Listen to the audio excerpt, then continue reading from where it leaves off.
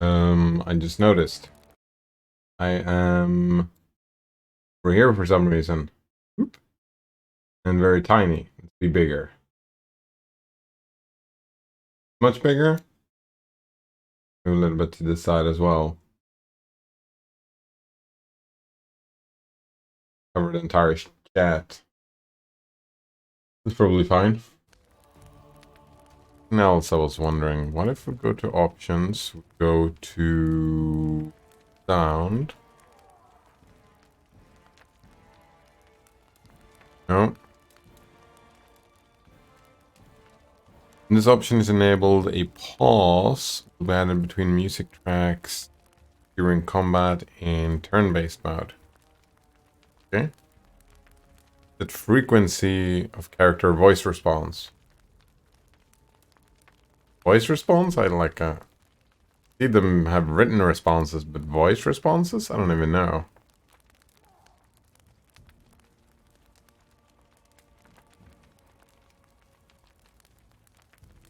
Enable cloth physics. Camera shake? I suppose that's fine, since we can just pause. Go on and lock mouse. I think I do want to lock the mouse.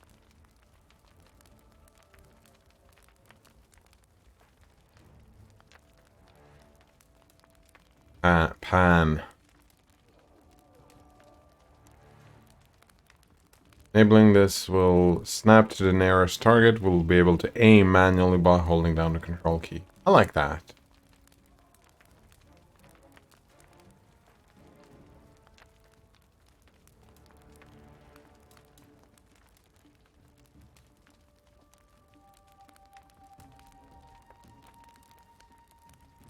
Oh, we can change difficulty while playing.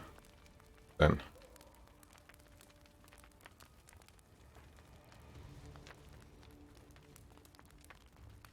Wait, why is this open a link?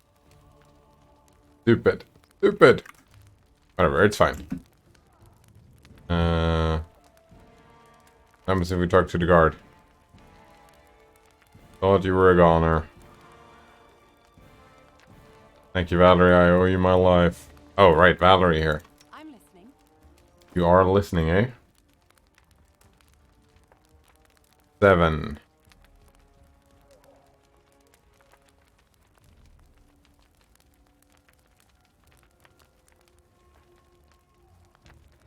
About weapons. 1 to 10. Yeah, like all of these weapons are trash.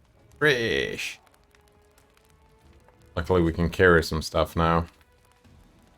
What about healing potions? Shield of Faith.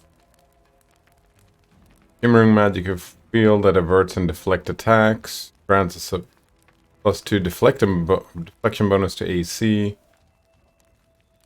Belt Lantern. Oh, just light? Maybe I should give that to my own character. Also, I move you. Well, we'll do that later, but potions. Here you go. Have a potion. Does everybody have a potion? You don't, but that's fine. Not supposed to. Alright, and then we move you over here because Don't hesitate. you are a power shield specialist. Cleric, Inquisitor, Sorcerer, and Bard.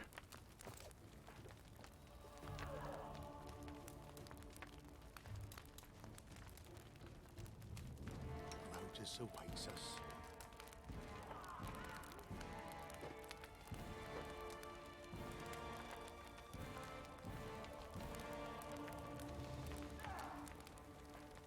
The undead is such a frivolous. Actually, no, you get to be there. Immortal, There we go.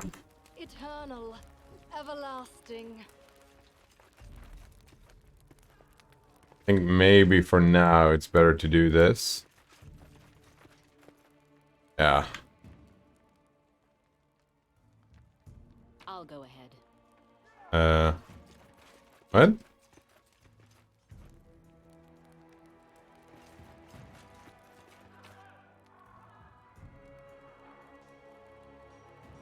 Trophies. Oh, everything I didn't pick up, I can pick up now if I want to.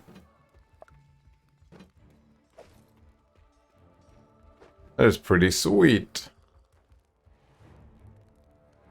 We can keep ourselves to a medium thing here. Sort.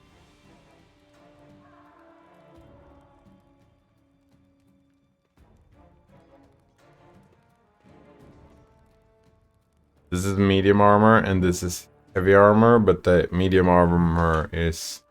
What about you? You're also medium for... Light, light, light.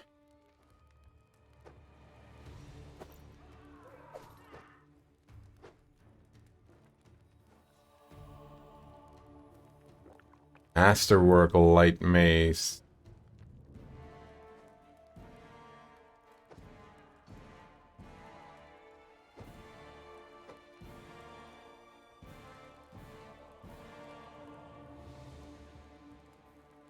Short bow. Faucet longbow. We can probably... Oh.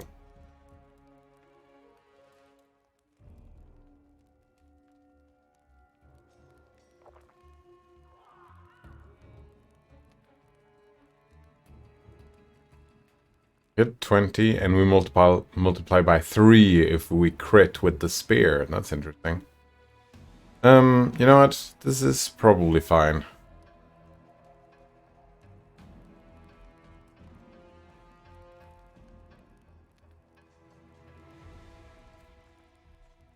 Yeah, this is probably fine. Fine. And leave. Weird that we just went in there to have a cutscene, that was all. Oh wow. Gonna be a fight, isn't it? Reinforcements are already on the way. Say your prayers, scum. Enemy near. Right, so.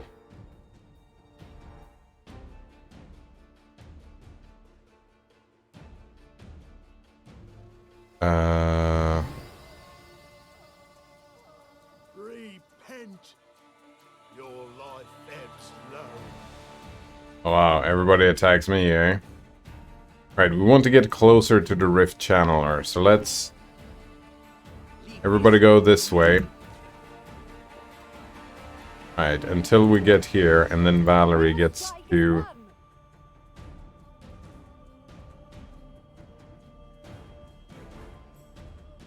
Oh, I should have charged, eh? A solid plan. What is this touch of chaos? We got 7. For the next round, anytime the target rolls a d20, must roll twice and take the less favorable result.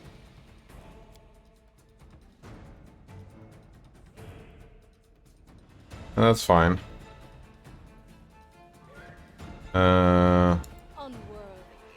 We don't want to do anything special with you yet.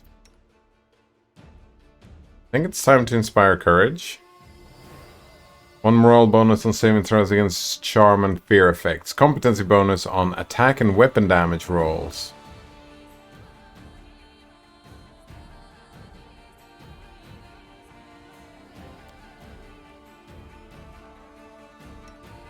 And you get to...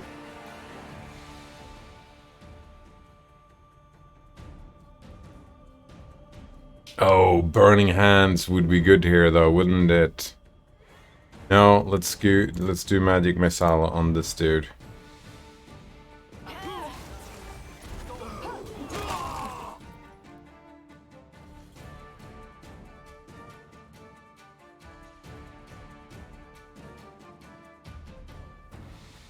Wretched things.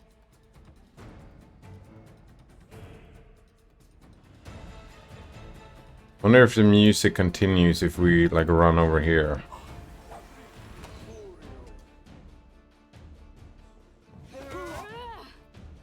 Alright, and you are attacking this. We can do another magic missile.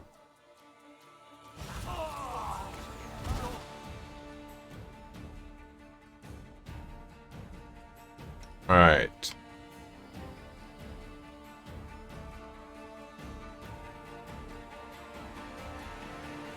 Oh, does that... Oh, it just keeps going. What else do we have? Cure light wounds. Actually, what about our Tusho going over here and doing fire?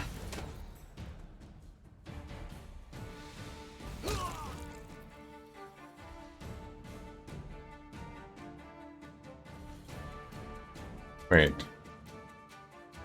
Oh, that's our Tusho, yeah.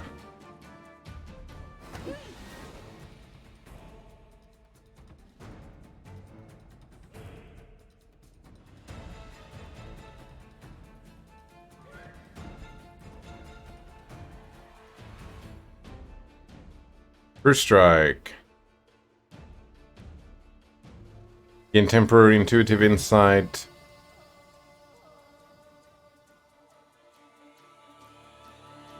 Bless. Each ally gains +1 morale bonus on attack rolls, saving throws, and fear effects. Bless.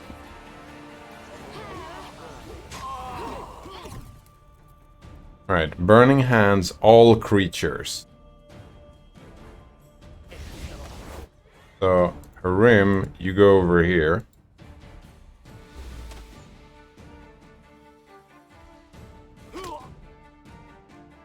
We do the burning hands now.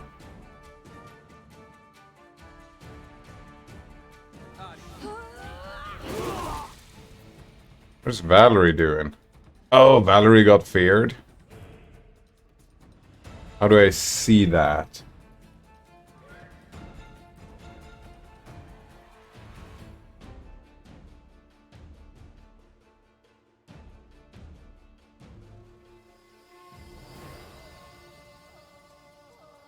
Yeah. Fear on Valerie, which is interesting. I thought we... Oh, morale bonus. That's it.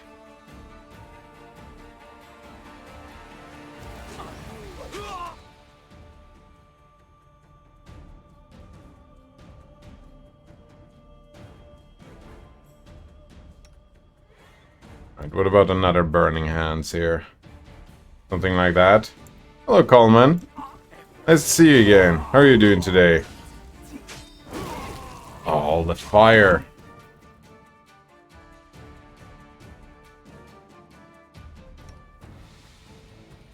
What a waste.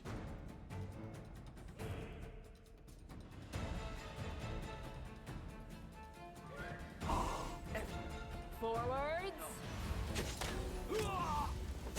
Oh, look at that. You can channel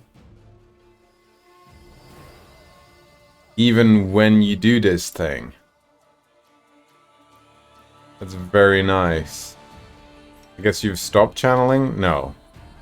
Bless is a one-time thing, but you can just keep on channeling.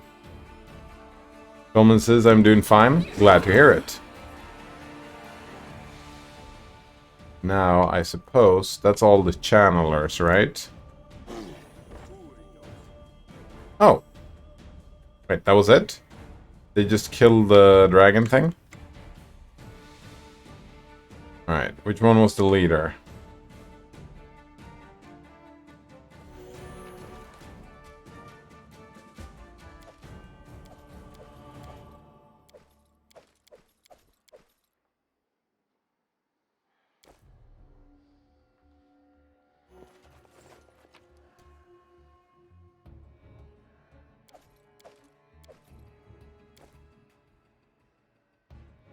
Anything is possible.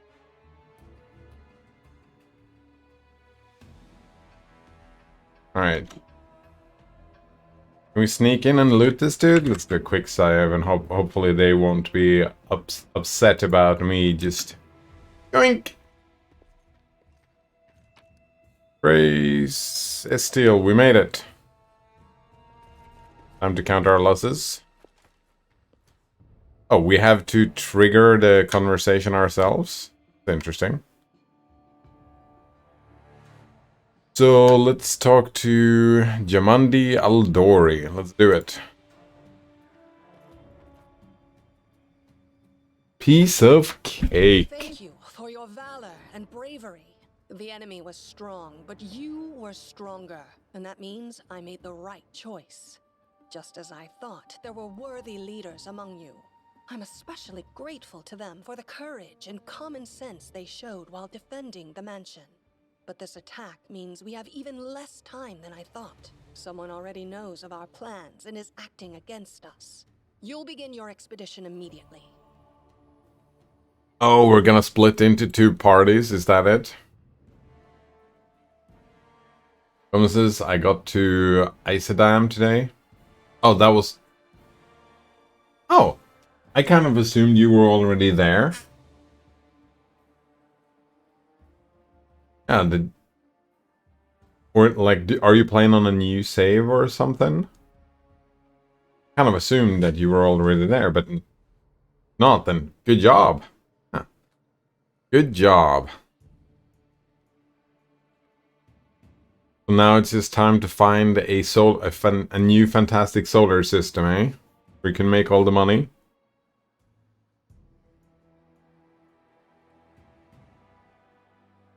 Someone says I did it on a 180-hour save from like 3 years ago. Oh, I see.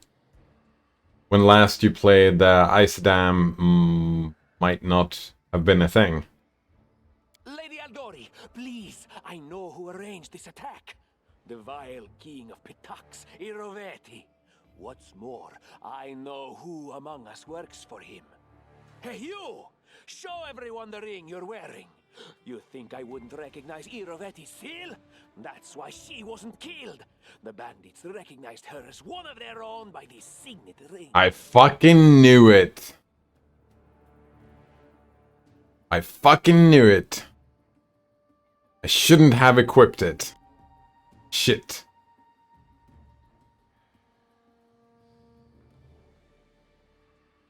Someone says, but I decided not to do it again. Among Us. Yeah, Among Us. It was you.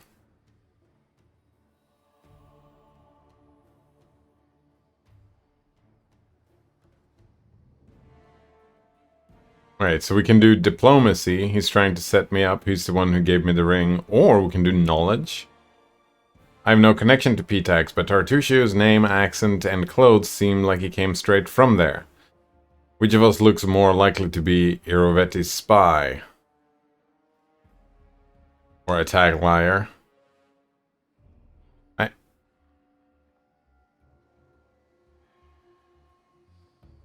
I mean, I'm fucking great at diplomacy. The DC is 10. Oh, I see. Here I can decide to do a roll and maybe fail, maybe succeed. Here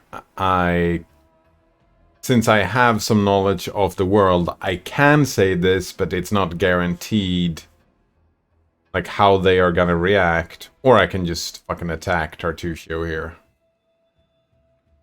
So, since I'm great at fucking diplomacy, let's try and make the roll. Can I quick save here? Oh, but I did quick save before the conversation, so...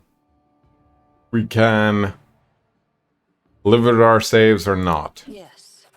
Success. Such a gambit would be typical of Irovetti and his henchmen. And yet, it still seems suspicious. There's definitely a spy among us. But who? All I have is one word against another. I'm afraid you're both under suspicion. They both came to your aid, Lady Jamandi. But a liar's cunning knows no bounds. I've never met these two or their companions. For all I know, they're all conspiring spies. Oh? How could you say that? We fought together. We literally went through fire together. And then you vanished into thin air. After you promised you'd wait. Very much Among Us, eh? My words might be rash. I bet my life despises anyone but this woman. I saw how she dealt with those creeps with my own eyes. A true warrior. I'd go with her through hell and high water. This purple crook, on the other hand. He's got the eyes of a spy. And the mug of a spy! I wonder if, like, we get to do choices and it turns out that we were actually the spy, if we wanted to play the game that way. Lady Aldori, don't listen to this thick-headed barbarian. She doesn't know what she's talking about. During the attack, our leader showed her true colors. She forced us to break into the armory and rob it. Oh, would you look at that? It wasn't just flavor text. And not just that. Upon finding the guards' salaries in the armory, she immediately pocketed it all. Mm-hmm.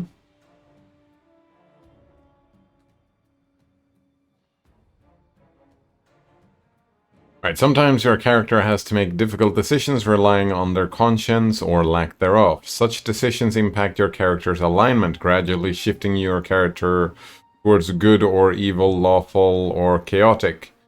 Some dialogue feature special options that are only available to characters with certain alignments.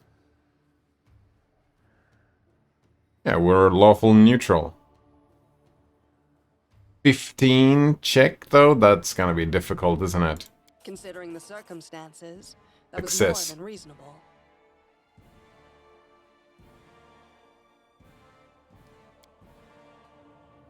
That was a sound decision.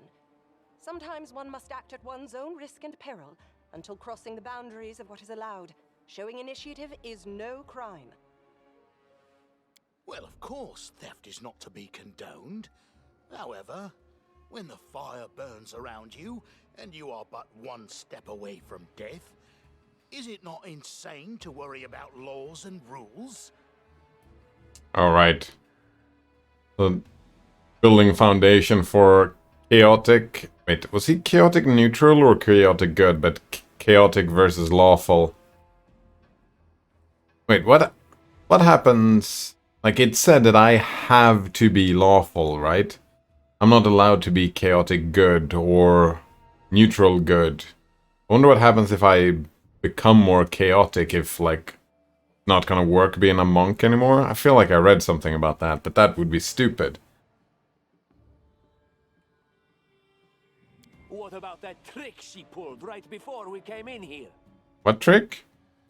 She knew very well you were fighting the enemy, but instead of rushing to help you, she dallied as long as she could, dropping everything to save people from the fire, even though the guards were handling things just fine. She was obviously hoping to show up too late and find you already dead.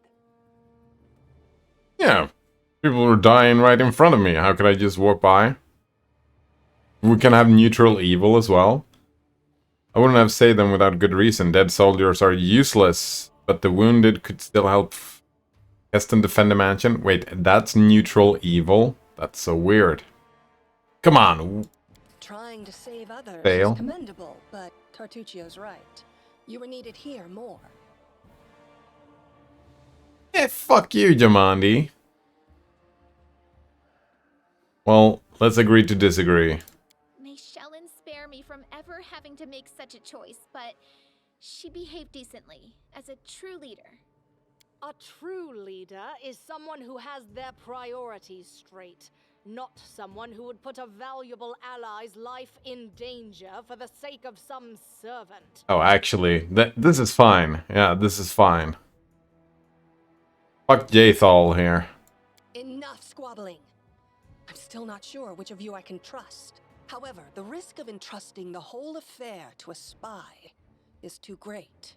Here's what we'll do. 2 teams will head out. That way, I'll know at least one group can be counted on to serve my interests in the stolen lands. Yeah, that makes a lot of sense. Stupid. Lady Aldori, most of those who were to set off for the stolen lands have been killed. Those who yet live will require help. Please allow me to join the expedition. Valerie. I'm sad to lose such a talented warrior. But you're right, Valerie. They have greater need of you right now. Go, and may Abadar keep you. Which of the two teams would you prefer to accompany? If my leader allows, I would join her team. She seems a worthy commander in my eyes. That's me! Commanders, military leaders, all these laws and rules are but dust and vanity. I suppose I will accompany Tartuccio. Our leader is good in battle, but I don't like all the spiritual agonizing. I prefer those who can act without wasting time helping every little pipsqueak. Those like Tartuccio. Spiritual agonizing? What is that? Yaethel considered the thoughts you shared in your conversation and found too much pointless kindness. He was unimpressed. Oh. So depending on what you do, they actually do choose you. Like if you're a chaos dude, then Harim will join you and whatnot. Probably. Ugh, Tartuccio's going to take the credit for himself and be done with it. Shellen, spare me from such allies. I'm going with you. You're a hero worthy of my quill.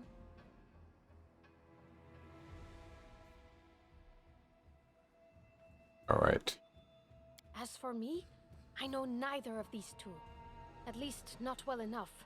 And I have no wish to become an unwitting pawn to an unworthy leader. If Lady Jamandi allows, I'll remain in Restov and help mend the wounds this attack has inflicted. But who knows? The road may bring me to the Stolen Lands, but not yet. I like Khaleesi. It's like Khaleesi. No, that's not why. Because I don't fucking know. Why do I have to join these people? I don't know anything about them. Fuck them. I'll do my own thing. I don't even need to think. I'm coming with this woman. As for you, Purple Toad, just wait until we meet along the way. I'll be sure to hang your rotten spy guts from the trees. Who's that? Chaotic neutral? All right, we have two teams. To avoid unnecessary conflict on the road, you'll each take a different route to the Stolen Lands. Tartuccio's team will go through Navakta's crossing. The garrison commandant will provide him all the help he needs. You will take your team to Oleg Leviton's trading post. He's been complaining about the Stag Lord's bandits for a while now. There, you'll be provided with all the necessary travel supplies. Items received. Camping supplies and rations. Oof. Signed scroll of raised dead. Signed scroll? Woman says, but yeah, I can still go back to Euclid. Oh, right, because you had that fantastic solar system. You can still use that to get some money. But the plan is to build a new foothold, right?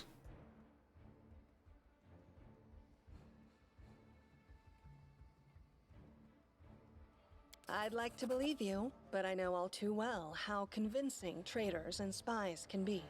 If you're truly innocent, I hope you can forgive me this precaution. Are we gonna level up? While you're away, Keston will investigate the night's events and learn who in Restov is working for Patax. But you should know that it isn't just Patax we need to worry about. The Royal House of Sertova may also interfere in our plans.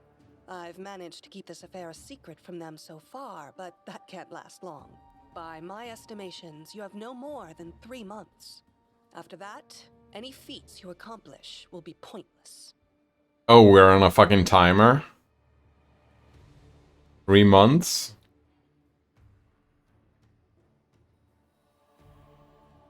Someone says, I don't know, I think so. But I might try to find the best... Might also try to find the best planet. Oh, one planet only? You don't care about the rest of the solar system? You can just find a planet that is just... Oh, this is great.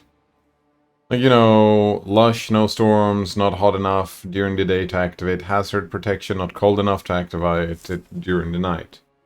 Exactly. And of course, no sentinels. Yeah, that makes sense, right? That's the home planet, but from the home planet, you might want to have other planets nearby that could be useful as well, right, Coleman? Hello, Moonpie Dumplings. Nice to see you again. How are you doing today? What game is this? This game is Pathfinder Kingmaker. It is heavily inspired by the tabletop role-playing game that is called Pathfinder. And it's a role-playing game. We're playing a story where we're gonna be, well, we're gonna be a queen. Well, that's the goal, I suppose. We just got started with the introduction of the quest, I suppose. Now we're gonna learn how the actual game works. Someone said it's pretty much Baldur's Gate, very similar to Baldur's Gate. I haven't played Baldur's Gate myself, but... Oh! The Planet game. No Man's Sky. Sorry, Moon Pie Dumplings. Yeah, that was No Man's Sky indeed. Someone says, I mean, at that point I would have a portal already there, so I could just portal there. Good point. Moonpie Dumpling says, I saw another streamer have a custom profile pic on this game. Oh yeah, I don't think that would be too difficult.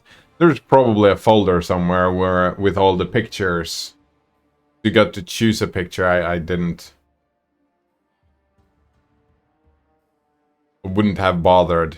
But it seems like an easy thing to change in a game like this, just the pictures.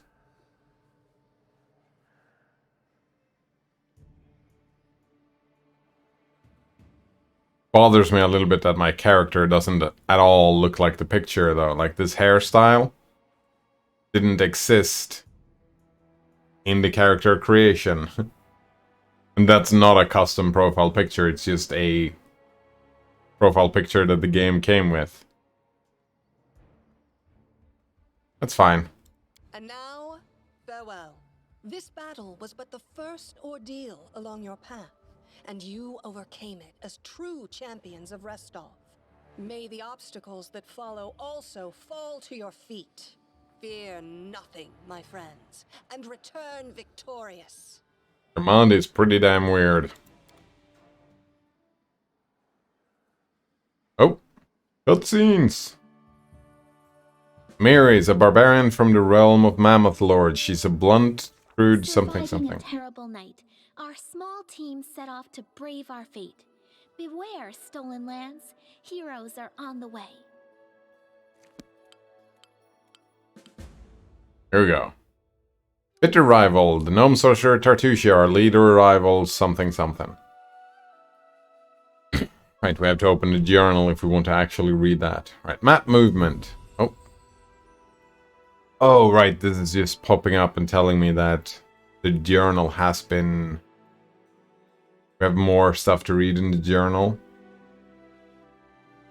Someone says, but it would be interesting to also have an actual exotic planet. Exotic as in the land and everything else is regular, but the atmosphere has filter on it. Oh, right. Moonpie Dumpling says, you know what this game reminds me of? Practical Guide to Evil. I've never heard of that one before. Practical Guide to Evil. That Practical Guide. Is that a game? Why is my search engine so slow? Right, it seems to be a book.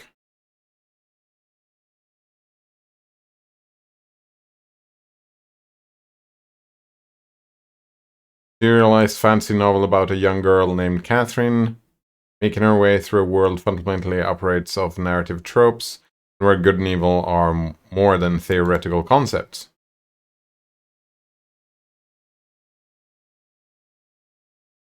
Just from reading that, it sounds a little bit inspired by, what's his face? The Discworld stuff, maybe?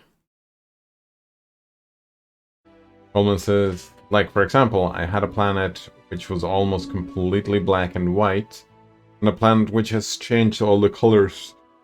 Yes, red and black. Oh, I see. Some shaders. And let's see.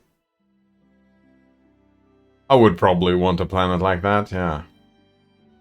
Someone says it was even more hilarious because it was an aggressive Sentinel planet, so the Sentinels kind of fit in.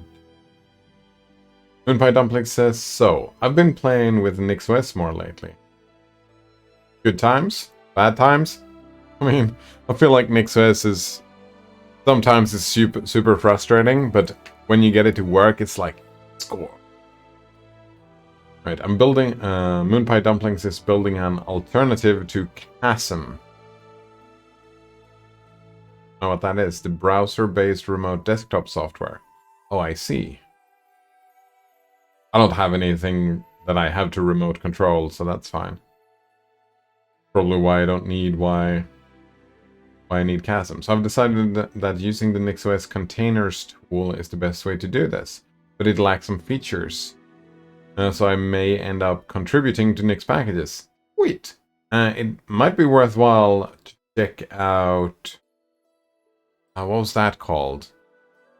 NUR. There is the Nix user repositories from Home Manager. There are people, like there are stuff that exists outside of Nix packages as well. But right, Nix packages has a lot of people contributing to it, right? I haven't gotten that far yet, but I've run into certain programs where I'm like, oh, this doesn't exist in Nix packages. And one day in the future, I'm gonna learn how to make my own derivations, and then maybe, hopefully, a couple of days after that, I will also contribute to Nix packages, which would be neat. Moonpie Dumpling says on this Discord, the head helper basically said that the documentation is useless. You mean NixOS documentation is useless? Oh, you need to add functionality to an existing package. Ah. I know that people just edit.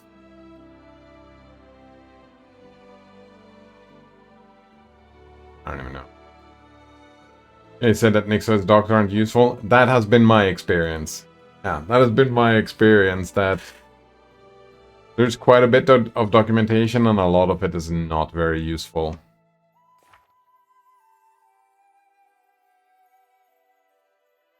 That you just try and fail and ask for help.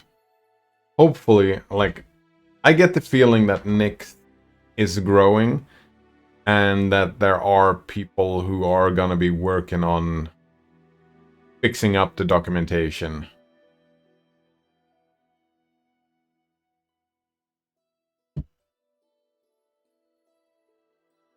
I guess a big problem that I did is that I went straight into flakes, and most documentation is not about the flakes. Oh, a bot! Do this, press this button, and... fuck. I'm gonna press... boom! Fucking bots. I haven't seen that in a while.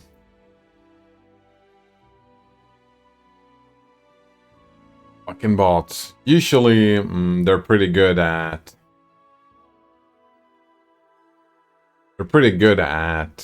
keeping the bots out. Someone says, oh, I was about to ban them. Oh, that's very kind of you, Coleman. Very kind. Fucking bots. I suppose they're... oh. Interestingly, though... I wonder how long it's gonna take until... oh, there's gonna be a bot problem. Moonpie Dumpling says I reported them. Oh, that's very kind of you. There's gonna be a problem, right?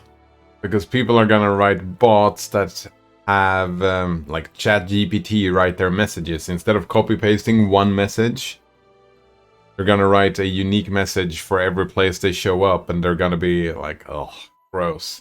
Yeah, ChatGPT bots, it's gotta be, oh, gonna be annoying. And you might not even... I might not even be able to spot them first, right? They start talking to you and manipulate you a little bit, and then they start doing that bullshit. Like, you have some actual people that just go around as well and just copy-paste messages and actually respond and stuff. They are like almost bots. Almost as, and it can even run for like 30 messages, right?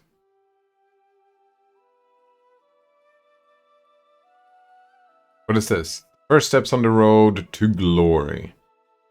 Let's start by reading the journal. I don't know if I'm gonna keep reading the journal, but I guess this is like a visual novel, isn't it? Kind of, in a way like that. My quill takes its first sip from the ink pot and scripts, or rather scribbles, the first line of the book about the travels, adventures, and victories that lie ahead. The book will extol both its heroine and me, its author, Lindsay, the... wait. We already read that, didn't we? I'm writing this in the banquet hall. Yeah, we saw that already. I write this in the same banquet hall in which we just finished helping fight off a vile attack on the mansion. Our adventure started much earlier than I expected, and it turned out to be much crueler than I imagined. It pains me to think that so many of those who just recently heard Lady Aldori's speech are no longer with us. But still, against all odds, we venture forth. Oh, so it's gonna... Yeah, it gives a thing here to the new text or whatever. We did leave the hall, we did follow... Wait. Yeah, we did follow Lindsay already. And we did this. This is a nightmare. The mansion is swarming with cutthroats, killing everyone they can find. Lady Jamandi is defense on the banquet hall, and we have to help her, and we have to gather anyone who's still alive along the way. We did all that. How disgusting is the monster who has burst into the banquet hall, and how valiantly and gracefully is Lord Jamandi holding it off. We have to help her. Our journey would be over before it even started. We won, but it's a bitter victory. Of all the brave heroes who had assembled in this hall mere hours ago, only a handful is still alive. Does this mean that our expedition to the Stolen Lands will be cancelled? Let's see what the sword lady has to say. Alright, these things down here are just kind of quest stuff, right? It's telling us, oh, you need to do this or that. So if they have a green thing here, we don't really have to bother. I don't know about the exclamation mark, but this is our current thing, right? Storyline, and these are missions that we may or may not have completed. Alright. What do we have here? Oh, this is... Oh, I'm at the prologue. I see. Then we go to the Stolen Lands. There we go. I see. That was the first step to glory, which we just finished. This is the Stolen Lands that will fail in 89 days and 23 hours. Good to know.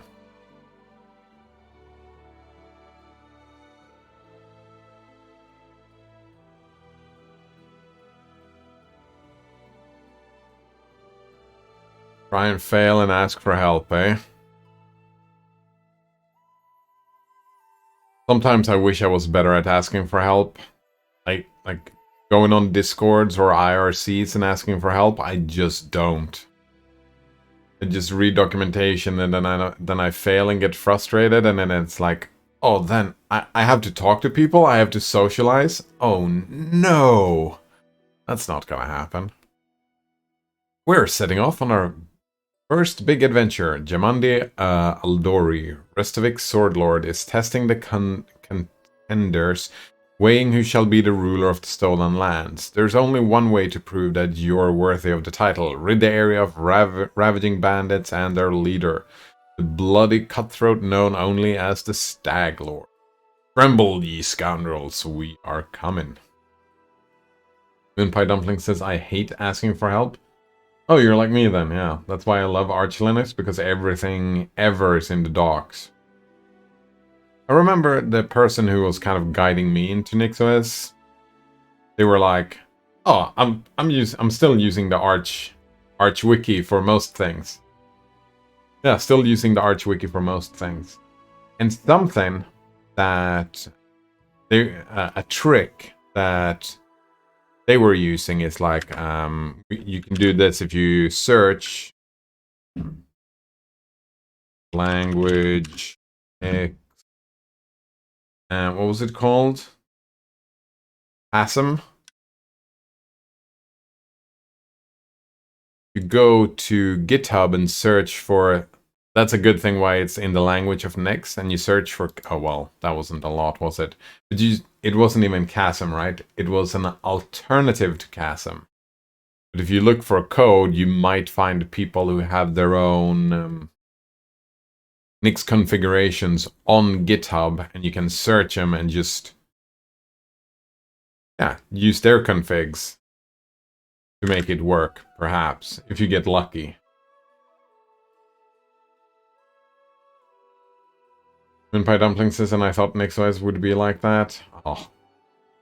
Oh, I wish that it was like that, Moonpie Dumplings, yeah.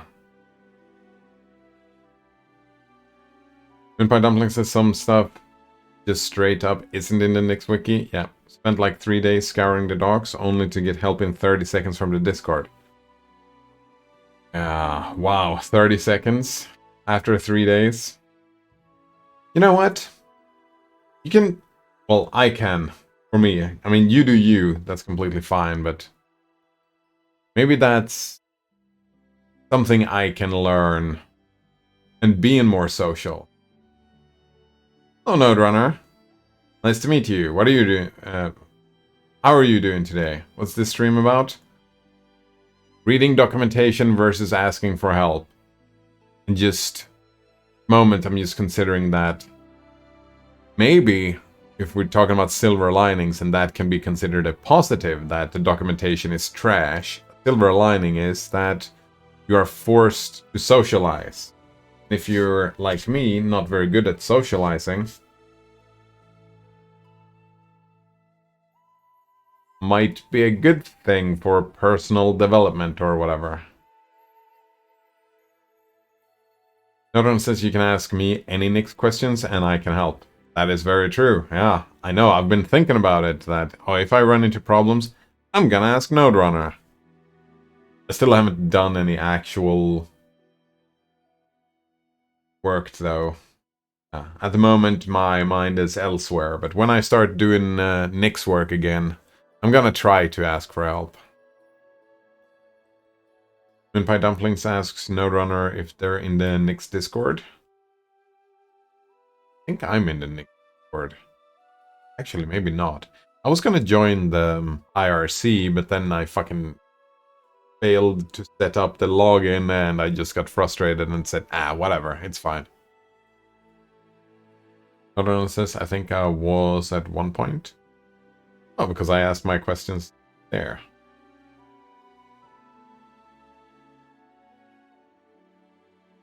I feel like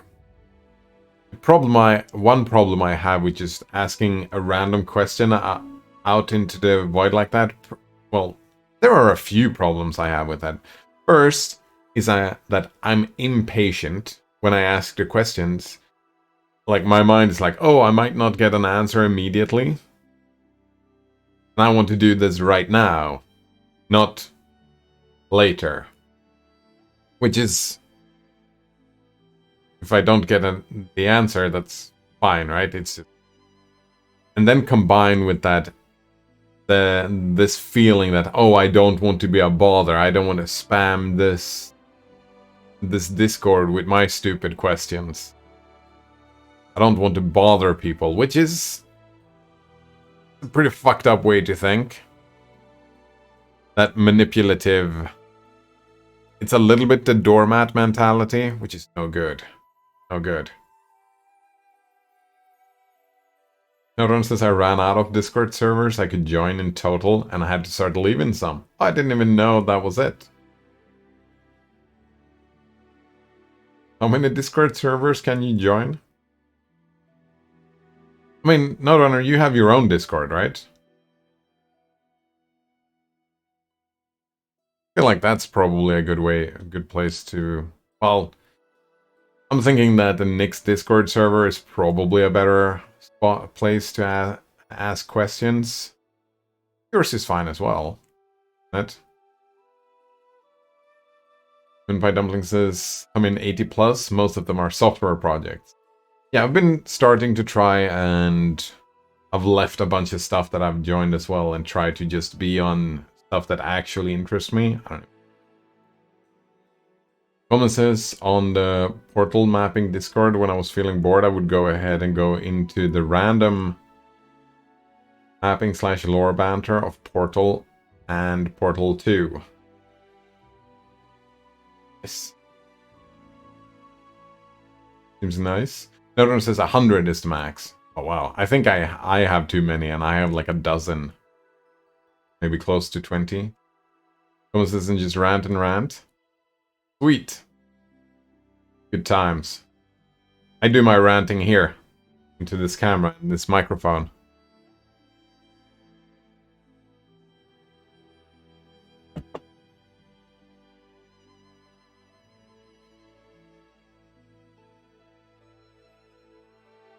I guess another thing is that...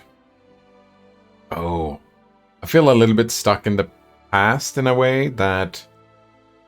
When I look back on stuff that I said or wrote or whatever, like 5 years ago, I look back at myself, 10 years ago or whatever, and I look at myself and it's like, wow, I was a dumbass.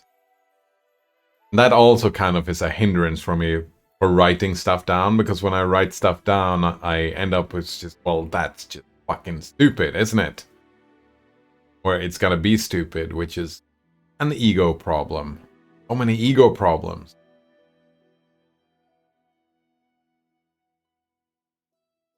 Alright, and we can go to the trading post, we can find shelter, or keep track of... Oh, right. This one here keeps track of the passing time. This one tells us what we have to do. Yeah, it seems like it's gonna be a pretty linear game, maybe.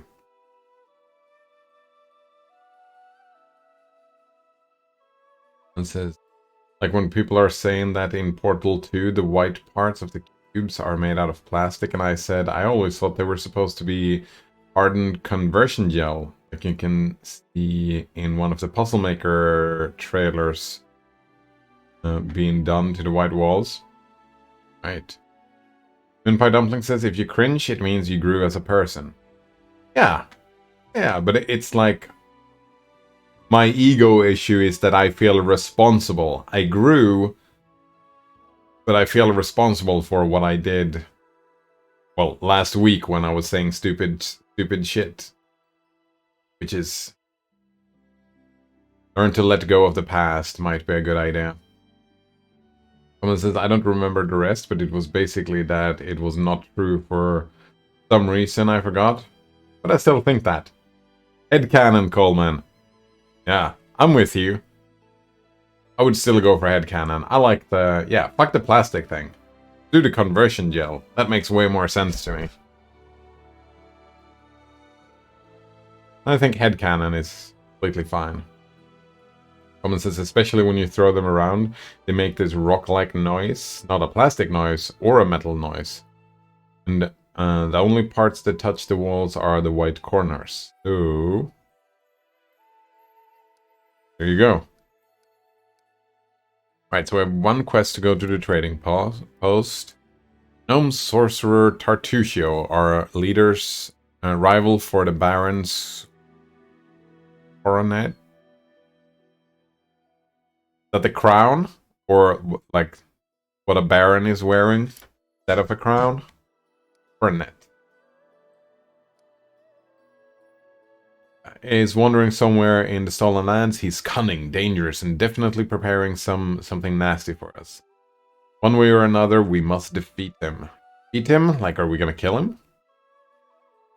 Oh, we're gonna meet with Tartusio in the Stolen Lands. Our daring MacDread and the insidious sorcerer Tartusio received a special task from Jamundi Aldori. Chance to claim their own barony, but only one of them may prevail. We must seek Tartusio out in the Stolen Lands and find out what our rival is busy with. We have an errand. Oh, right, the secret room. We can cross this task off our list. Yeah, I opened the secret room. That was fine. I'm assuming time... yeah, I'm assuming super hot. Time only moves when you move.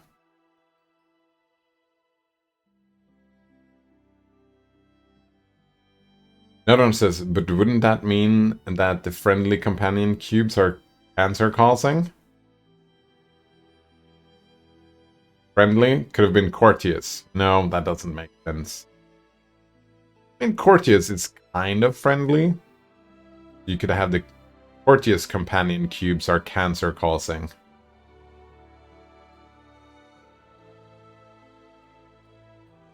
Feels good, man.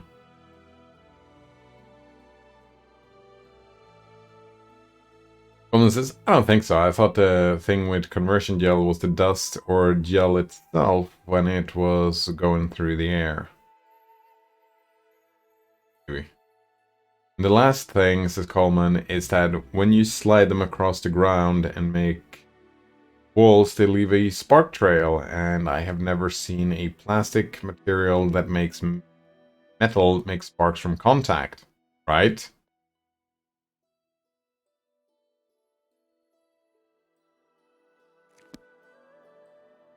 What did it say about map movement? Oh, I pressed this button and they're just gonna be walking over here.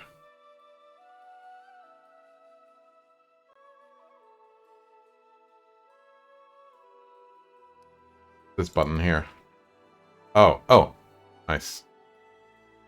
Alright, we only have one choice, so we're gonna do that choice. Yeah, and time is not moving.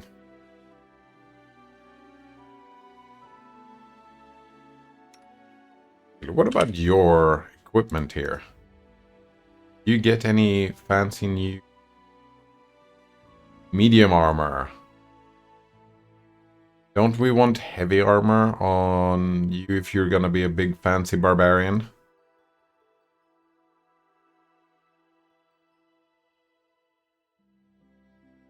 Oh, you can't carry the. Could give you this thing right here. Medium armor, chainmail, instead of the hide armor.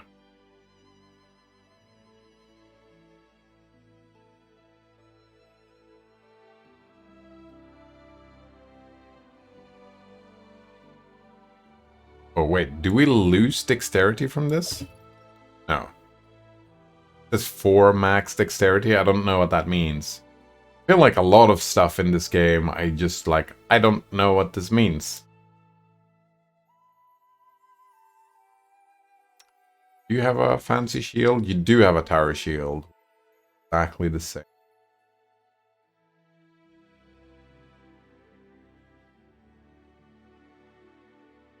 Someone says, but yeah, it's just something that has a lot of evidence going for it, but because it isn't like outright confirmed, people don't believe it.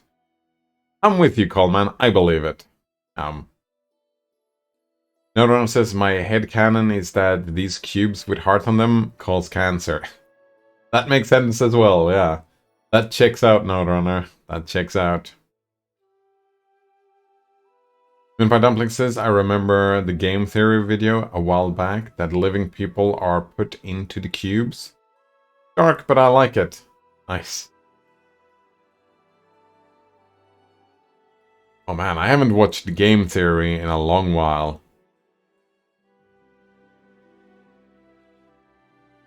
Or film theory. I used to enjoy and watch that, but... Right, what do you have? 1 to 10. I'm assuming that's... Yeah, I don't have anything as good. Yeah, all these weapons are trash. I don't...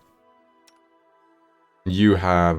What are you? 3 to 17 damage? Like, look at all these weapons that they came with. So we picked up a bunch of heavy bullshit weapons that we cannot carry. I'm just gonna assume that we're not gonna need... This item will be lost forever. Wait, how much can we sell it for? 7 gold? Alright, let's just drop it. What's this? Camping supplies. I'll keep that. We are gonna... What about heavy armor?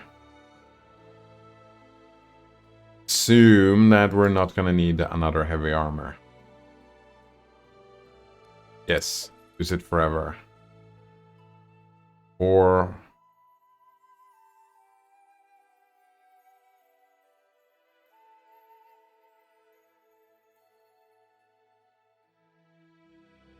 Which one is best? -3 armor check penalty or -2 armor check penalty? Well, we can drop this.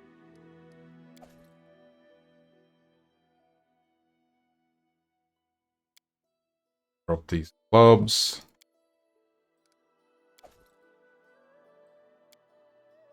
Short bow.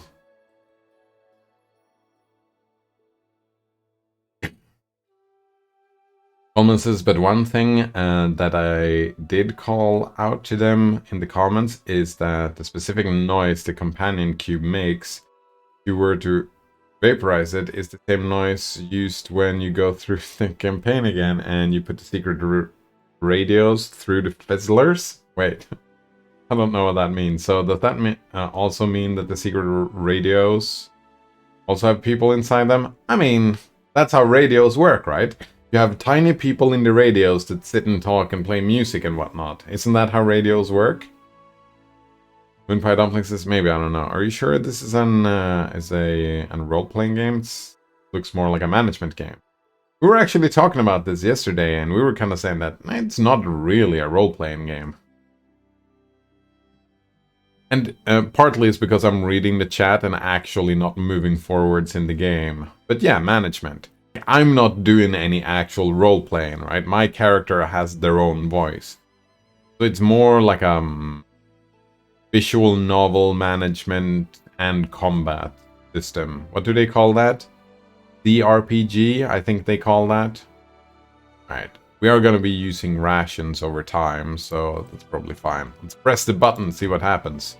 We can press stop. Why would I stop traveling? Oh!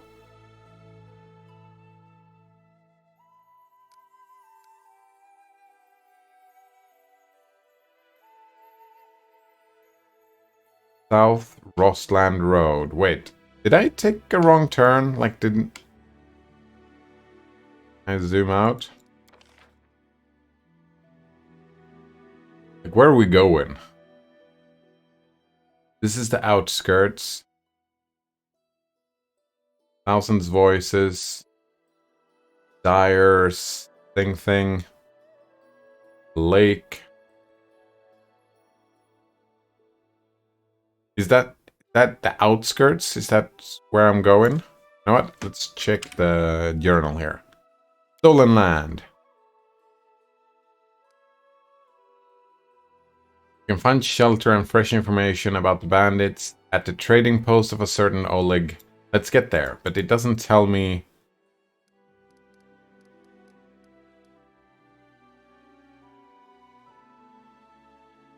It doesn't tell me how to go there. Let's just assume that since it didn't stop, we are not going this way, but we're going this way. Random encounter. There's someone on the road. Get ready. Can't hunt in dungeons. Oh, we got attacked by a thylacine. Seems dangerous.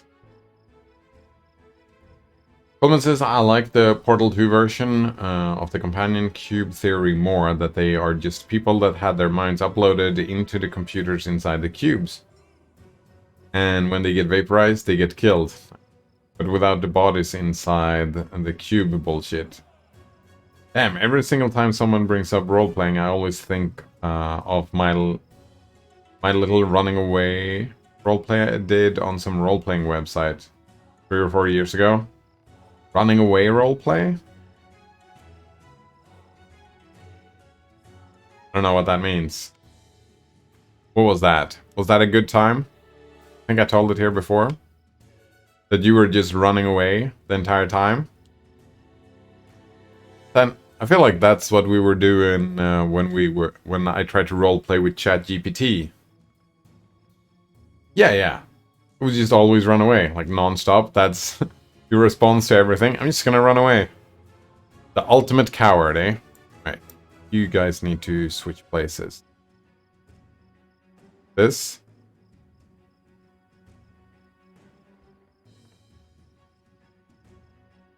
I think we just attack like this. Lindsay can daze this thing. May I suggest another way to use this spell?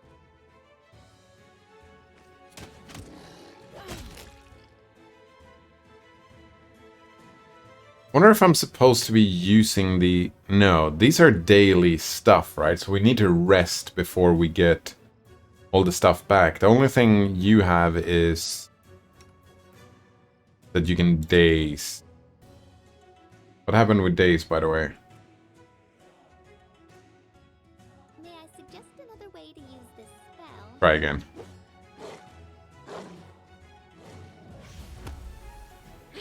Wait, what the fuck? Why would you daze Valerie? Lindsay uses ability daze. Valerie saved the will saving throw. Why would you daze Valerie?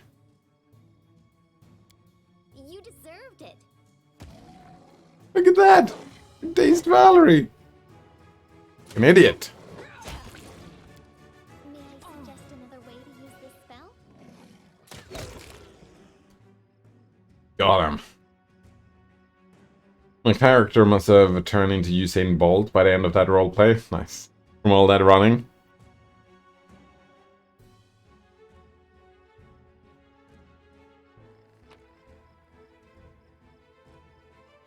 Here we go. Rest. Yeah, that's what we did in asking GPT to be a dungeon master or GM game master. I was like, they set up this whole cave, and I'm like, well, we're gonna turn around and go the other way, or whatever. I don't remember. It's high time to set up camp and rest. In camp, all characters will restore some of their lost hit points, and those capable of casting spells will replenish them. Well, it's a bit early, right? We didn't lose that many hit points. Camp, you need a special resource, rations. When you press R or click the rest button, an outline of a camp appears under your mouse cursor. A green outline allows you to click set up camp there, while a red one means that something is blocking it. After setting up camp, click on the bonfire to begin resting. Once everyone has gathered around the bonfire, press the manage button to see a special camp interface used to set the resting time and distribute the following responsibilities amongst your party. Party members. Hunting. Success will acquire additional rations. Camp camouflage lowers the chance of an enemy attack. The same way a night watch does. Right? Cooking. Preparing a successful dish will grant positive effects lasting 16 hours to the specific characters or the entire party, depending on the recipe. Special ability. Every party member has their own special ability. You can assign more than one job to a party member, but be careful. That would prevent them from having a proper rest. Right, so they can do one job each. While resting, your camp may be attacked by enemies. After dealing with them, click on the fire again to continue resting. It is usually better to avoid camping in dungeons. In dungeons, you won't be able to hunt, cook, or use certain unique abilities. Moreover, there's a higher chance of an enemy attacks in such places. Coleman says the best way to play any role-playing game is just to fuck up all of them Game Master's plans. I completely disagree. Yeah, I completely disagree with that assessment. I think if you want to play role-playing, that's a social, and you're having fun together. And if you piss off the Game Master, that's a good way to never be invited back. Yeah, if you just gotta be a dick. Like, if you're gonna play role-playing games, everybody has to enjoy themselves, and that includes the Game Masters. If you're fucking up some of their plans, is good and all, but just messing with them for the sake of messing with them? I don't even know. Colin says, motherfucker spent like 4 hours making this onion. Oh, I think I will do it. Exactly.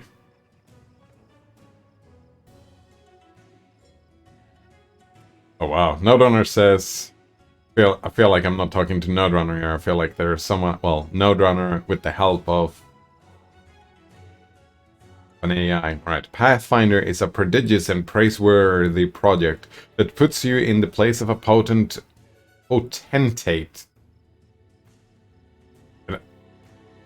Potentate? I don't know what that is. A potentate? A potent potentate? Potatoes. No.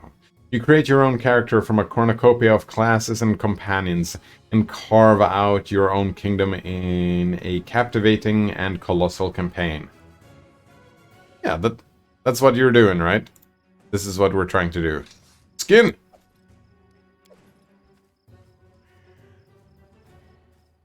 This is it. Can we, like, explore, or... Oh, we can explore. Nope. There's seems to be nothing here.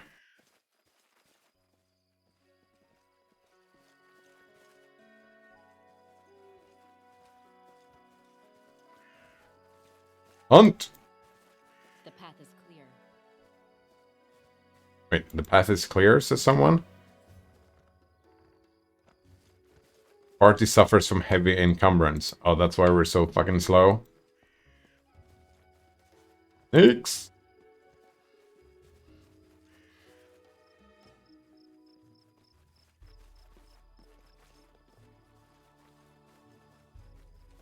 Seems like finding loot is not really a thing that happens. We had an exit over here, so let's build the thing.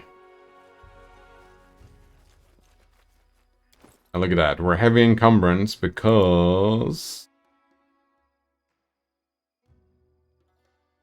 healths are pretty... Wait, no, we're at medium encumbrance.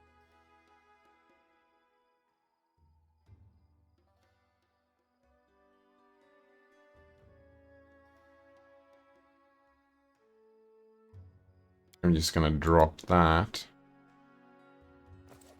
Alright, then we press R to rest, and we're gonna put a camp right here.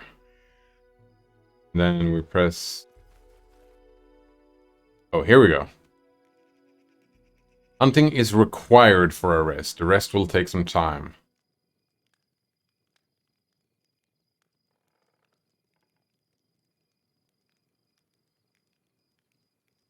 Alright, so we have rations needed 4 and total 4. Hunting. Oh, they just automatically put us... Yeah, the bard is doing the cooking.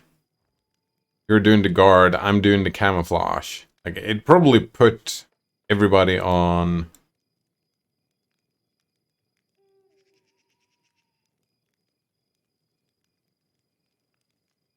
Use healing spells and abilities before resting.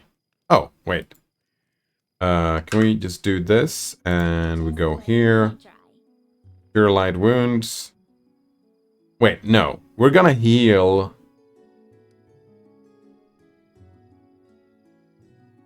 Yeah, I don't think we need to do that. I wonder why it says use healing spells and abilities. Oh, maybe it does that automatically. Guess we just do begin resting. 5 to 5 already? There's still 4 to 5. I won 4 times. You won 5. A good day for sparring.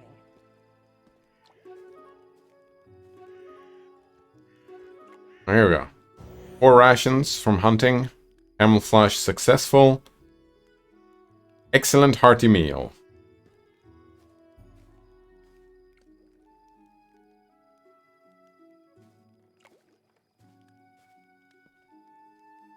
I don't even know.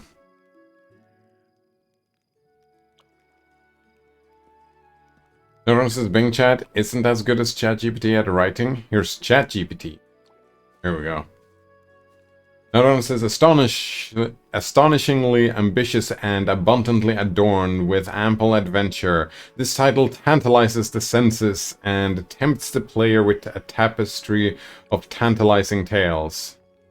Tantalizing twice? That a bit excessive. The tangled terrain is traversed with tenacity as you take on the trials and tribulations of this tumultuous world this tumultuous world has to offer. Boggs Coleman, I found the Breaking Bad planet. Wait, someone named a planet Breaking Bad. Was that it? Another one says, "Now we cook."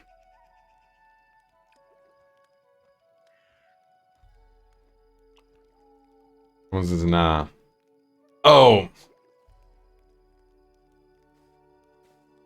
Oh, it just has that filter on it. At least I think it does. Continue. What happens now? Oh, have we finished? Resting took 9 hours. Oof. But everybody is on full health now. Valerie is immune to hearty meal due to difficulty settings. What the fuck does that even mean? Immune to hearty meal? I feel like that's kind of a bug because we all have the hearty meal stat here.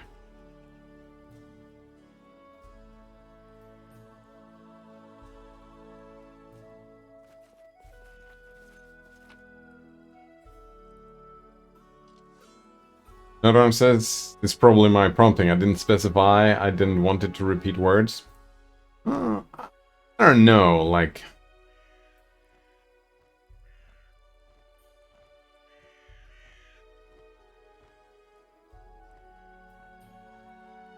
I don't know if I agree with that.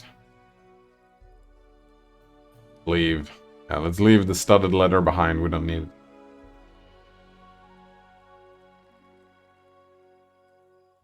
Alliteration is hard without repeating. It makes sense that AI would do if not told or otherwise. Oh, right. Yeah, because it would... Like, priorities. What is more... Like, if you try to do alliteration, then the alliteration gets higher priority. And if you need more... Yeah. You know what? It makes some sense. Because it might not have prompted priorities properly. Prompted priorities properly. Oh man, I'm doing it as well. Good times. When I was landing on it, it's had this yellow filter. Oh, I see. Another one says, amazingly ambitious and adorned with abundant adventure. This title tantalizes the senses and beckons the player with a beautiful blend of captivating chronicles. The challenging countryside is crossed with courage as you confront the crises and complications this chaotic world presents. Told it to stop repeating words. Nice. I wonder if it repeated any, like, what about and? I don't think and counts repeating and. Like, if you repeat it too many times, sure, but... that would be rude.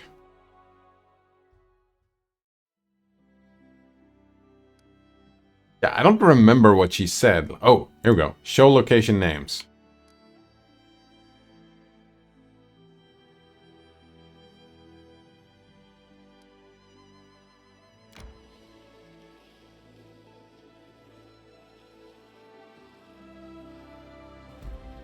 Oleg's trading post. Oh, sweet.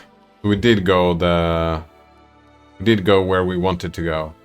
And we arrive in the evening. Which kind of lines up, right? Because we've traveled for an entire day and we can rest at the trading post, probably. I would assume. Your characters cannot sleep in medium or heavy armor. That makes attacks on your camp. Oh. See. Dangerous stuff, eh? Can we, like, go in here? No?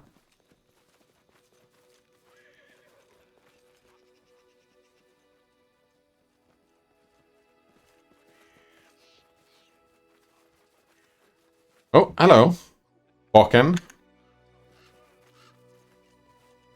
Tread lightly. Walking just disappeared.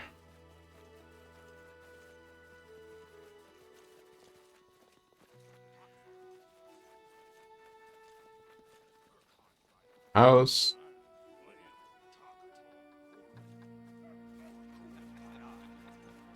Hello, bandit. Are you gonna be friends? The first thing that happens is a fight, eh?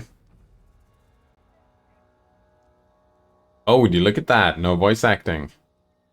Bandit says, in the name of the Stag Lord, the lawful authority in the stolen lands, we demand this week's tax and some beer.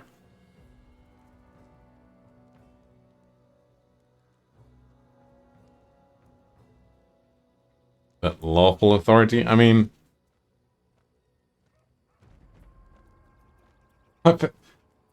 I hope they're gonna deal with this, because this is a problem. I have a problem with this Stag Lord being a bandit lord, right? They're collecting weekly taxes. So will the government do. So will... Like, when we become queen, we're gonna collect taxes, right?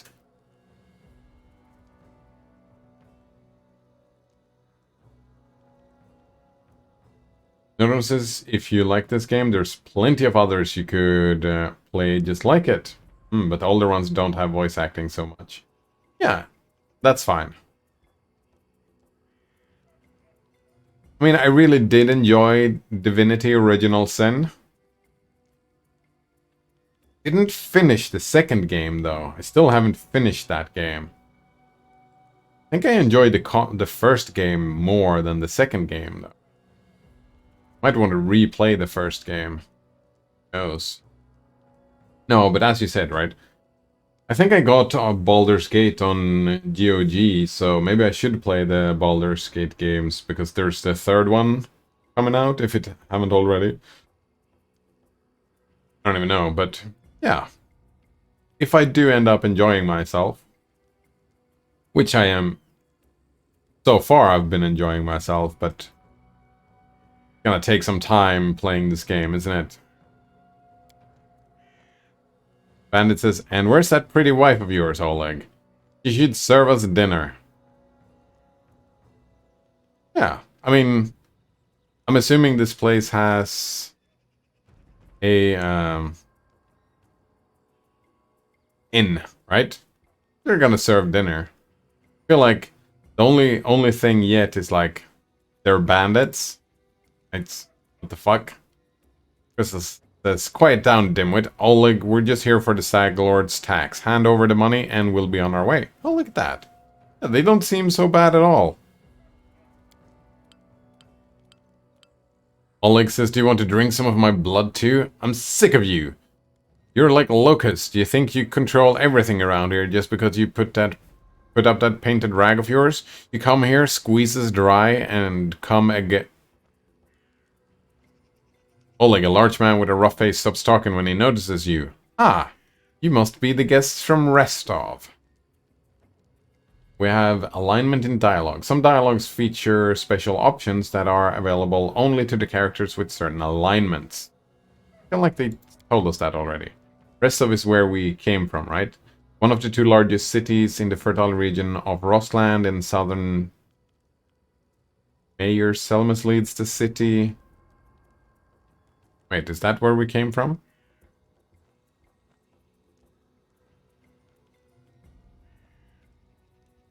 Nora says, yeah, I played this growing up, Baldur's Gate, with the Tales of the Sword Coast and Icewind Dale. I have this one, and then there is the Pillars of Eternity, right? Those two were the games that came out fairly well, and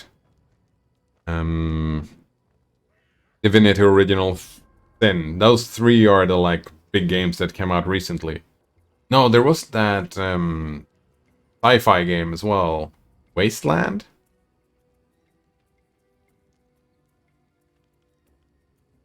Right, what's going on here? Or neutral good. I'm not interested in bloodshed, but I won't let you rob this man. Be on your way and I'll let you leave in peace.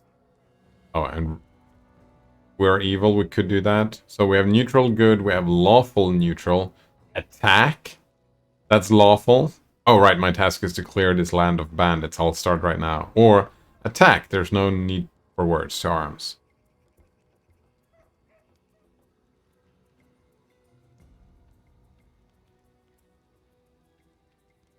I like the what's going on here question. Oh, and by the way, Node Runner, I don't know if you showed up by that, but you know, yesterday when we took that gold from the armory, it was actually a trap. Yeah, that was a trap. It had consequences. Just like the ring, you know, I was saying, oh, I don't know if I want to put this ring on. That was a trap as well. Yep. Oh, I remember seeing a review about that, yeah. Oh yeah, and Planescape Torment, exactly. Not only says sweet. Yeah, exactly. It was pretty damn sweet. And I didn't get to keep the money. I gave him back. Yep. Gave the money back.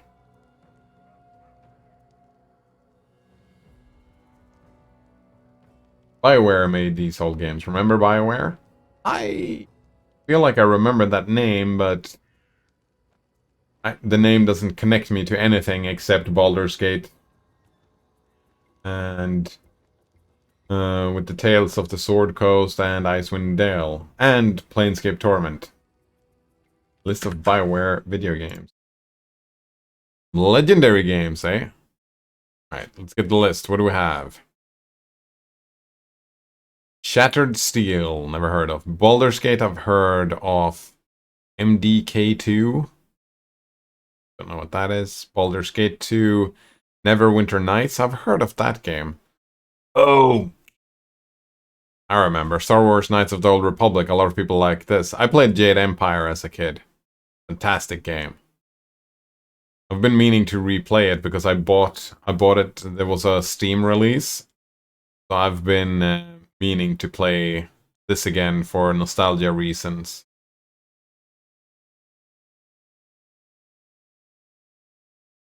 A lot of people like this game, maybe play that as well. I haven't played any of the Mass Effect games, maybe you should play that. Sonic Chronicles. Mass Effect. Oh, and then there's the Dragon Age games.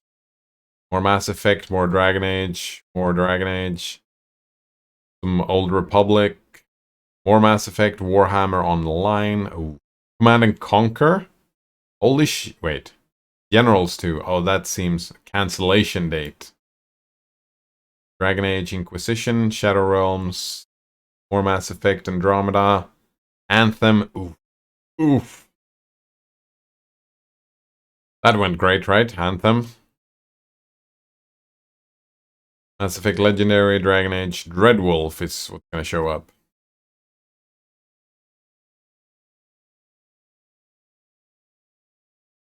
Just to make some cool games. I feel like the only one I've played is Jade Empire, and that, I had a good time. I played it more than once. What's going on here?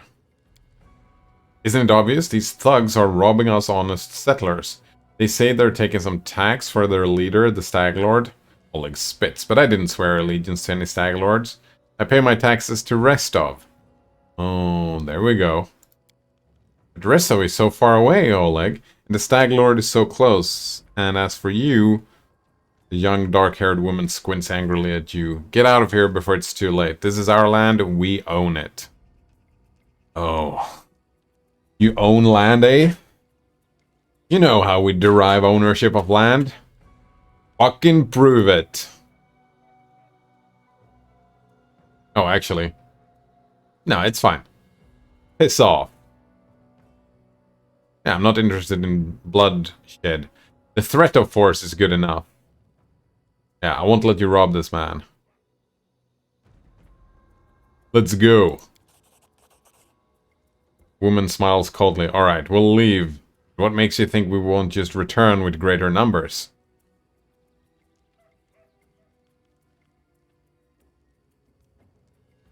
Oh, hopefully we're still here when they come back. Probably not, though. Oops.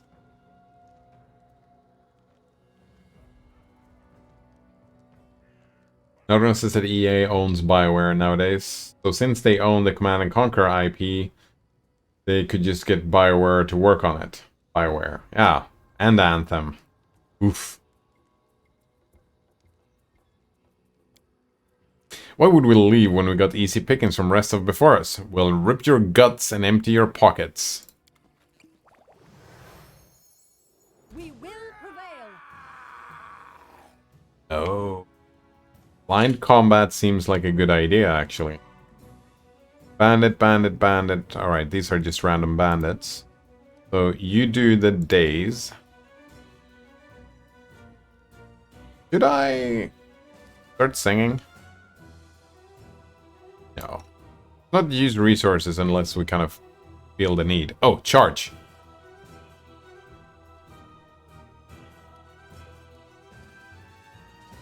Oh, here we go. Rage. We got 7 rages. Let's not rage against these few bandits. It's gonna be fine. Get a 2 bonus. Wait, after moving, you make a single melee attack. You get +2 bonus to the attack and take 2 penalty to AC until the beginning of your next turn. George!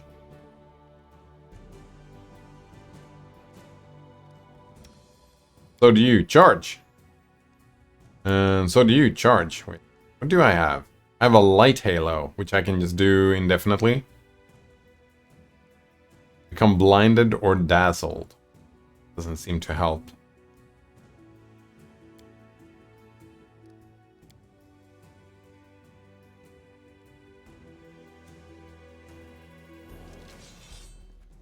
That didn't look like a charge.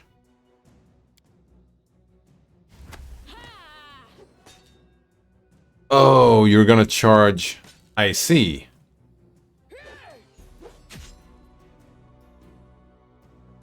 You are gonna daze. May I suggest another way to use this spell?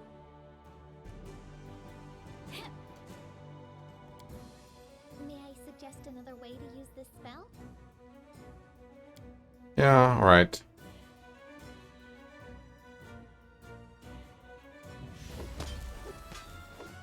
Daze, will save. Alright, another daze.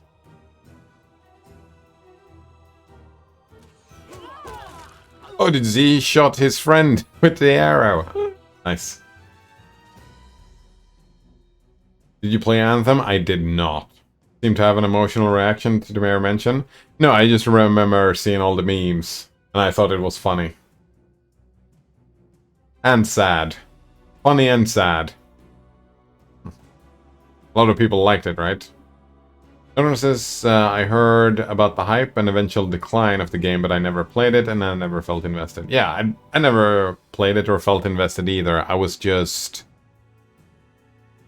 I guess I felt a little bit sad for the people who wanted to have a game to enjoy, and they didn't.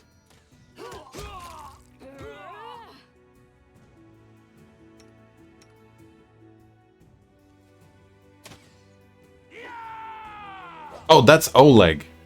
Not the sneaky one. Oh, misunderstood that whole thing. Hello, Resecure. Nice to meet you. How are you doing today? Random question. Regarding death and the afterlife. Are you more into... physicalistic or dualistic? Death and the afterlife. I was actually thinking about that the other day. I heard someone... Well, actually, I don't know if I've heard someone put it like this or if that was an idea of my own, but I'm more agnostic that I'm not religious. I'm not at all religious. So I don't know about dualistic. Like, I think the universe is physical or whatever. But if there is an afterlife, my guess is that that afterlife is created by future humans being by technology, where we manage to, if humanity in the future manages to revive the consciousness of people. So yeah, physicalistic would be, I would be more physicalistic in that sense, I suppose. Yeah, but if there is an afterlife, that's how I think it looks. That somehow they manages to revive consciousness and put it inside a virtual reality. That would be a...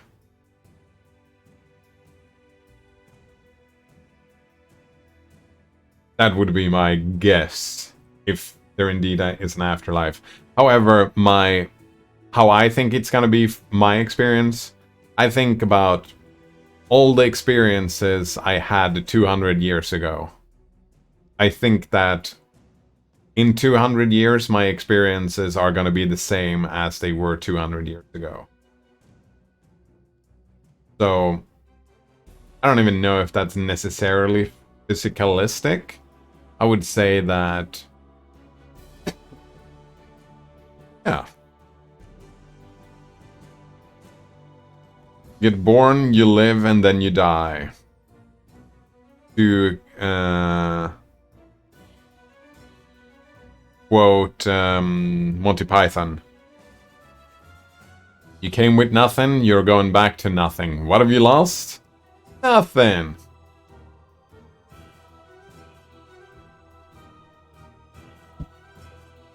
Nodon says the experience of after death is a lot like the experience of before you were born. That's the way I feel about it, yeah.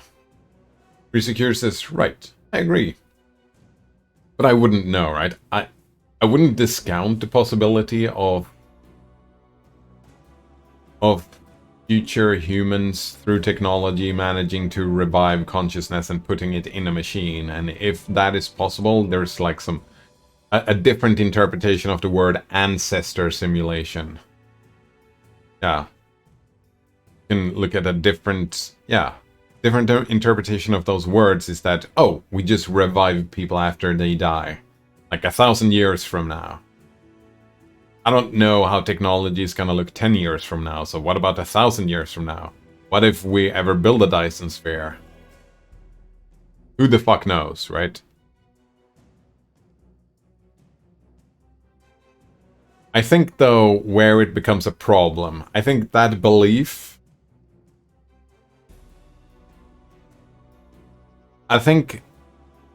Yeah, I start having a problem when people start believing in an afterlife and that lets them make decisions about the actual life. Because we don't have... From my perspective, from my way of understanding the world, there is no evidence for an afterlife. And... yeah, I'm not religious. Put it that way.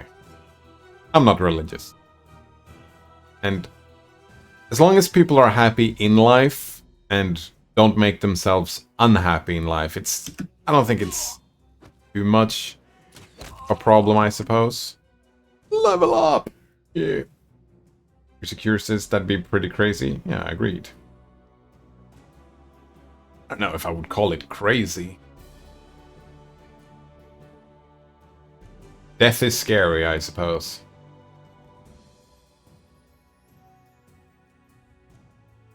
Nodon says, I feel like if future humans could time travel, now would be a good time to travel to. Oh, that's an interesting point, yeah. Actually, I would... maybe 10 years ago? Maybe 10 years ago would have been a good time.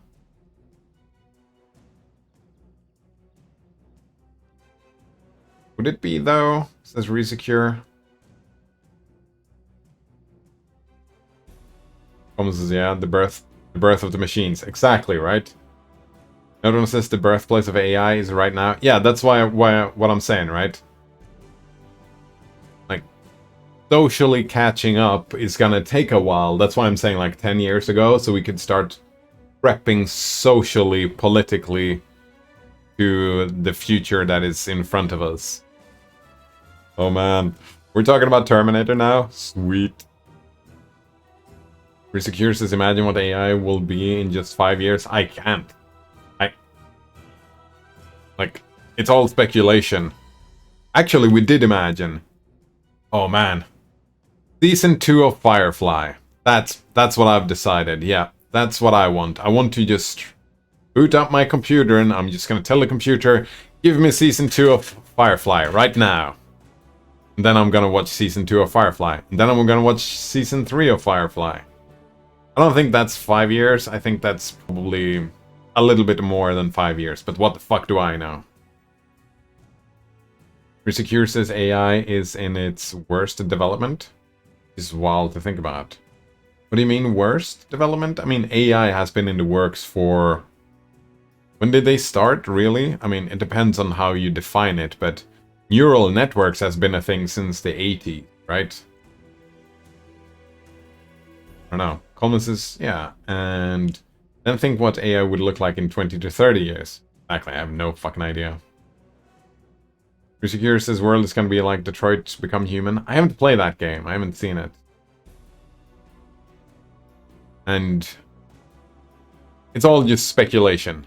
Yeah, that's the way I look at this. It's all just...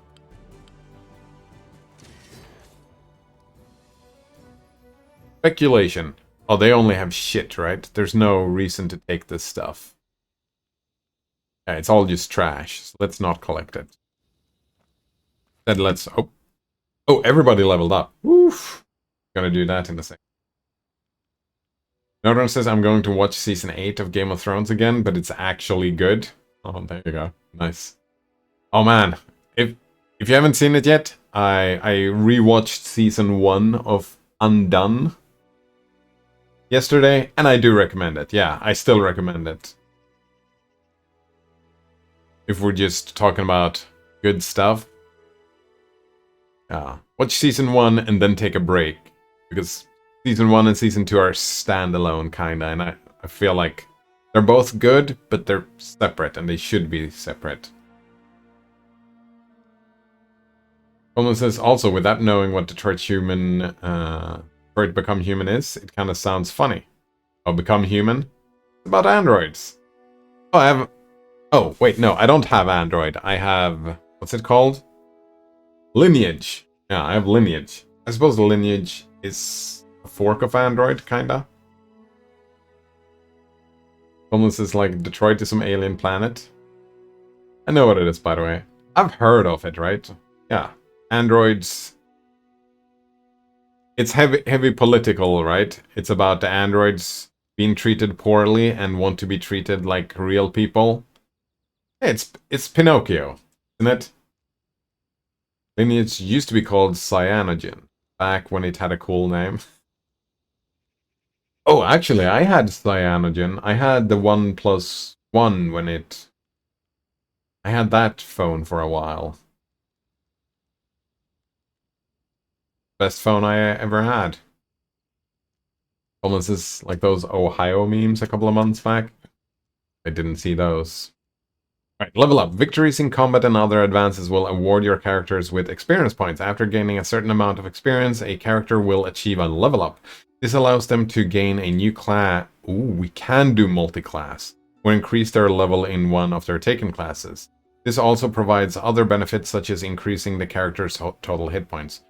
Maybe we will take a point in Druid.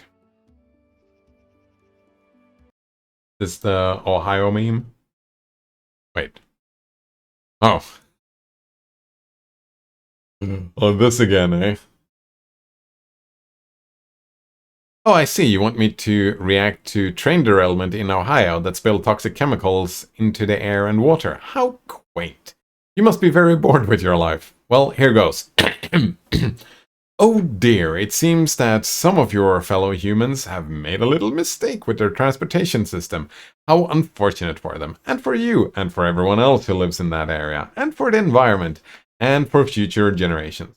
But don't worry, I'm sure everything will be fine. After all, you have such competent authorities to handle the situation.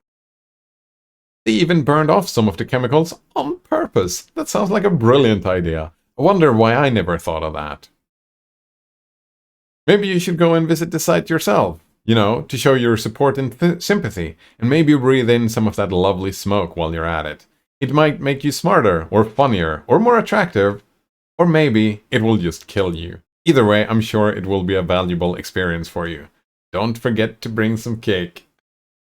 Oh, still good. Still funny, yeah.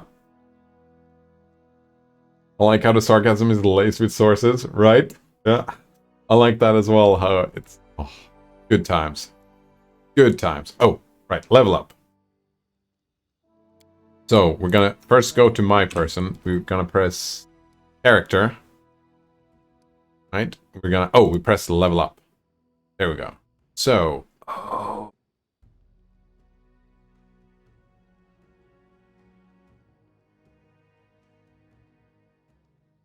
I can't put a point in druid because druids are not lawful good. Fuck. Well, I'm gonna be a pure monk then. I'm disappointed. Those are the only I can't get. Druid and barbarian. A monk druid would be neat. Fucking monks. Well, alright, so we put a point in monk. Puts us as level 2. That gives me insightful strike. Yep. That's what we want.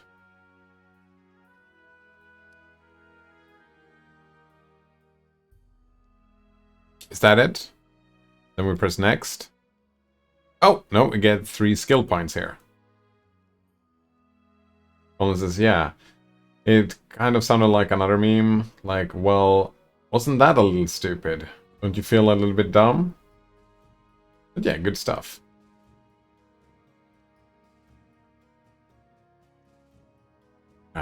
Who knows? I hope. I'm a little bit worried, like if we're talking about the future.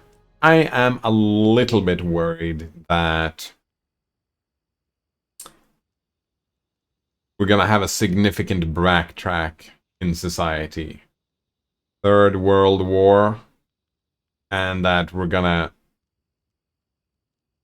like, political and societal developments will halt. For a bit and take a backtrack for a few years. I'm a little bit worried about that, but if that doesn't happen, oh man, it's gotta be fucking great. Great future. Wait, Valerie has negative 15 mobility. That's running around with that big fucking shield, eh?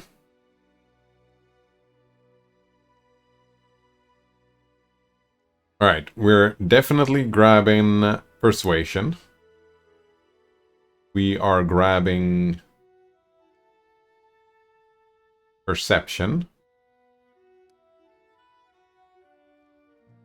Are grabbing... Gonna do Mobility. Right, talents for balance and coordination, including aerial maneuvers, gymnastics, and tumbling. Your character's mobility enables you to move near opponents without provoking attacks of opportunity. Keep your balance, escape from restraints, break falls, squeeze through tight spots, and so on. We're a monk, right? We gotta have high mobility. Could get some stealth or whatever. No, we're gonna be highly mobile. We could get good at athletics. We have negative 2 on athletics. It's fine. Next. Oh, I thought we were gonna get... Oh, I guess we get that next level then. Alright, you're gonna get feats. Get class. Yeah, we get a feat at level 3, exactly.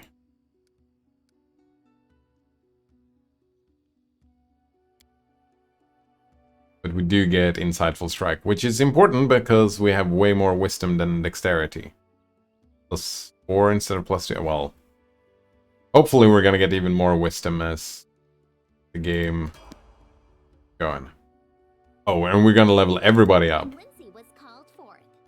Wow. Alright, let's do it. Let's do the thing. Level up Lindsay.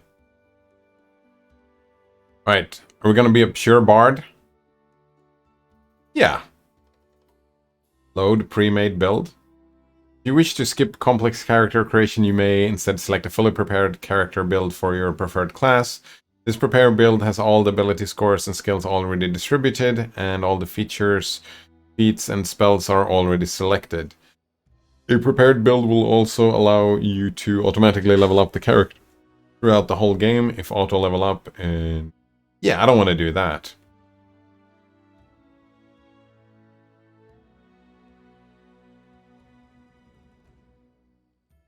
Weird though that we're gonna have 2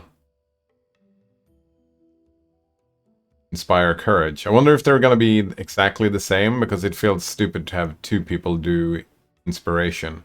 Oh, but we have a number of inspirations. We can take turns and do inspiration, I suppose. Knowledge and lore checks. That's good. Bar talent. Learns a number.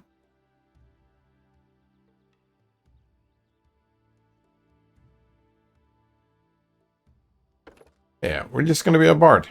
Fine.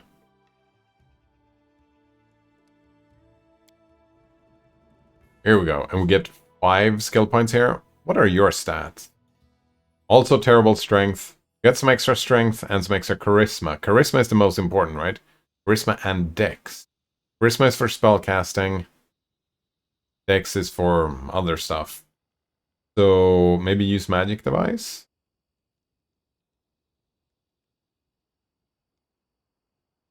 Do we really need more persuasion? Like 5 points.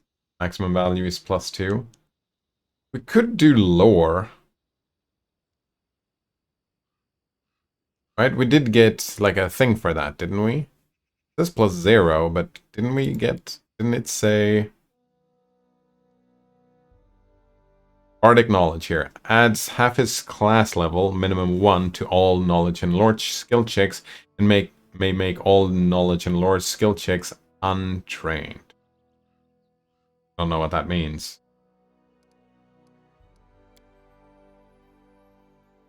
Having someone who is knowledgeable about the world... Oh, wait, no. Knowledge? Oh, Arcana and World. Lore. Right, so they're very knowledgeable. Lore is about the past. Look at that. +1 for Bardic knowledge on those. Same with these. Trickery. What is trickery? This skill represents the character's ability to perform tasks that require delicate manipulation. Disarm traps. Oh, yeah, definitely trickery.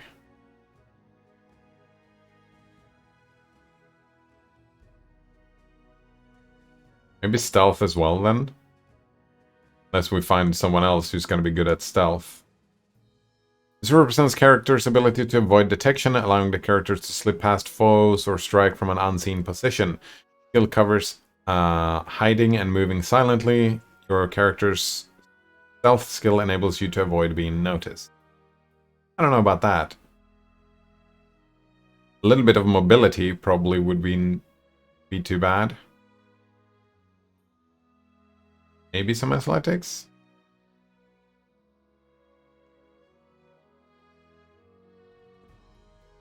I mean, maybe we'll get another party member. That's difficult to know, right? If I get another party member with lore... I would use magic device.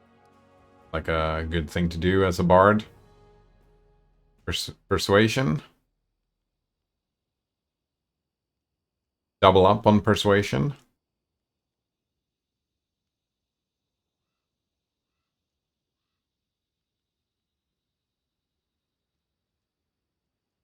These come from wisdom. Okay. But we do have a +1. You know what? Let's just go ham on the knowledge, right?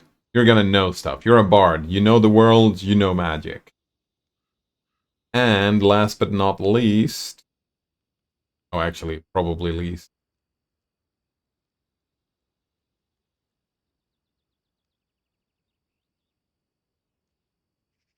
Get some mobility.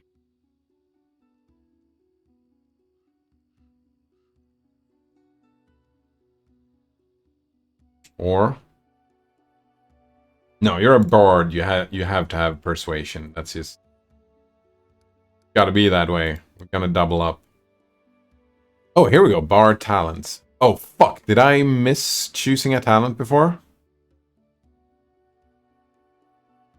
Right, what do we have? Weapon focus. Benefit. +1 to all attack rolls you make with the selected weapon. Have Canny Observer. Perception check +4 combat trick. Character that selects this talent gains a bonus combat feat. Fast stealth. Iron guts. Iron stomach train themselves to withstand poisons, especially ingested ones. Save against poison. No. Skill focus. Choose a skill you are particularly adept at that skill. Benefit, you get +3 bonus on all checks involving the chosen skill. If you have 10 or more ranks in that skill, this bonus is increased to +6.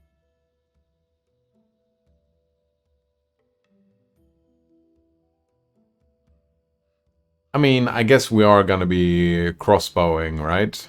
Gonna be a ranged character, have weapon focus, seems like a good idea.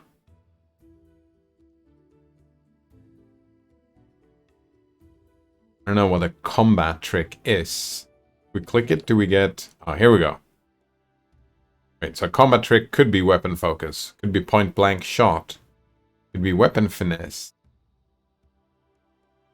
Allied spellcaster.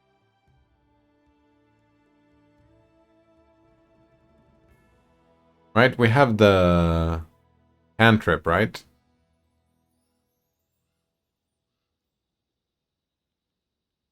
And the days.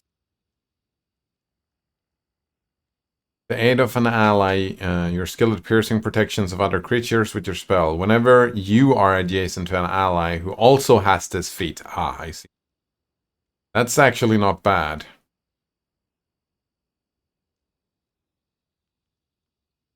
Alright, but let's go with weapon focus. And we're gonna select... Wait, heavy crossbow? Or light crossbow?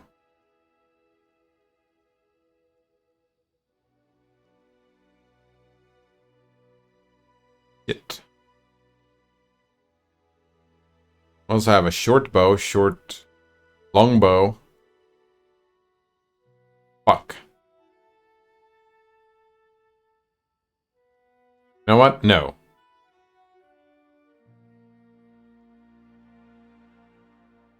What about skill focus? And this is particularly adept at something. Oh, right. Trickery. You get a +3 bonus on all checks involving trickery. If you have 10 or more ranks in trickery, this bonus increases to +6. So we're gonna do all the traps. Yeah. Get that first.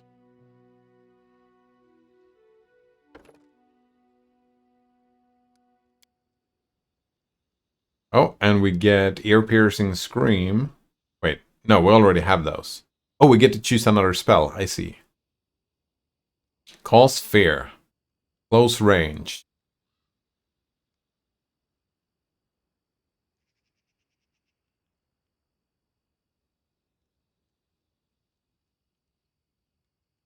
Expeditious retreat. Increase your base speed by 30 feet. This adjustment is treated as an enhancement bonus. There is no effect on other modes of movement, such as spur, climb, fly, or swim. Feather step. For the duration of the spell, the subject ignores adverse movement effects in difficult terrain. Flare burst.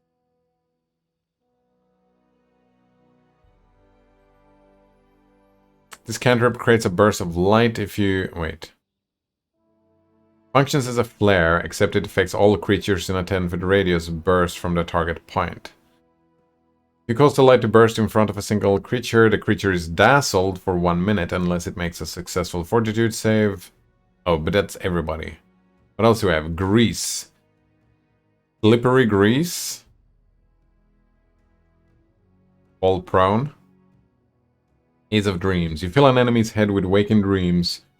A reminder of the pleasures, delights, and terrors to be found in a dream world. While this strange dream state, the target moves at half its normal speed. Multiple haste effects do not stack. Does not stack with slow. Hideous laughter. It collapses into gales of maniacal laughter. Falling prone, the subject can take no actions while laughing, but is not considered helpless. After the spell ends, it can act normally. On the creature's next turn, it may attempt a new saving throw to end the effect. 1 round per level, can save each round. Holy shit, so I can... They fail on this. What is this? Your gesture and droning incantation fascinate nearby living creatures, causing them to stop and stare blankly at you in a dazed condition. Roll 2d4 to see how many total HD of creatures you affect. Remove fear, sleep. Summon monster.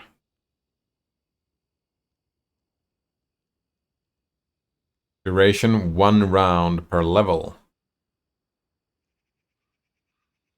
Not affected by target spell resistance. Summoning. Full round. The spell summons an extra planar dog. It appears where you designate and acts according to its initiative check results. It attacks your opponents to the best of its ability. Oh, I don't even control it. I just summon and it attacks. Oh, so many spells. A single touch, you reduce a creature to a fumbling clown. The target takes a penalty to its dexterity. Successful fortitude, half the penalty.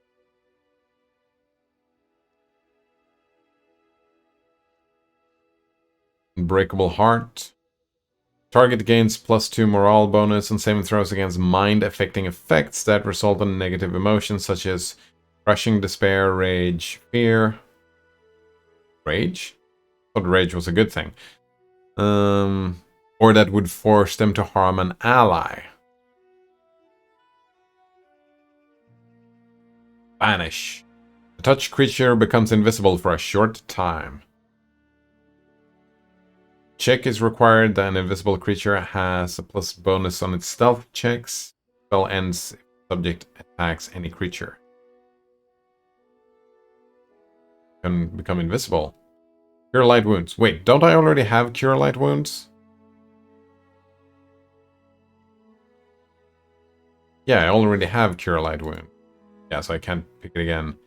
Cure piercing scream we also already have. I see, so this is the list, and we can get a new spell from time to time.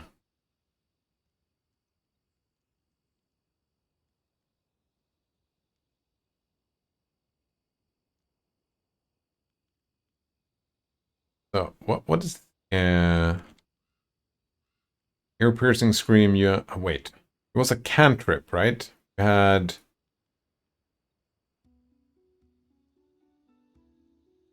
Yeah, there were a bunch of spells. I remember seeing a cantrip that was interested.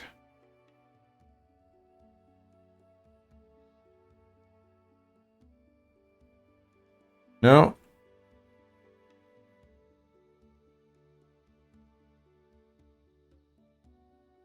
Like... Not quite. Like, how many casts do I get from each spell? I don't quite remember.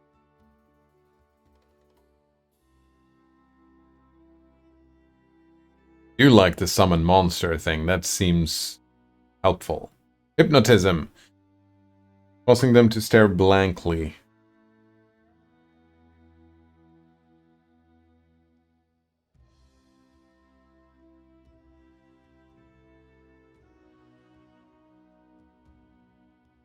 This one is compulsion. Yeah, they can take no actions while laughing, but it's not considered helpless. After the spell ends, they can act normally. So we get them prone, and we might keep them...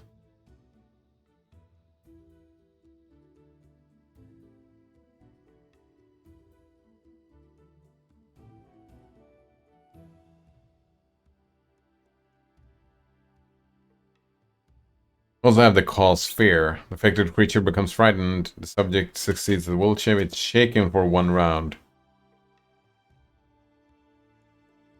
We don't have an explanation what fear or shaken means.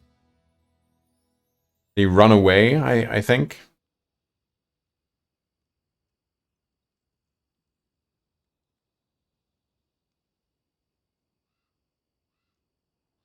I mean, we have cure. I mean, vanish is a touch. Yeah, the touched creature. Like if someone is in trouble, we could make them invisible, then heal them, and then they can come back. That would be a useful thing to be capable of doing, right?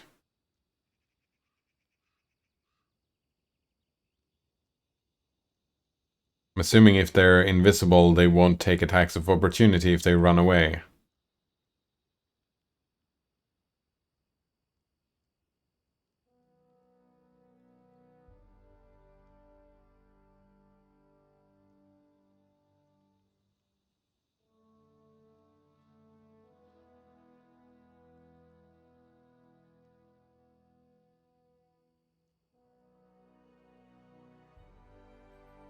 Oh, there we go. Creatures with 6 or more HD are immune to this effect.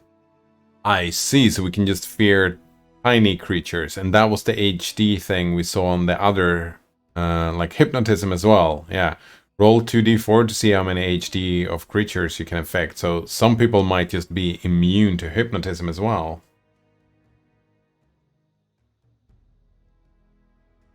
Notor says, did you know one of the islands of Hawaii is owned by effectively Amish people?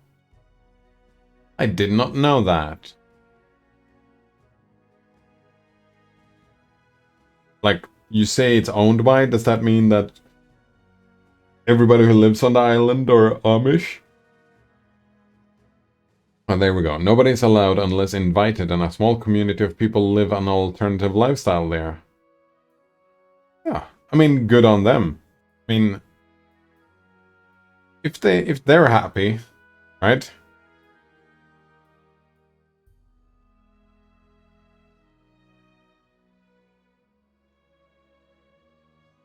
Suppose.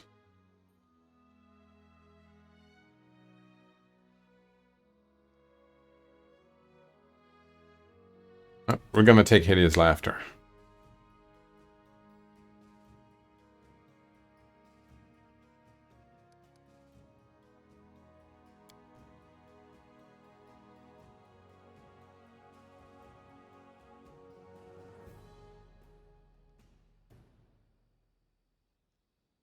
First. Complete! Oh, and now we have 2 more level ups to do, eh? Fantastic. I don't know much about the Amish people, but from what I know, what I've seen on TV, they tend to be pretty friendly people, right? They don't bother people. Hopefully they're friendly to everybody who...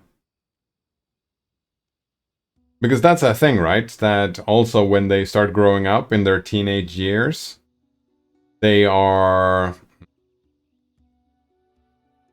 not only recommended, but yeah, they're recommended to leave for a bit, right? Take a sabbatical or whatever. Go a year out, see the rest of the world, and then can come back.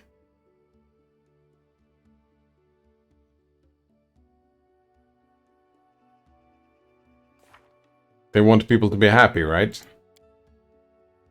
I assume. We're just gonna keep leveling up. We can check... Like, I don't know Pathfinder, so we're just gonna be pure barbarian here. Rage power, uncanny dodge. Yeah. You're just gonna be barbarian. Boom. And we're gonna check next. We get ability points. Athletics, yes. Oh, yeah, they do have the recommendation here. Class skill. Oh, I see. They are already good at this. Perception? How about that? I'm thinking mobility. Athletics, mobility.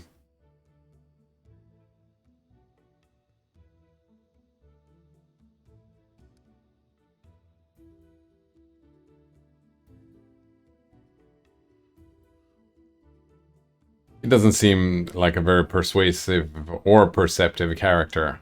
Actually, a little bit perceptive, I suppose. Perceptive, but not persuasive. Not trickery, not stealth, not knowledge. Maybe we just put... Because I don't have anyone that's good at lore. nature lore, so why not?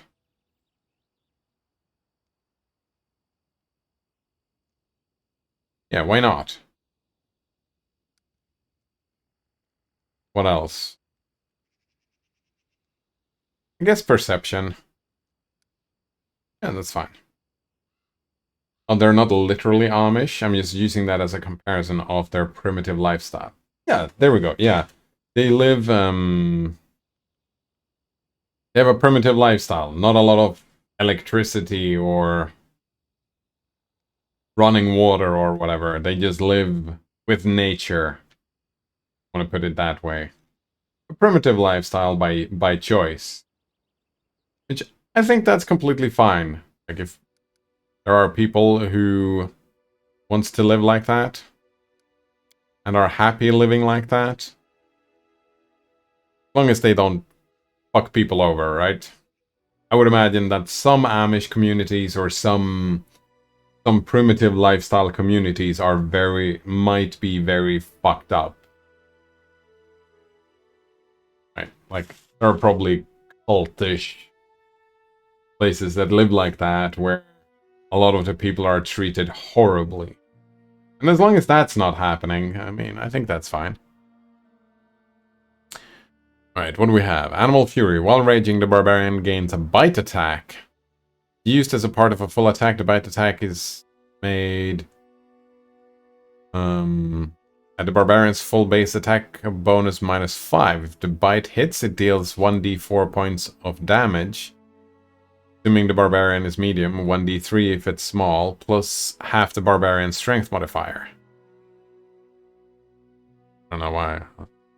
Beast Totem. While raging, the barbarian gains 2 claw attacks. These attacks are considered primary attacks and are made by the barbarian's full base attack bonus. The claws deal 1d6 points of slashing damage, 1d4 if small, plus the barbarian's strength modifier. Note, Totem Rage power grants powers related to a theme. A barbarian cannot select from more than one totem. Oh, so we don't want that. We have a guarded stance, more defensive posture. This grants her +1 dodge bonus to AC for the duration of the rage. This bonus increases by 1 for every 4 levels. What else do we have? Lethal stance. The barbarian focuser strikes. She gains a +1 competence bonus on melee attack rolls and thrown weapons rolls. This bonus increased by 1. Or we have reckless. Abandon can attack with abandon at the expense of defense. 1+ bonus to attack rolls, but take 1 negative AC. Bonus and penalty increase by 1 at 4th and every 4 levels. The stance, you can have 1 stance rage power active at a time. If she activates a stance rage power while another one is active, the current immediately ends. So guarded is we can dodge a bunch of stuff, be tanky. Lethal is I don't understand. Why would you be 1 competence bonus? Oh, competence bonus is something else. This is a +1 bonus on attack roll.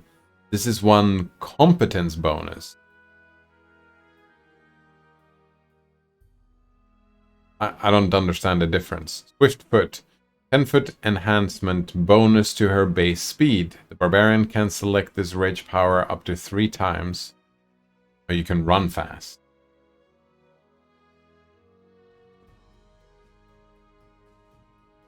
I mean, there are plenty primitive. I remember seeing there are a few islands that exist like that doesn't have contact with the outside world at all.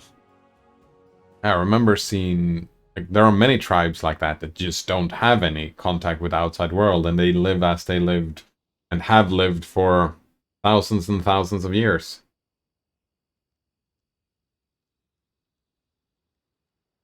Norum says there's only about 80 people there.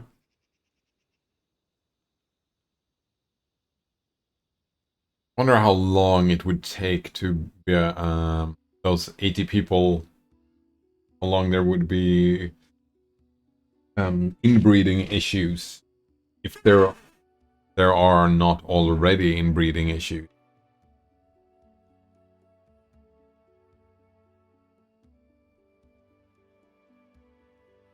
Now, since that's what I was thinking. Ah.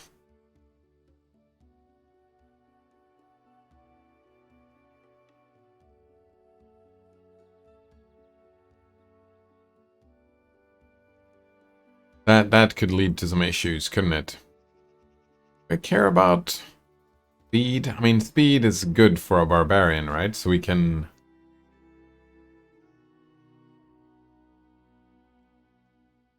charge and whatnot.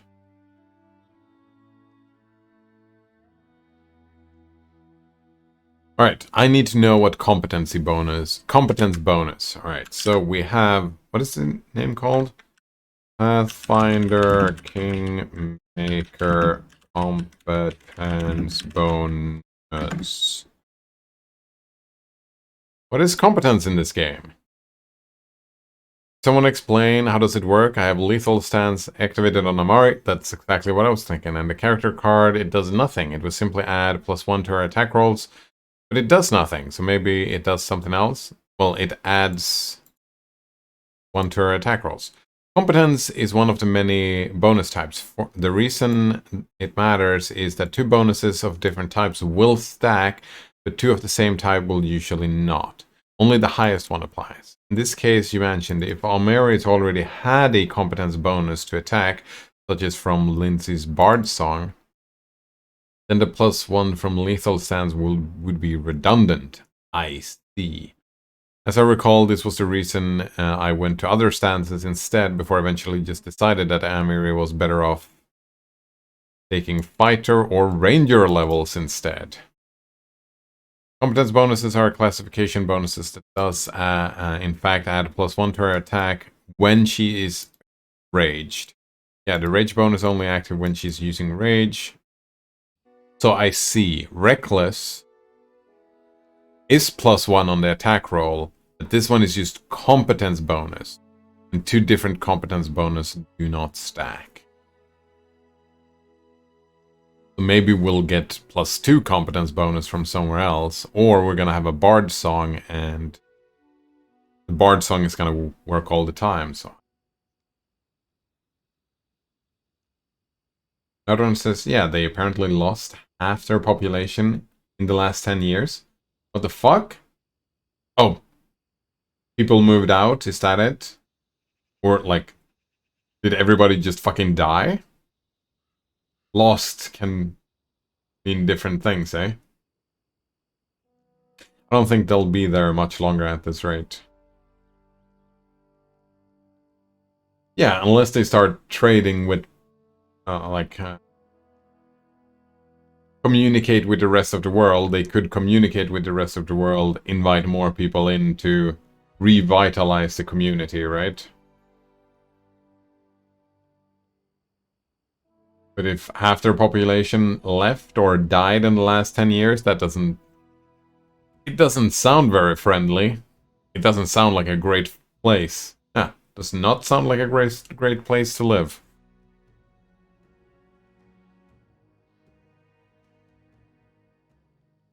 Alright. +1 dodge. And this one has no negative, so a guarded stance. Yeah, let's get the guarded stance.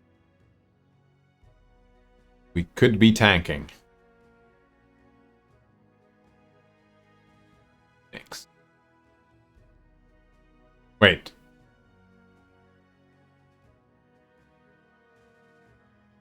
Oh, shit, no. Why the fuck would I want this?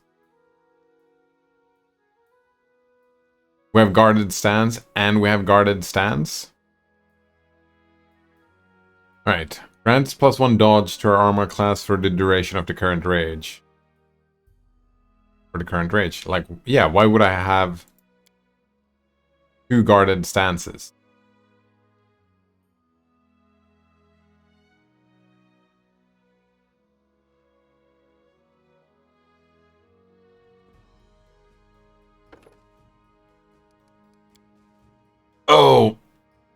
I see. Just maybe I get to use guarded stance twice. Uncanny dodge. Can react to danger before her senses would normally allow her to do so. Cannot be caught flat-footed, nor does she lose her dexterity bonus to AC if the attacker is invisible. Nice.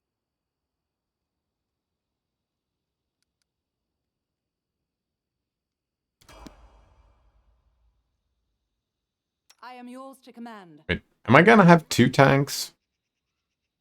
Give the order. Valerie seems like a, yeah, fighter. We'll see. Put another spell in. Another fighter. Here we go. We get 3 points. Feel like athletics is definitely what we're going for. Can get lore to religion.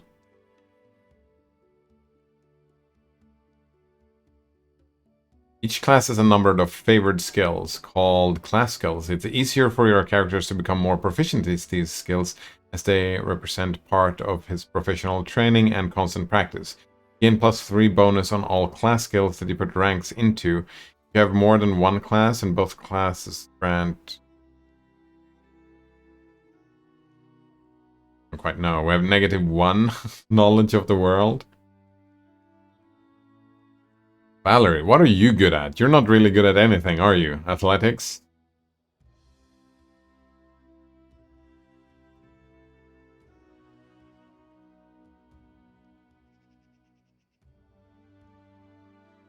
Gain plus bonus on all class skills that you put ranks into.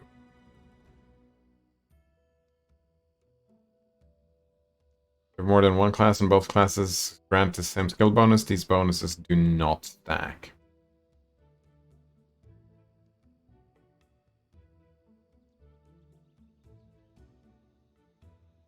Oh, maybe some mobility?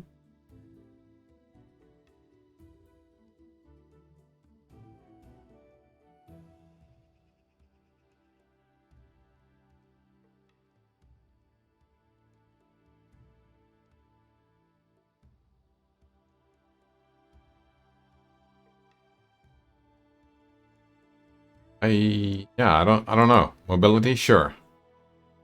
Oh, I did two points in mobility. Sure, let's do that. That's fine.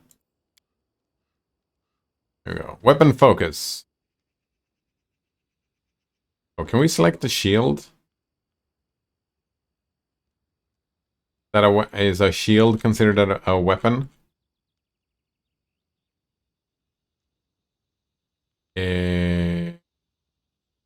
Like, no.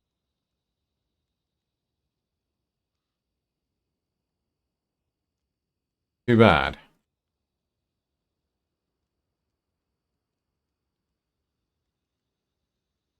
Armor focus. Nodrunner actually checked it out, and it says it seems like they're just leaving.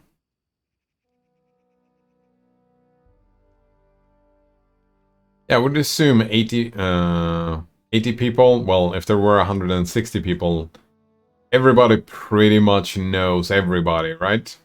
Pretty much everybody knows everybody, and something tells me that the top of the hierarchies or whatever were probably douchebags, and people were just, yeah, a lot of toxicity going on, and it's not worth it. People are dying from what we consider preventable diseases.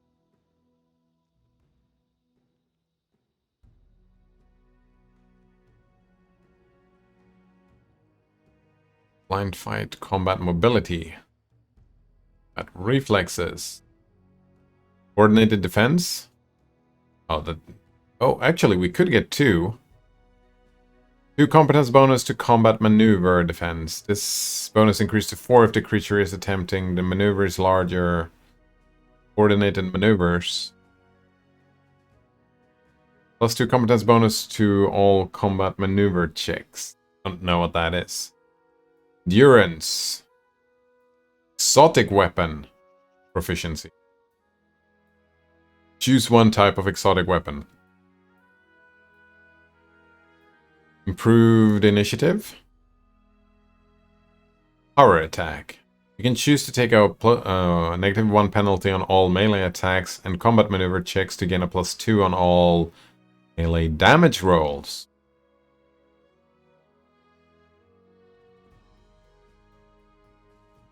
Bonus is increased by half if you're making an attack with two-handed weapon. One-handed weapon using two hands or a primary. Oh yeah.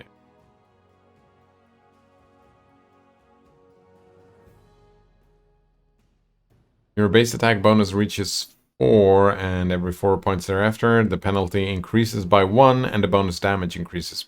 Maybe a power attack seems neat. Precise strike. Whenever you and an ally who also has this feat flanking the same creature, you deal additional 1d6 points of damage. Shield focus, here we go.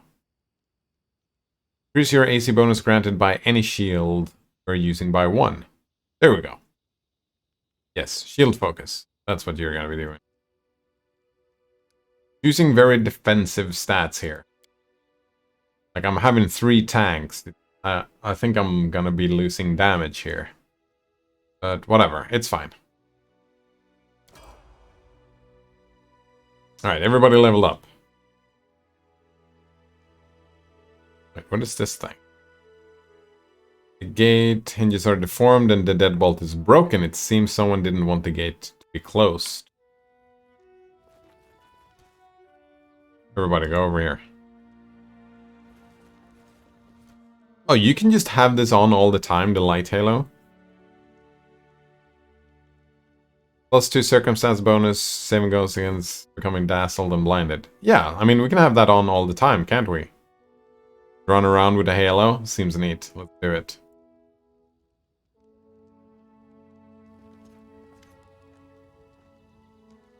Oleg says, "Take that, you scoundrels." Oleg shakes his fist, but now he scratches his head and stares at the ground gloomily.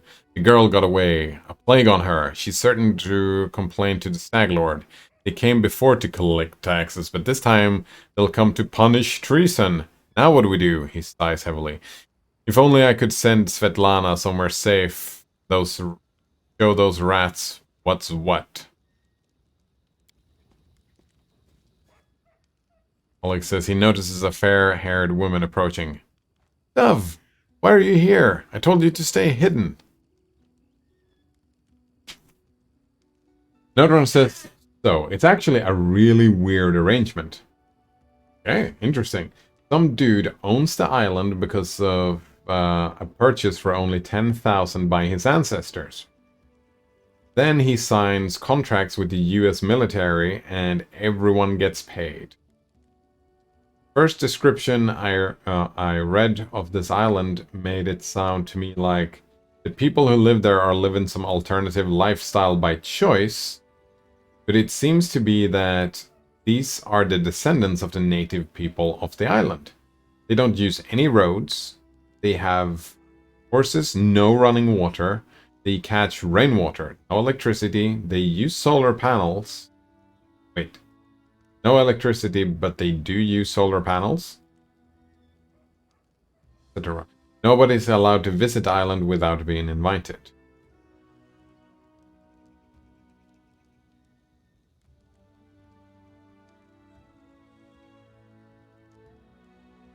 So the dude who owns the island doesn't actually live on the island?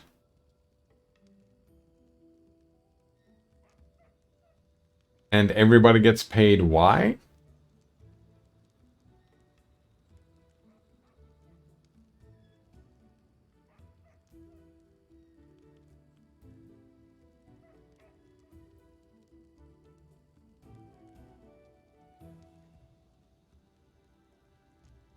Oh, they sign deals with the military. So the military is invited, is that it?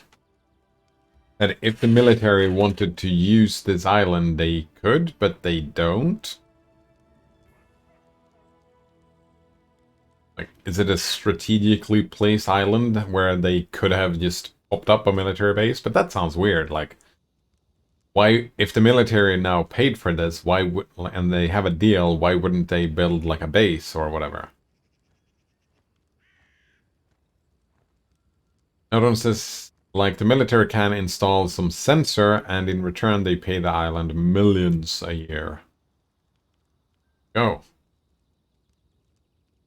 But they don't really have, oh, they pay the owner millions. The owner might not live on the island because, oh, but they still trade with the outside world then. Because they have, well, they have no electricity, no roads, they collect rainwater, and they do trade. But they only trade with people who were invited. Or maybe they leave to trade, go back home. Or receive shipments. Yeah, exactly.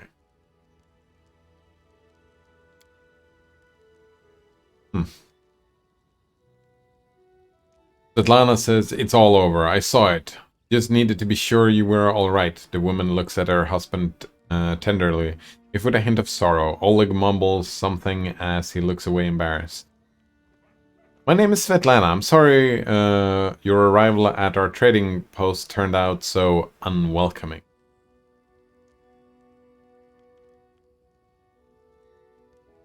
Another one says, I don't know if the owner lives there. That is not clear to me. Maybe, maybe not. Who knows? A lot of people seem to just fucking bounce.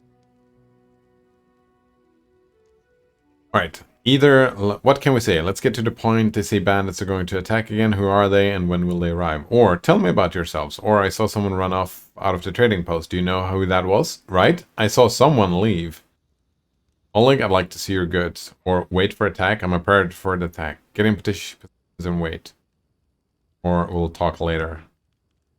Alright, let's just go through all of these.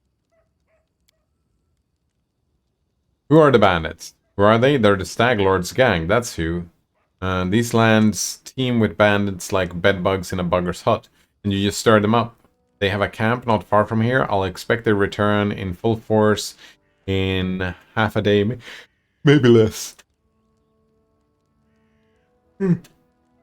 Stag Lord won't take an insult like this lightly, and his henchmen are more like demons than men. Tell me much as you know. How many bandits are there? What do they want? What do they want? Those bloodsuckers think they own this land. They come, take what they want, and steal the better part of our money every month as toll for their leader. They even broke our gates so we couldn't try to hide anything from them. No one knows exactly how many there are. Sometimes only 5 or 6 come, sometimes it's a whole gang.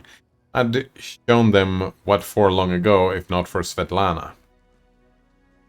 They claimed they were collecting taxes. Why?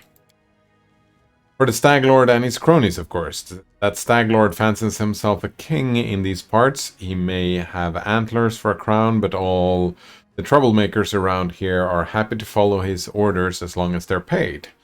So they charge an arm and a leg as taxes, and they call their executions punishments for treason.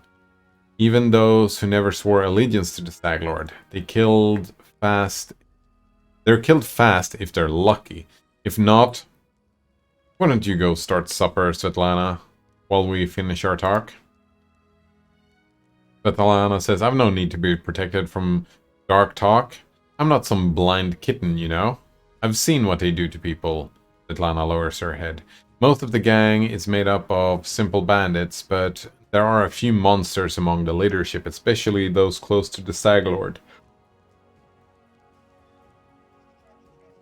Oaks and Doven from Nisrock come to mind. They like to make a show of their tortures and executions. My husband and I, we saw the bodies.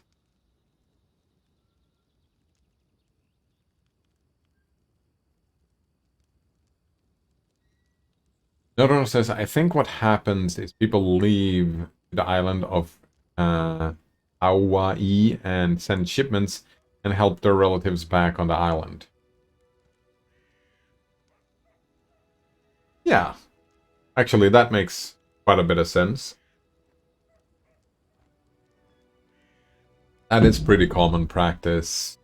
You live in a poor area, you leave to an area, make some money, make some stuff, and ship stuff back to the family. Indeed.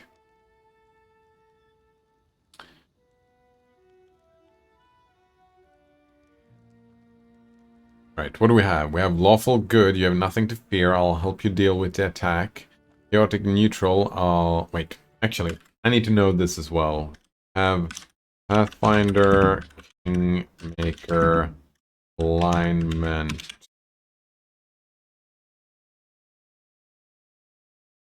Alignment. Like, find information about class. Class.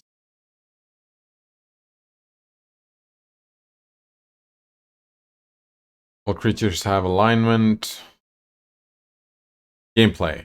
Creatures' overall moral and social attitudes are represented by this. Good characters protect innocent life. Evil characters debase. Right. What if we do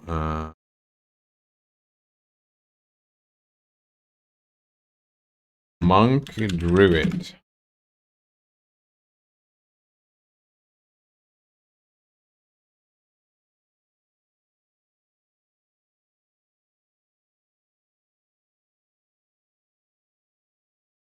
Right, I started around with some primary characters. The paladin just got repeatedly swinging. So I was considering druid, can summon animals, was thinking about this stuff. Wouldn't add monk.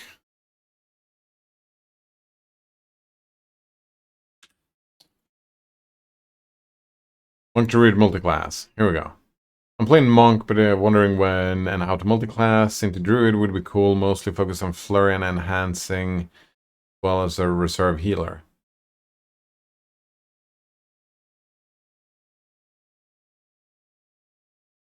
You want to make the best use of the awesome monk druid synergy, I highly recommend look at this guide. Word of warning, feral combat training has been nerfed since the original creation. Creator acknowledged it in some comment in the guide's forum. Still pretty strong. Wait. Fuck.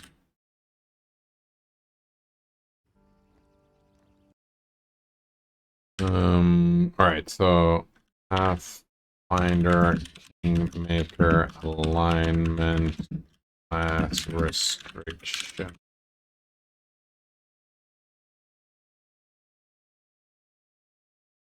Alignment restrictions. That's what I was looking for. Notice is also one reason why people may be leaving so quickly is because you remember they rely on rainwater catchment, but actually they're subject to droughts on the island. Yeah, they have to evacuate to Hawaii for a time until the rain comes again. Still seems weird that some dude just owns an island off Hawaii and is basically king of the native people who live there. That is pretty damn weird, yeah. I mean, there are a bunch of rich people that own islands, and they are basically kings of the people who live on those islands, but usually there are no native people who live on these islands, though.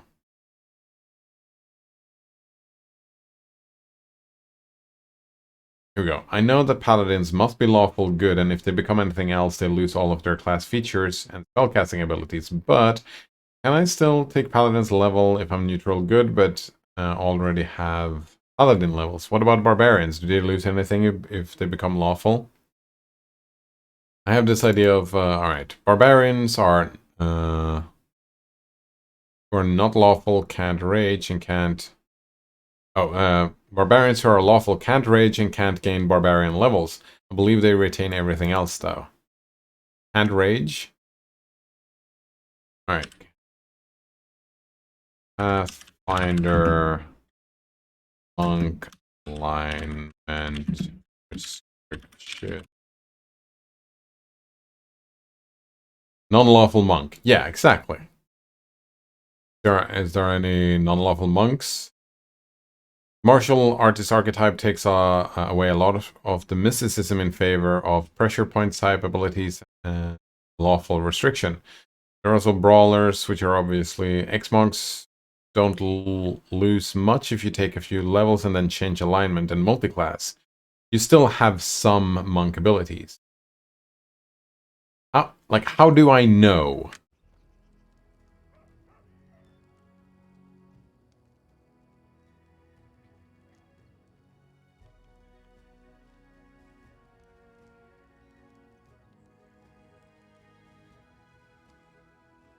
You know what? We're gonna do the lawful good thing anyway. Yeah, you have nothing to fear. I'll help you deal with the attack. Yeah, I mean, we're gonna do that anyways, right? So... Well, I appreciate your good intentions. I may not have the best manners, but Oleg is the last name you'll hear accused of being ungrateful. If we manage to defend this post, I'll reward you proper. Good. We have to hide Svetlana. Please don't argue, Dove. Now, we also need to decide on a plan. Go ahead and look around. There may be some tools that can be used for the battle. There are some pretty solid traps around, some tar, and a box of Alchemist's Fire, looks like. Alchemist's Fire? We could put it by the gate, light it off with a burning arrow when those bandits are nearby. Alchemist's Fire? You give it to me, I'm sure I'll find a good use for it.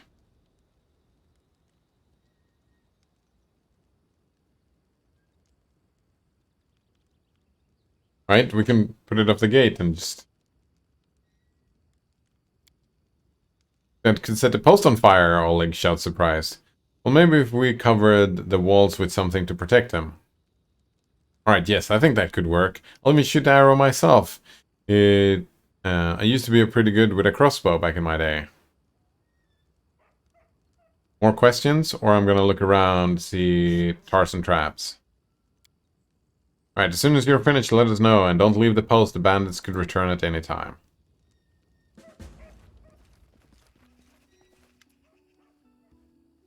Notice some good steel traps in the box. Use the traps to help catch bandits. Hey.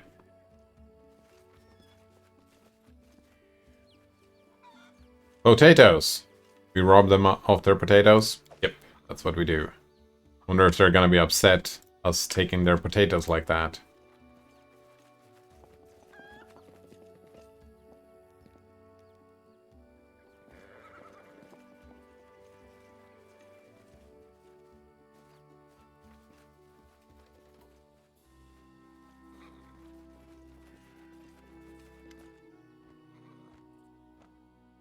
Build tar near the trading post entrance to help slow down the bandits.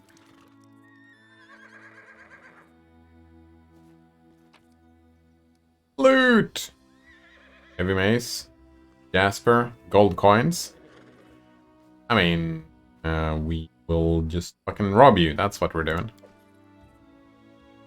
Right, we were gonna... Yeah, look at all this. Got traps. Oh, Bok in here. Who's this? Is that the dude we saw before?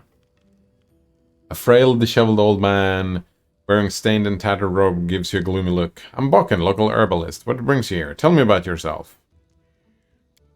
What's there to tell? I'm an herbalist. I make potions and sell them. Gather herbs, roots, berries, Bokken size. I live in the forest, live off the land.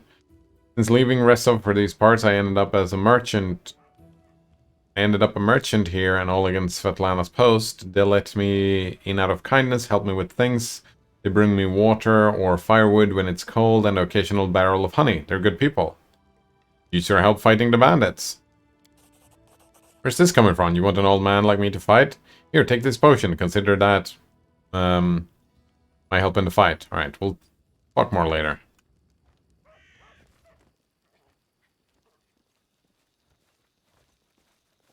This. Oh, right. Oh, we moved the bandits out of the way. For now, the dead bandits, eh? Notice says, watching this game makes me want to play Shards of Britannia. You know my character transfer request did just go through. Nice. Good times, eh? What is this? The old well has been renovated and cleaned. It even has a new roof. Let us be careful.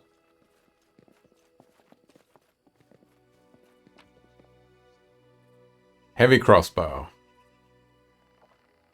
Longsword buckler. I think I already have a longsword, don't I?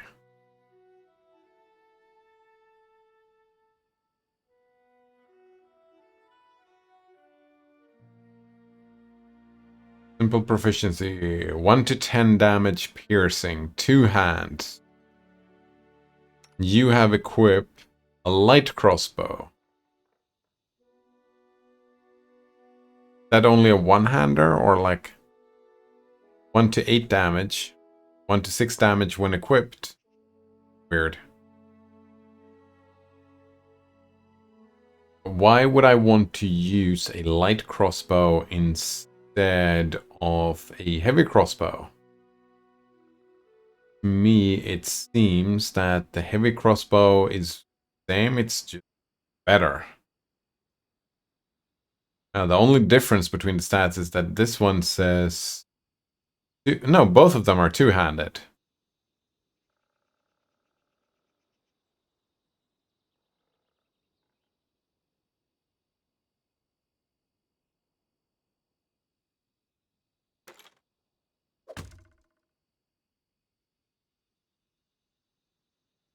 I don't quite understand that bit.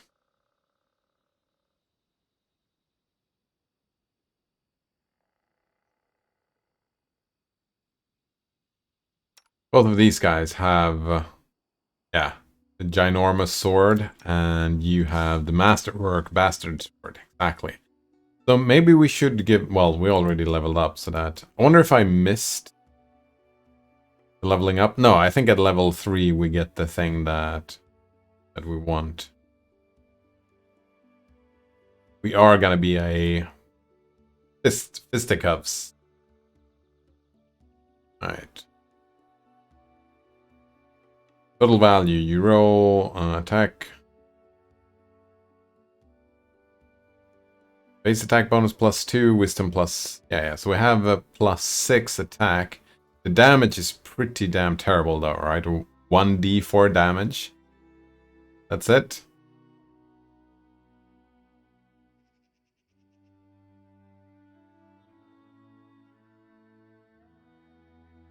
Yeah, the damage is terrible.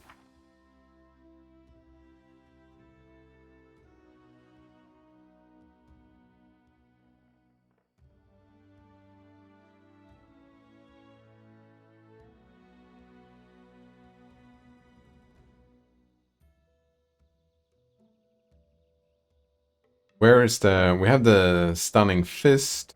Fatigued for 1 minute. Temporarily stun a foe, that's great. What else do we have? A key pool, key points. Natural energies that can accomplish feats. Key strike. Oh, here we go. At 3rd level...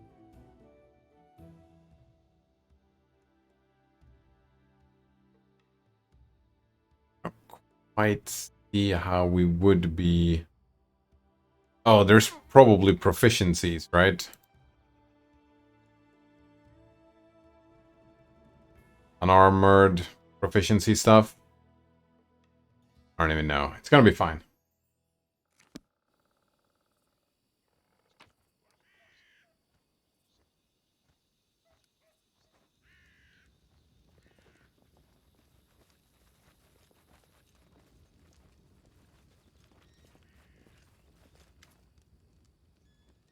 Oleg and Svetlana discussing something in low but impassioned whispers. You manage to make out the words "forget about it" before they stop talking in turn. Tell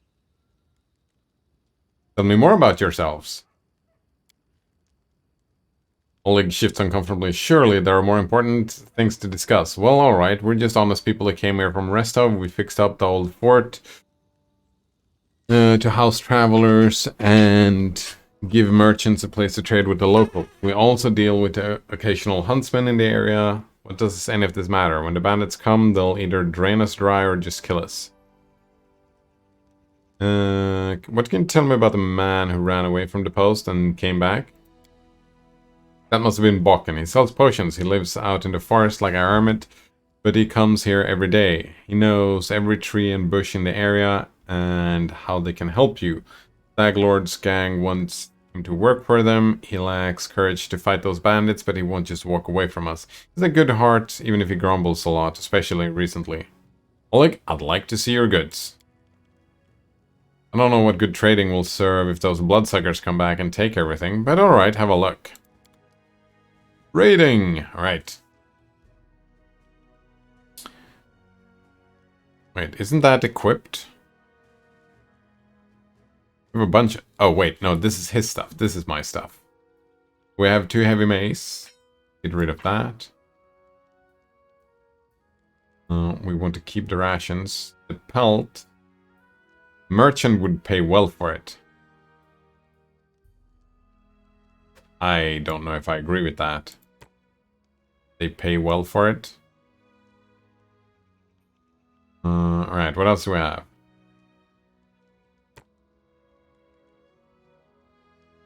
Merchant would pay well. And old map of Avistan. Merchant would pay well for it. I mean, they say that merchants pay well for it. I disagree. I mean, they pay for it, but they don't pay well for it.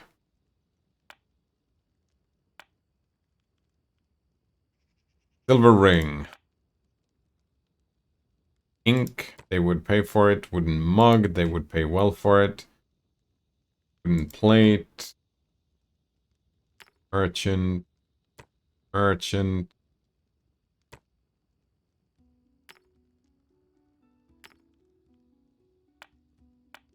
Assume there is... Oh, no, we have cooking, but no crafting, probably. Scrolls, cooking ingredients, we want to keep those. Braces of armor, +1. Oh, neat. Alright, we have... Don't need an extra dagger. Ever-burning torch. Let's keep those. Get rid of the club. A longsword. We have a light mace. Heavy mace. I don't understand. Why would you want a light mace instead of a heavy mace? Makes no sense to me. Spear. We have a light crossbow. Great axe. It's pretty damn neat. I think we're gonna get rid of this armor. Yep. And we're gonna get rid of this armor as well. Actually, yeah, let's get rid of a bunch of stuff so we don't carry all this stuff with us. Not gonna keep this. We're gonna keep the great axe and the heavy mace. Maybe the spear. One-handed longsword. Still nowhere near encumbrance the way I would want it. Alright. 1 to 8 on the composite longbow.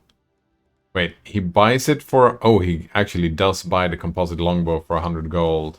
But the light crossbow he doesn't pay for? Why is the composite longbow so... D8, D8, light crossbow. Martial proficiency group, qualities.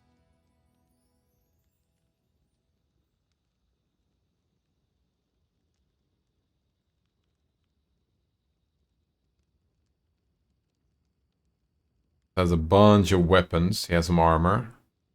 He has some rice, a cooking ingredient, I suppose. He has camping supplies, that's neat. Butter, ring of protection. Ooh. Here we go. There's where the good stuff is, isn't it? Yeah, weapons we don't care about, armor we don't care about. Oh, the heavy shield here is probably pretty good.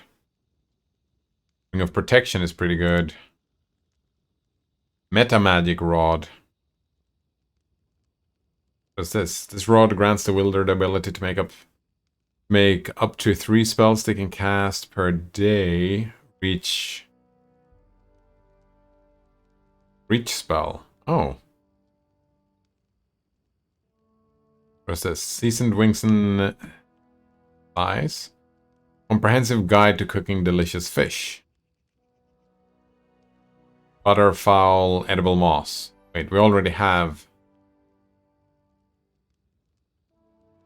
But let's just deal. It's fine.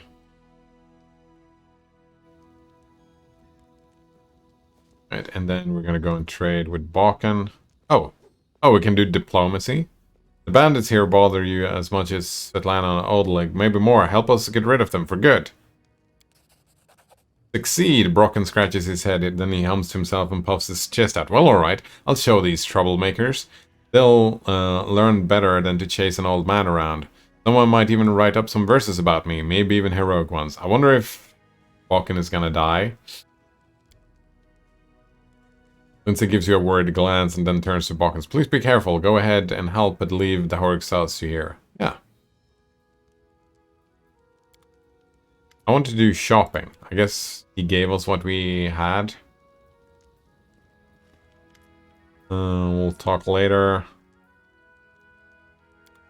Alright. Do a quick save and wait for the attack. I'm prepared. Get in your positions and wait. Fear not, I'll stand between you and this scum. You're under my protection. Emery flexes her shoulders. Finally, a fight. I was bored with all that talking. Lindsay says, well, these aren't the heroics I was hoping to write about, but I guess even the greatest heroes had to start somewhere. See, you're not easily cowed, says Oleg. Svetlana says, I beg be careful, and please don't let Oleg do anything too risky. Svetlana, go inside. We're going to meet our guests. Time passed. 6 hours. To arms.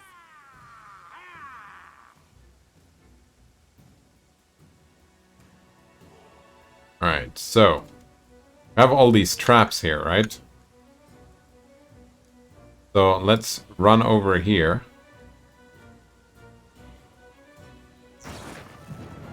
Fucking lightning. Oh, they're going straight for him. We have hideous laughter. Do we have any AoE? Only inspire courage. Sure. And we have an eye-piercing scream to one creature. Daze and take damage. Also have 3 hideous laughters. Right. You definitely want to rage.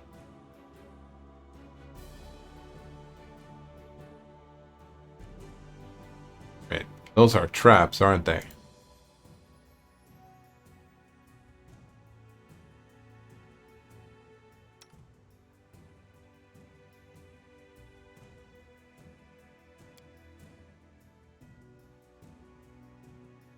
I don't think I want to charge.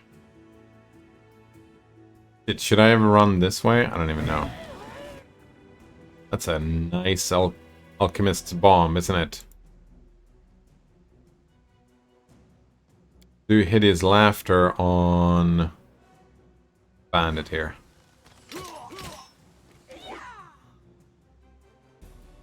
Two seconds left. Alright, what are you doing?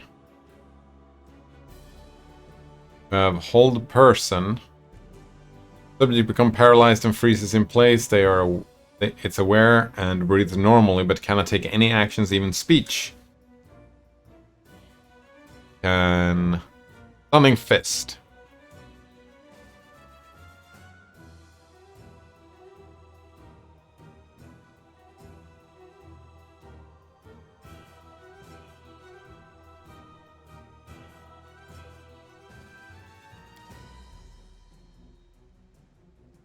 The spell eludes me. Aim carefully. Tear them apart!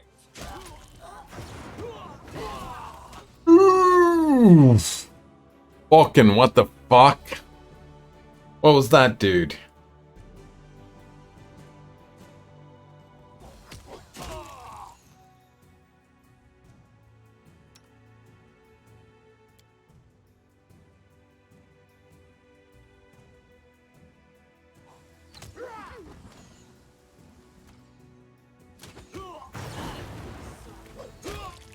fucking alchemist bomb, eh?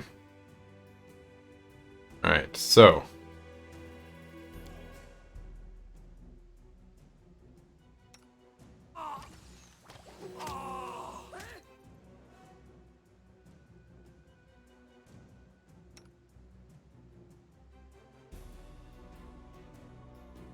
Do not falter.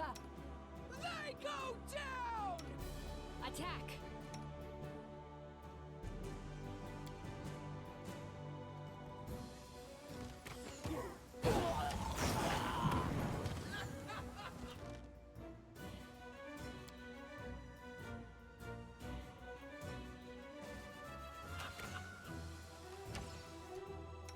Right, another potion.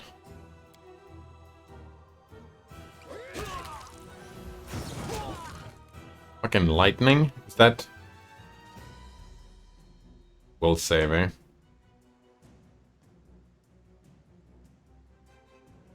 A solid plan. Everybody go attack this dude. Except you are gonna be... Oh, look at that. Yeah. So we have 3 spells in total. Face this person.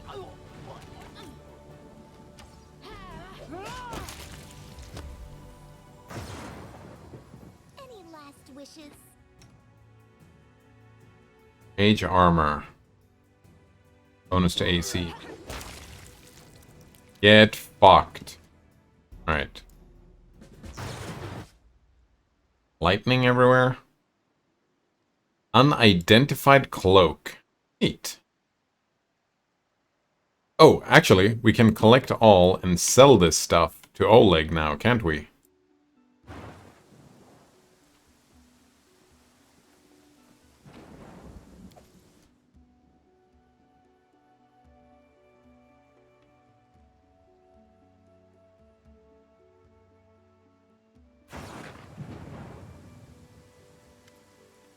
Oleg says he's breathing heavily, but he shakes his fist in the air menacingly.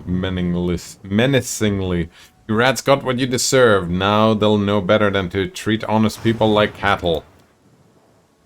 And Bokken here taught him a thing or two as well.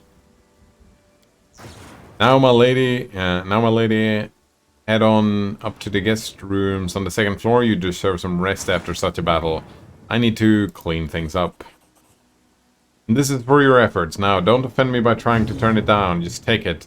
An honest fight deserves an honest reward, and if there were more common practice in this world, I think life would be so much better. More fights? Ah. More coins! That...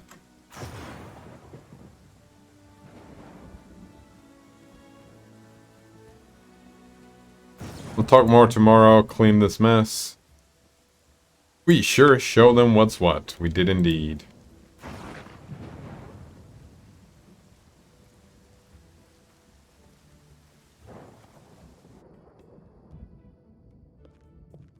Hello, let's talk. I'm glad it's all over. We'll talk tomorrow once we're fitting. Wait, can I just... take all the food? Yep. She's standing right there, she didn't care.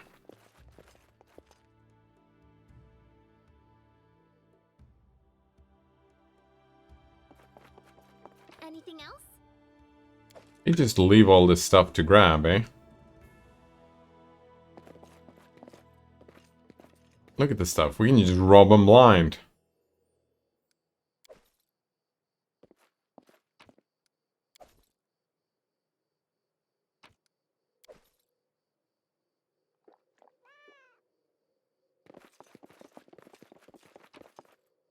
Oh, this is a personal stash? That just gonna be available at multiple places? So like we would put a composite longbow. I don't think we're gonna put a leather armor in there. Maybe 2 composite longbows. Whatever.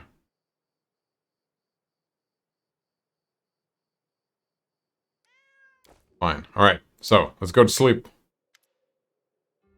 You wake up from a nasty dream that tortured you almost all night long. In it you saw a wall of unnaturally thick fog that surrounded you, slowly moving closer and closer.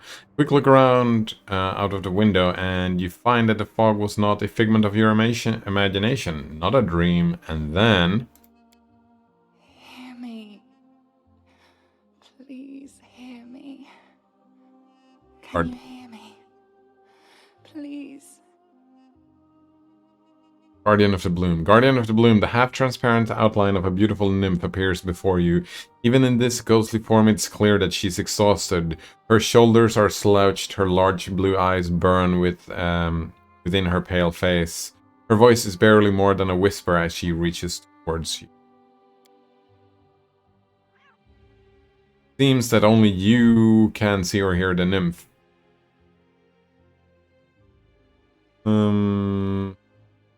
Who are you? Who am I? Just a tear shed by the land itself. The bitter sigh of nature. I am a nymph, the guardian of this area. A defeated guardian. Call me the guardian of the bloom, if you wish.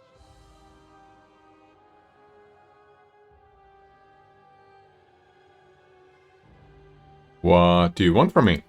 Aid, salvation. We have a common enemy, and long have I searched for someone who can defeat him. The one you call the Stag Lord. As a storm strikes ruthlessly with gusts and lightning, the Stag Lord wreaks havoc with the swords of his servants. And not just in the world of people. The land also suffers from the evil he brings.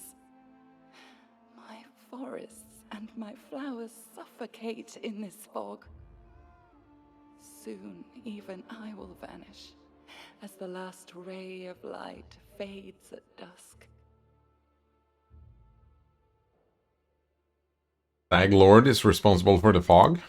Yes, it hides his fortress as well as his dark deeds. But while responsible, he did not create this affliction. It is the work of a powerful druid who has betrayed even himself. I know not why the powers did not leave this renegade, but even I was unable to defeat him. How can I help you? This fog, it enshrouds, entangles, suffocates. If only I could learn how it was created. But my powers wane. I have barely the strength to call out to you. All I know for certain is that somewhere in this forest lies an old house, and it echoes with the remnants of a strange power. The Stag Lord and his druid were there. The fog hides this place from me, but I can point you to the bandits' camp near the Thornford. Make them tell you where this place is. Go there and listen to the echo, catch the whispers, search for anything that can tell you how the fog was created. Once the fog clears, nature will breathe again, and you will be able to easily find your way to the fortress of our mutual enemy. All right, I understand. Farewell. I don't believe in fate, stranger. But our meeting seems more than a coincidence. The nymph's whisper fades as she disappears.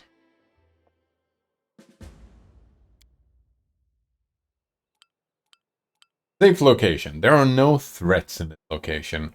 It is a sort of headquarters where you can prepare your party for new expedition. In such locations, companions don't follow you around, and they will go about their own business. You can speak with them freely to get to know them better. Once you exit this location and return to the global map, you will be able to choose the companions you wish to take with you, leaving others here whenever you meet a new companion, but you don't want to include them in your party right away. That companion will travel to this location on their own. This is my personal stash then.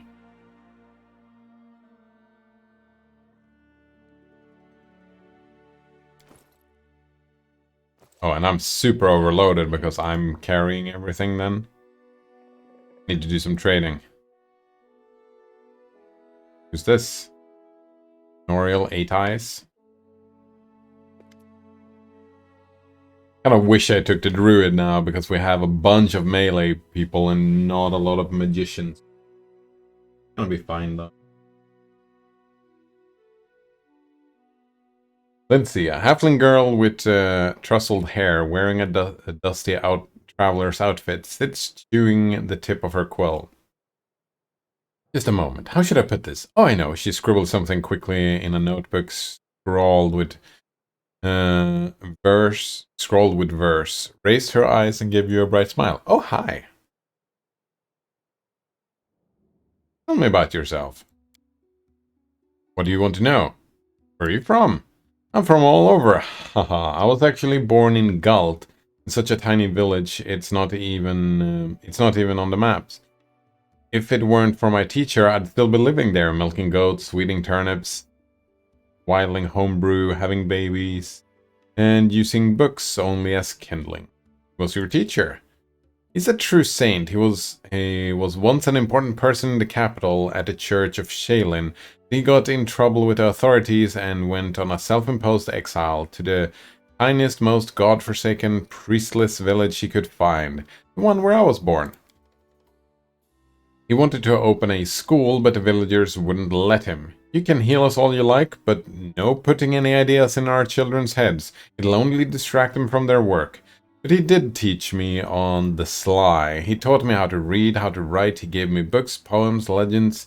He was the one who told me about the Ark-Knights of Avistan, and when I told him I was going on a journey, he gave me a magic ring so that Shellin would protect me from harm. I haven't seen him since I ran away from home. I hope he's alright. I ask Shaylin every day to grant him a long life and new students. Dark Knights of Avistan, who are they? Oh, you haven't heard of them? How can you be the heroine without knowing one of the most epic stories in the histories of stories? No, I won't spoil anything. You should just read about them yourself. Every single chapter. Their adventures are what gave me the idea of going on a heroic quest and writing about it to begin with. And now look at me. Here I am on a heroic quest.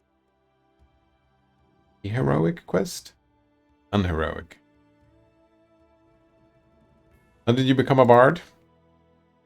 When I realized there was nothing for me at home besides more radish patches, I decided to run away. A traveling book peddler, Tessie de Quill, happened across our village. I stuck to her like a burr and wouldn't let go until she agreed to take me on as an apprentice. Together we traveled everywhere, to Brevoy and Taldor and even Ustalav. And then I found out about the Academy of the Grand Arts in Pitax. And I thought, well, I love reading stories, so I can surely learn to write them too. I enrolled on my first try, and they even gave me a scholarship. Then they expelled me, but that's okay. They'd already taught me all of the important stuff, and now, with Shellin's help, I can manage on my own. They expelled you, eh? You worship Shellin, and who was that again? Eternal Rose, Eternal Maiden, the Incorruptible, the goddess of art, beauty, love, and music, and the half-sister of Son Kuthon. Shellin focuses just as much attention on her internal beauty as external.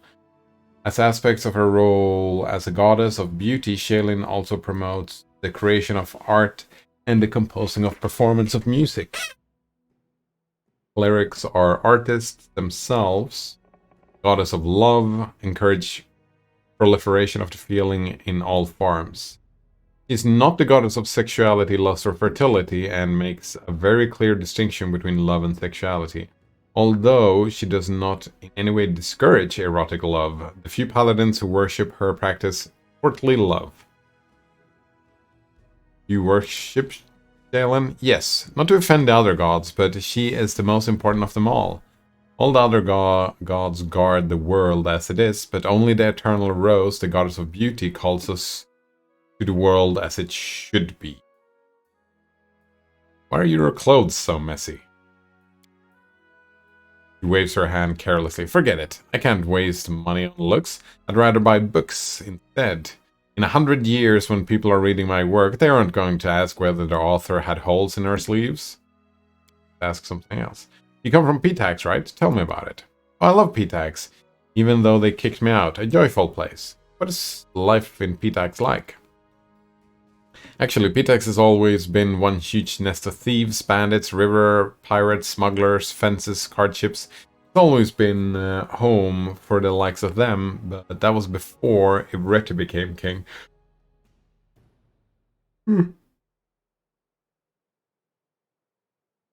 With him, a whole different life began there.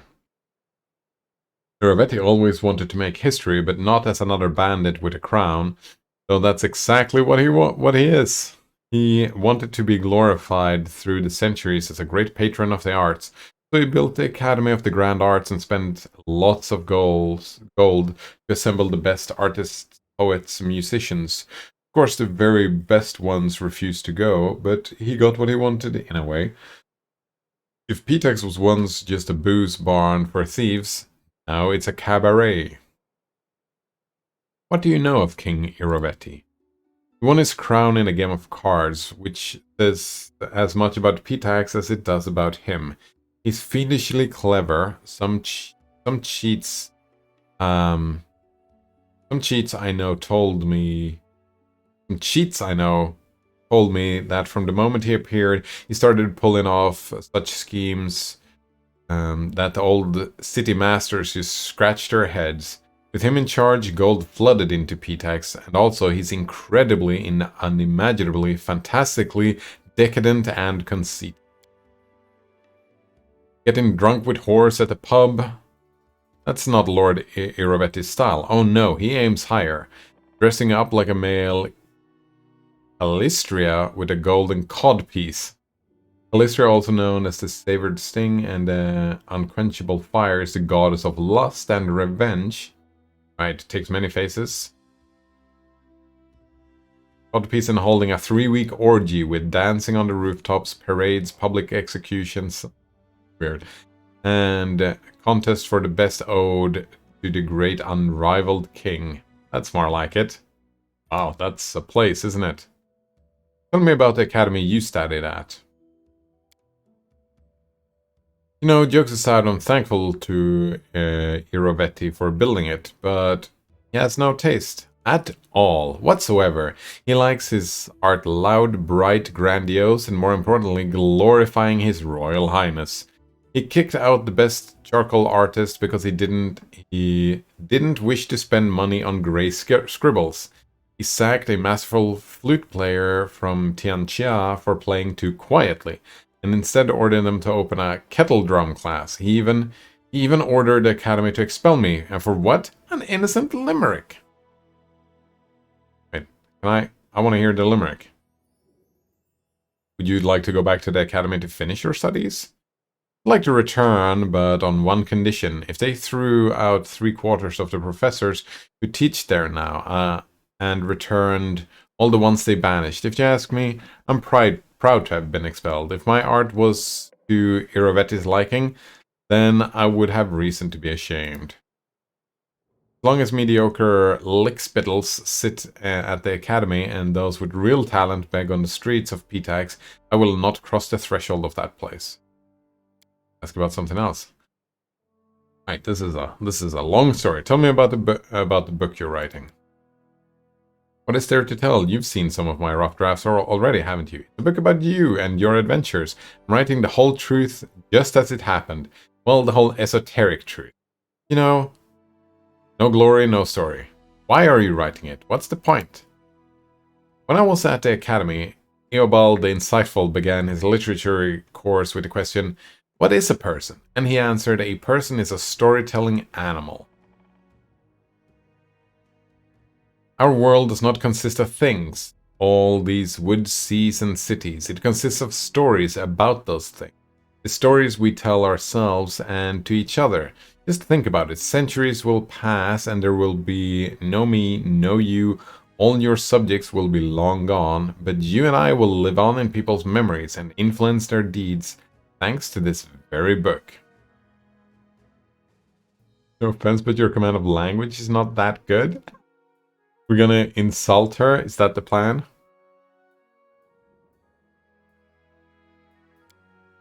Truth doesn't hurt me. Who do you think my most severe critic is? That's right, it's me. This is my first real book and I've much yet to learn, but don't you worry. I will do your feats justice, and if I put my foot in my mouth here and there, then we can print a second edition, revised and corrected. Book is full of inconsistencies. What kind of character am I?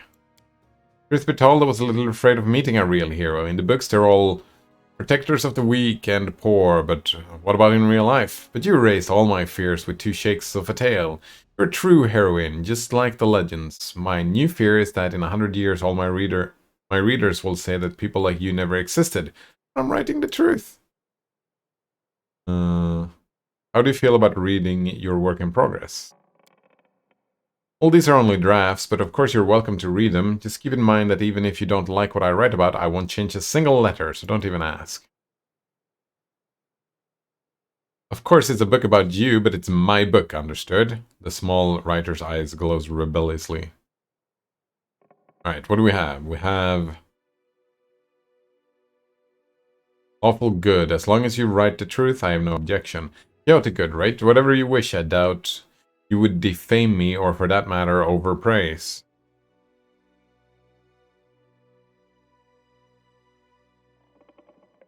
Yeah, I don't know how I feel about the alignment system, because here it tells you, right?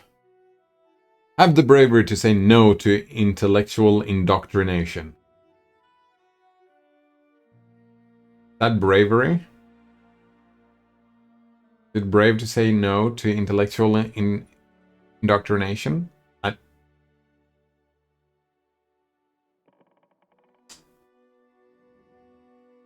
suppose in some places it is, right? We will tell you the truth. Nice to see you, by the way, Colgate-on-Tap. How are you doing? I think it's more brave to say yes to intellectual indoctrination. I mean, intellectual indoctrination, that would be like your parents taking you to church, right? And saying, no, this is stupid. Or like, yeah, your parents raise you to have certain political opinions. Say no to them. Make up your own intellectual pursuits or whatever.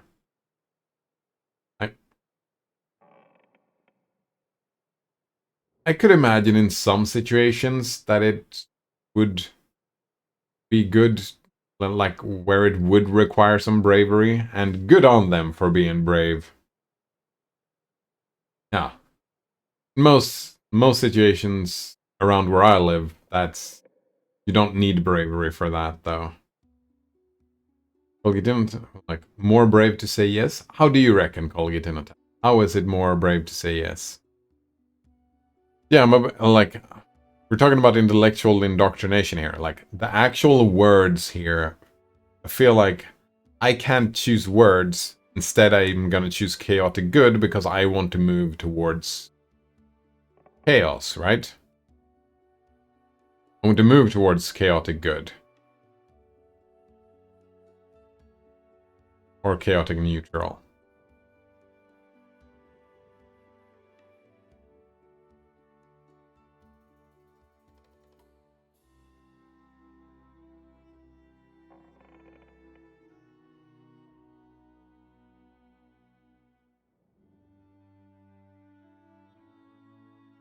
Maybe chaotic neutral. I have no interest in censorship. Any stories about me are welcome as long as they're interesting.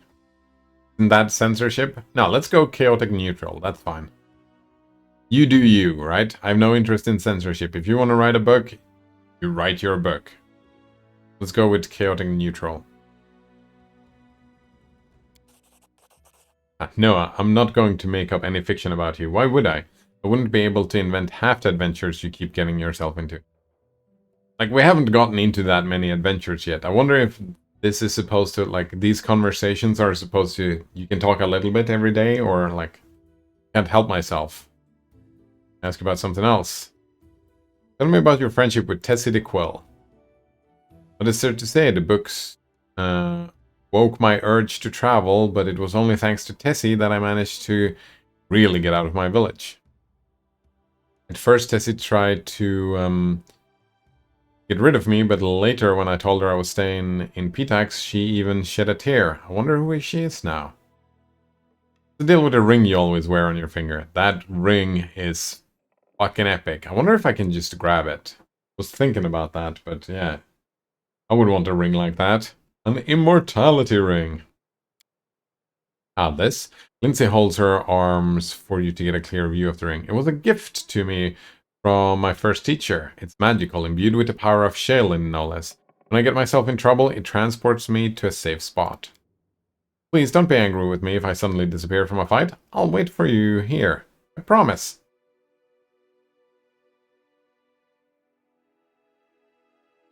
Oh, leave and do not return. I don't ever want to see you again. I have to go.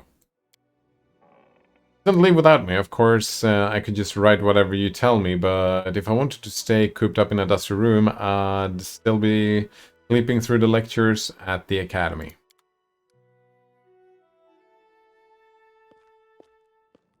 This. Anoriel 8 Eyes. The elf looks straight at you, through the tangled hair falling over her face. Hey, you're an adventurer, right? Seeking your fortune in the stolen lands? You aren't the only one of your kind here. Take my advice, keep your eyes open and watch your back. Sometimes the only one who call themselves friends are more dangerous than your enemies. Judging by the elf's voice, it's obvious that she started the day with a jug of wine. Who are you? Elf grunts. Anoriel 8 Eyes. Once upon a time I was famous throughout Absalom. Anoriel 8 Eyes, the reckless sixth. Well, glory passes quickly. A few miserable decades later, and no one recognizes you on the street anymore. Shame. What are you doing here? I sit here waiting for adventurers who are in need of help. We may be sitting here in a backward tavern, but in Absalom, I have a lot of friends who are eager to make a few coins.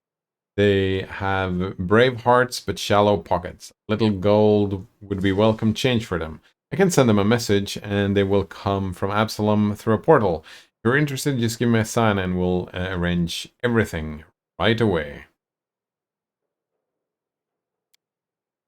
Also, I can summon the tutors of the Pathfinder Society who can retrain you and your companions.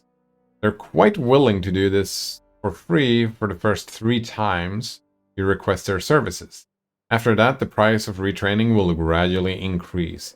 Such is their way of doing business with all new clients.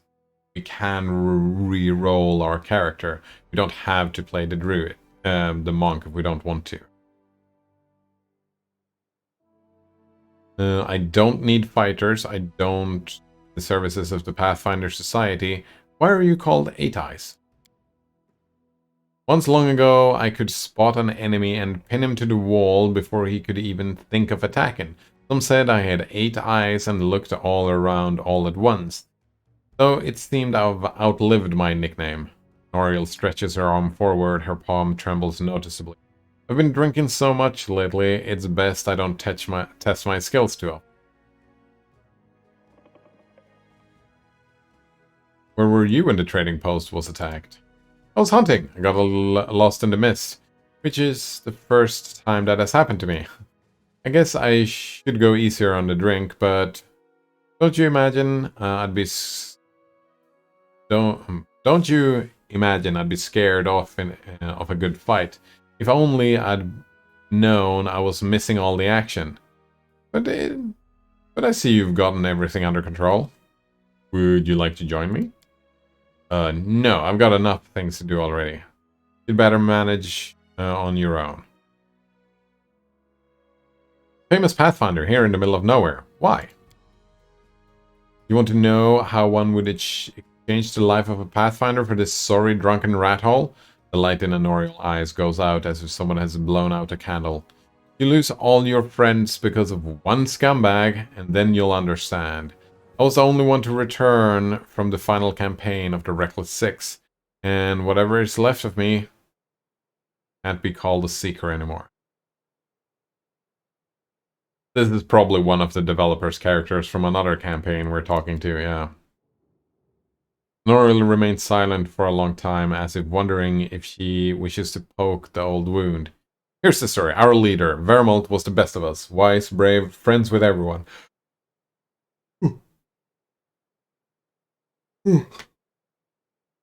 One of those friends, Adivion Adrissant, sent him a disturbing letter. He stumbled upon mentioning of some ancient books on the art of necromancy. Secrets like those are best left hidden forever. Trust me, I've seen what that kind of magic can do. The elf bites her lip.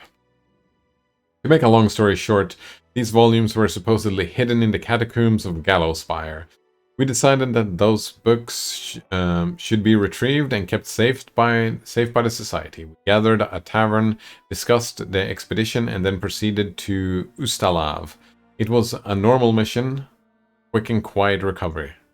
Noril smiles bitterly, but everything turned out to be much more complicated. We barely made it through the Witchgate Forest, all those terrible living trees, undead druids and their arches of bone. It was a miracle we managed to make it out alive. We'd chosen Renchurch to stop at. It was marked on Vermalt's map as safe enough, a safe enough haven to hole up and lick our wounds. How we wish that would have been true. Vermalt was the first to perish. He was attacked by one of the monsters hiding in the stables. It tossed him like a feather and threw him down an ancient well. His shout echoed for a long time, and I didn't hear the sound of him landing. And then, pauses, turns away, hiding her eyes. Enough, I shouldn't have gotten into this. Who am I to stir up others' feelings with my chatter? We'd better forget about it now. Maybe I'll tell you more some other time, but not today. I want to know more about the Pathfinder Society. Exactly. What is the purpose of the society? The School of Adventurers. We search for those who are eager to test their skills, and we educate them and give them ideas about where on Golarion they might seek their fortune. They look for forgotten knowledge, secrets, lost artifacts. They are explorers and pathfinders. We're a sort of mutual assistance club for adventure lovers. We exchange experience, share knowledge, and keep careful records in case it proves useful for future expeditions. And also we publish books for thrill seekers, bored urban teenagers from wealthy families. What kind of members does the society have? All sorts of adventurers. We have representatives from all races, religions, and beliefs. The Grand Lodge is in Absalom, but there are many smaller lodges throughout Golarion, and the venture captains direct pathfinders to their goals from across the corners of the world.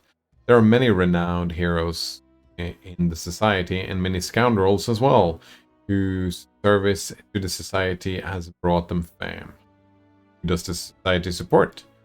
You mean, who does it serve? No one in particular. Pathfinders try not to get involved in the quarrels of others. They serve only the spirit of adventure, and sometimes they happen to save the world. However, that doesn't mean there are no black sheep among the seekers.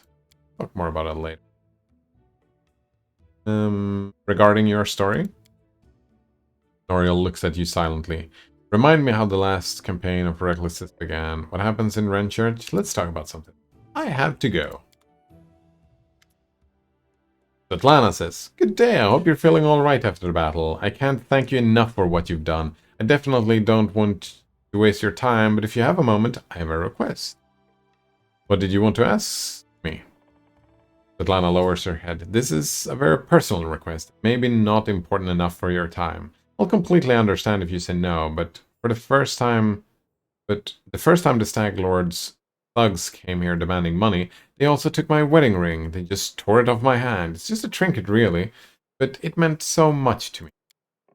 I remember every moment of the day Oleg came to me, that ring in hand, to ask if I'd marry him. I was standing in a fancy dress on the stairs of my father's home, fearing that I'd misheard something or that I'd say something stupid and then everyone would laugh. Svetlana interrupts herself, shaking her head gently. If you happen to find my ring among the bandits' possessions, please bring it back to me. It's easy to recognize. My name is engraved inside the band. Lana drops her eyes, lowering her voice.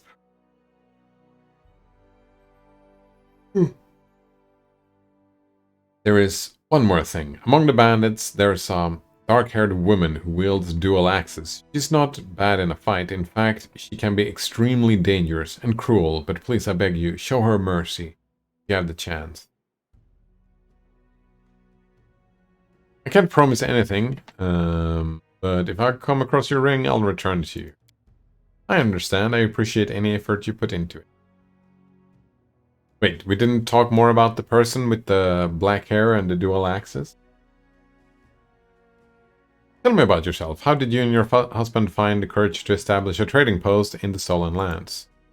It was Oleg's idea, though I support him in it.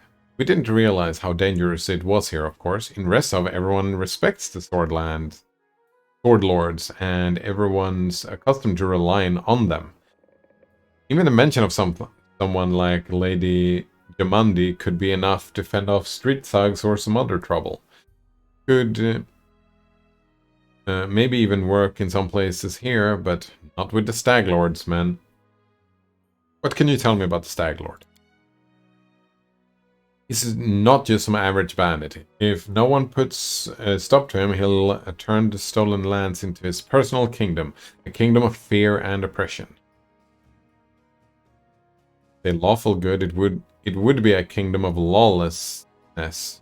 Once I've dealt with the Stag Lord, your life will improve, or chaotic good. I like adventures, but I definitely prefer ones that involve stopping villains and helping people. Yeah, that sounds like chaotic good. That was a chaotic good action, just saying those words. Not a big fan of the alignment system. Svetlana says, I can't thank you enough for the hope you've given me, but please be careful. The Stag Lord is extremely dangerous. Oh, I have to go. That was it. We don't shop with her. Oh, we got Svetlana's ring quest. Talk to everybody. Do a quick save. Oleg. Let's talk to Oleg. Greetings. Oleg seems to be in a good mood, greeting you warmly. You certainly ruffled those villains' feathers. Well, anyway, new day, new troubles. Have you seen the fog? I've never seen anything like it before. The road to Restov looks like someone spilled milk and just hung it in the air. I couldn't see anything through that soup, not even with a torch. Feels like witchcraft to me. I'd bet the Stag Lord is involved somehow. Rumors say he deals with all kinds of bad magic. Show me your wares, Oleg. Nothing too good for such a good person. Alright, so, we sell... How much money does he have? Like, does he have infinite money? Oh, it looks that way. So, all this studded leather. We don't... Oh, actually, we have light leather, studded leather.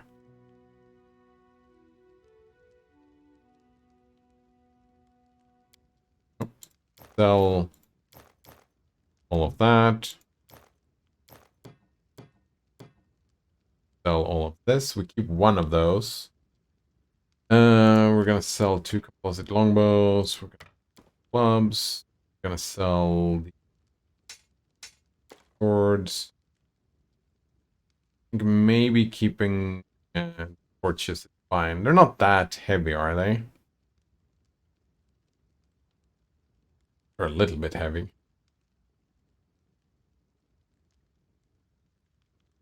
What? We just need 1 torch. Fine. Well, Tab says, what made you quit Enslaved? I finished the game. Yeah. I finished the storyline. I had a moment where I was like, oh, this is annoying.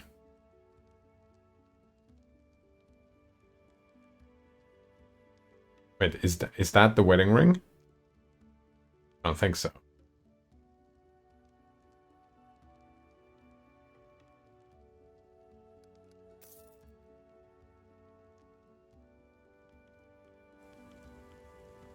Something tells me I can just go in here and drop all the other weapons in stash. Let's do that. Oh, so I felt like I finished it. Yeah, I finished the storyline. And that was it.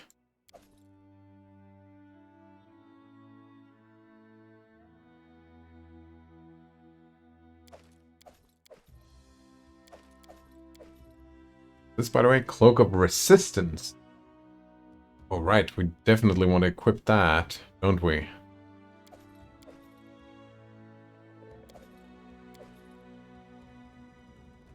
Check this out, right? We have the Cloak... Oh, not it. Here we go. Cloak of Resistance. 1 resistance bonus on all saving throws. Bonuses of the same type. They don't stack. What else do we have? Braces of Armor. These braces grants their wearer an armor bonus of +1 as they were wearing armor.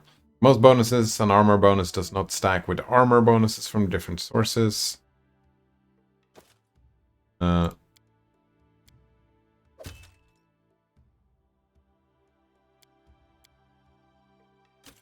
yeah.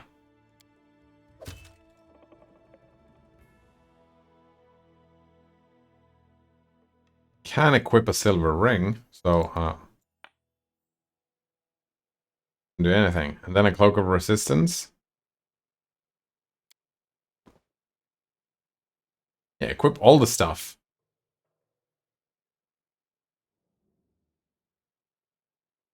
Fine. You don't have any weapons and just punch people with your fists. Fulgidino says, what is this game about? Looks like an inventory management game. It feels like an inventory management game, yeah. What is it about?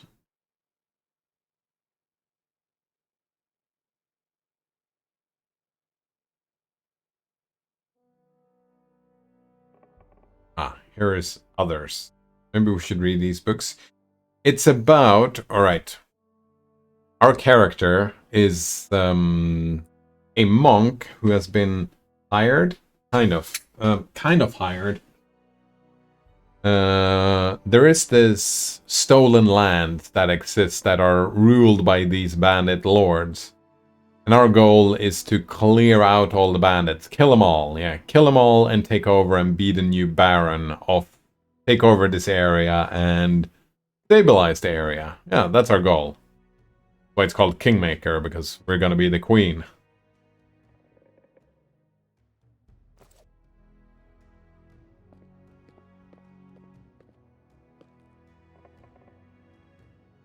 XNV, XNV, nice to see you again. Any all-time favorite games? Oh, wow. That's a broad question. Stuff that pops to mind is like, oh, well, Factorio. If we think about from my childhood, Ocarina of Time. Ocarina of Time left an impression. Final Fantasy 7 and 9 left impressions on me as a kid. Since we're saying all time. Or modern though, it's like Oxygen not included. Oh, it's so good. I like that. What else? I mean, I spent so much time in World of Warcraft back in the day. I don't play it anymore, but I spent so much time in World of Warcraft. I spent a lot of time in Warframe as well. I don't play it anymore, but...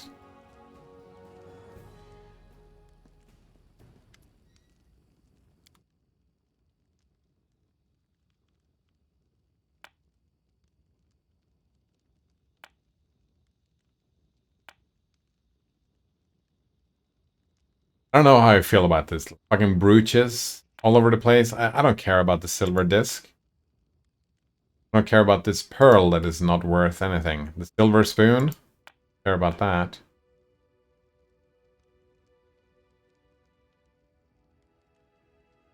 I should put the food in the box here.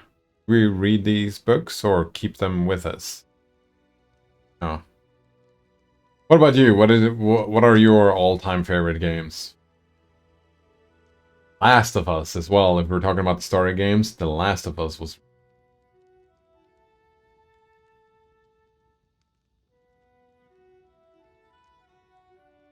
Olgatino's says, oof.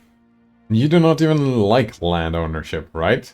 Well, I don't have to own the land, right? There is this dude claiming that he owns the land, and I'm gonna put him down, Colgatin on tap, yeah. I'm gonna put him down. Gotta just put him down. And then I'm gonna be the Baron. I don't have to own it to be the queen. Like, the queen doesn't have to own the land. I can just be the queen of the land. XNV says oxygen not included, but not Kerbal Space Program. I've tried a couple of times to get into Kerbal Space Program, but I think that I would probably enjoy Kerbal Space Program when I get into it. The thing that I really, the thing that threw me off the couple of times, it was years ago. Years ago I tried it. The thing that put me off, I wasn't feeling it when I had to design the rockets. That kind of, designing the rockets kind of bored me a bit. But I would imagine, yeah, I would imagine that I could enjoy Kerbal Space Program if I just get past the building of the rockets part and just build the space program, right? Well, Tap says, yeah, but the game promotes the idea of owning land. Does that make you seethe with anger? Oh yeah, my blood is boiling. Actually, I don't know if the game promotes that idea yet. It hasn't told me that I should own the land. The only people who has claimed to own land is this bandit lord, the Stag Lord. And our goal is to kill the only person who has promoting the idea of owning land. So I'm not sure if the game will promote the idea of owning land. Like, is the game gonna treat me as the owner of the land when I become queen? Volgitune Tab says, no, but it promotes the idea that land can be owned. That's what I'm saying. I'm not sure. I don't think it does. Maybe it will. We'll see, right? It has a character in it that feels that land can be owned. I don't know if the game itself promotes the idea. I am not convinced. Not at all. Right, what is this? Guide for Travelers, Hunters, and Explorers of the River Kingdoms, Volume 5, Monsters and Beasts. This is the book. It says Will-O-Wisp, an amusing glowing ball which looks harmless, doesn't arouse any natural suspicion, pretends to be a guiding light in the marshes, but leads travelers to certain death. The agonizing fear of their victims is the monster's nourishing dinner. If you manage to resist their tricks, make sure you have some electrical protection. The monster electrocutes any visitors it fails to lure in terror. Werewolves prefer to hunt in groups and attack alone travelers. It is entirely possible that a Varisian camp or troop could turn into a pack of bloodthirsty lycanthropes under the cover of darkness. Ordinary weapons stand little chance against them, but a silver blade greatly increases the chances of survival. Primals. Powerful creatures of the primal realm occasionally visit this world for amusement. It is best to stay out of a primal's way. Don't fight it. It is extremely dangerous. But if life is at stake, resort to cold steel. Didn't it mention stealing land? Oh, the stolen lands. That's just the name of the lands. The stolen lands. I suppose naming it the stolen lands implies that someone has stolen them. I don't know. I feel like naming an area doesn't necessarily promote anything. Name, right? Maybe the stolen lands are called that not because the lands are stolen, but because there is a lot of stealing going on in these lands, right? Well, Tab says, well, if it's just a name, then it does not mean anything. I mean, it could, but it doesn't necessarily.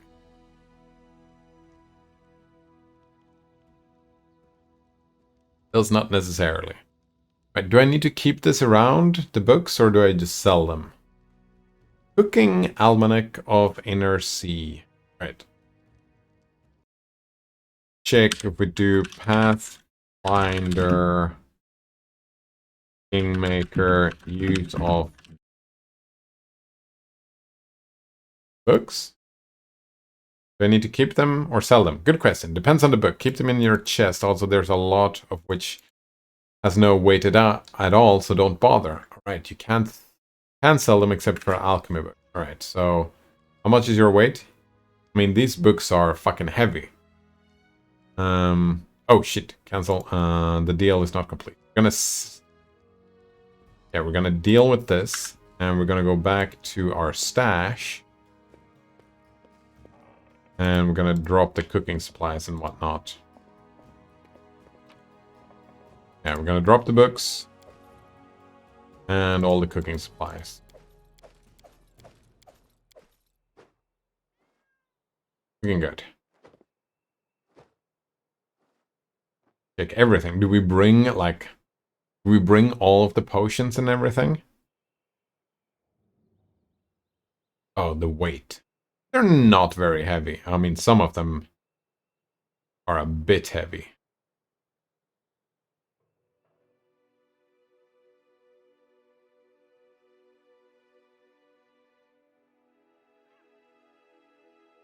It's fine.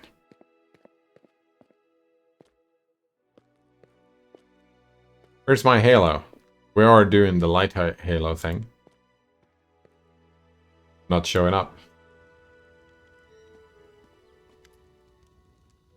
Tell me about yourself. Why open a trading post in such a dangerous place? I just dislike the noise, Oleg answers reluctantly. I'm from Restov. Cities are complicated. Lots of people and each with their place on the shelf. Bow before this one, fear this other. Don't do business with the third. Be sure to be extra nice to the fourth. All the villages are a little better. Everyone likes to stick to their noses into each other's business. I just wanted a place where I could be my own master, and so I ended up here. Good job. XNV says that Kerbal Space Program might be my all-time favorite. Nice. Too many old favorites to list, right? It's a difficult question, isn't it, XNV? Various Marios, Link to the Past. Both Portals were good. Oh, yeah, I liked Portal. Games, didn't play those. Rockstar Games. Also had a mud addiction. That's pretty neat. Are there still muds going on? I mean, if you had a mud addiction, can you get an addiction again? Or has that time passed? Like my World of Warcraft time has passed. I think my Warframe time has passed as well. Oh. Oh, I played a lot of Civilization 5, I remember now. Yeah, played quite a bit of Civilization 5.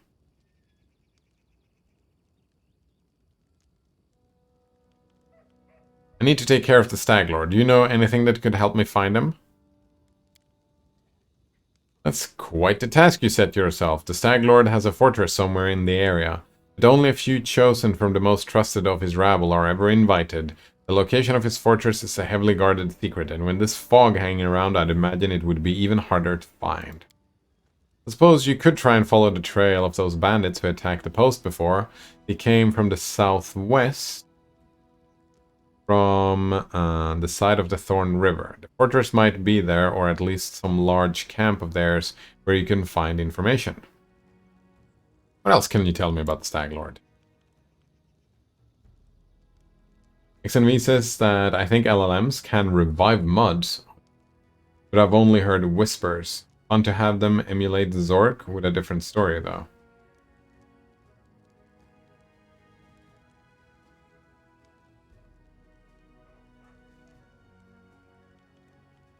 That is interesting. Yeah, I mean, AI is there's gonna be like so many cool games in the future, right? With the help of AI. Fantastic.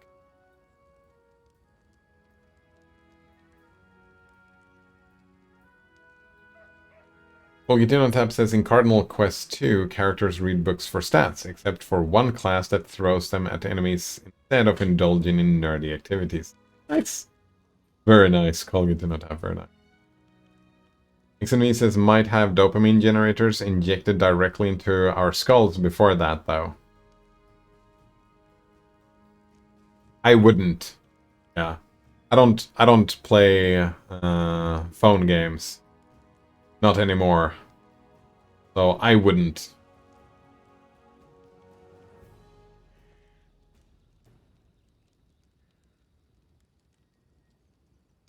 Yeah, the dopamine pumps, those types of games.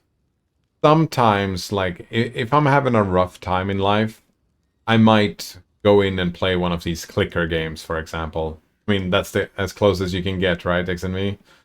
So I would play one of those clicker games when I struggle emotionally with life at the moment, just to have something to take my mind off, get all that dopamine. But yeah, so sometimes maybe I would use the dopamine generators, the dopamine injectors, but not all the time.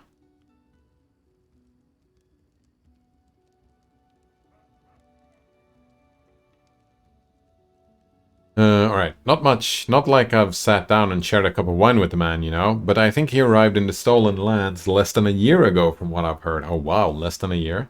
But as soon as he got here, he took over everything. I wrote to Restov to try to warn them that the Stag Lord wasn't some typical gang leader, but they didn't listen. The rumors of him are horrible. He'll kill a person if they so much as disagree with him. He never reveals his face. Those who've seen him up close report the same thing. Ugly scars over every inch of his skin and not covered by his clothes. The Stag Lord's past is a mystery. He just arrived one day. He was immediately a power to be reckoned with. I guess most surprising thing about him is that he has as many followers who admire him as he has minions who obey him out of fear.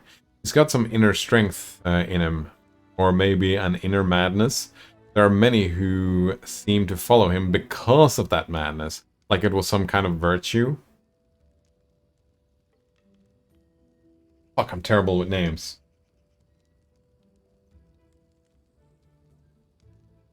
I'm thinking about that season of The Walking Dead with the dude. I am Negan. There we go. I am Negan. XNV says, I also mean that we might be some kind of virtual reality / Neuralink hybrid that will be better than anything ever. Oh, oh man. One can dream, eh, XNV? That would be my dream, yeah. Living forever in a virtual world, uploading consciousness or whatever, right? That would be the trend, right? The end goal of that is just moving out of your brain and out of your flesh suit into a digital suit. Oh man. Transistor. Oh man, I loved Transistor. We're talking about favorite games. Yeah, like Transistor. Such a good game.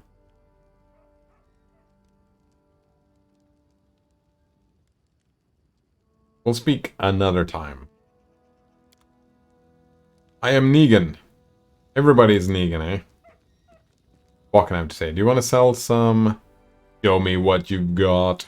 Bokken puts his hand on his hips. Ha! Old Bokken still knows a few tricks to impress these blood-sucking dummies. Enough hiding in the damn bushes, I say. Show me what you have. Here we go. You just buy a bunch of potions.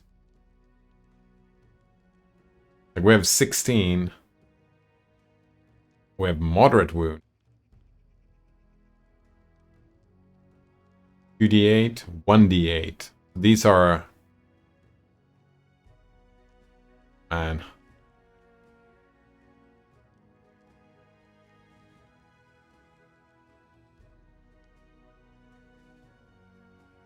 They are fucking expensive, though.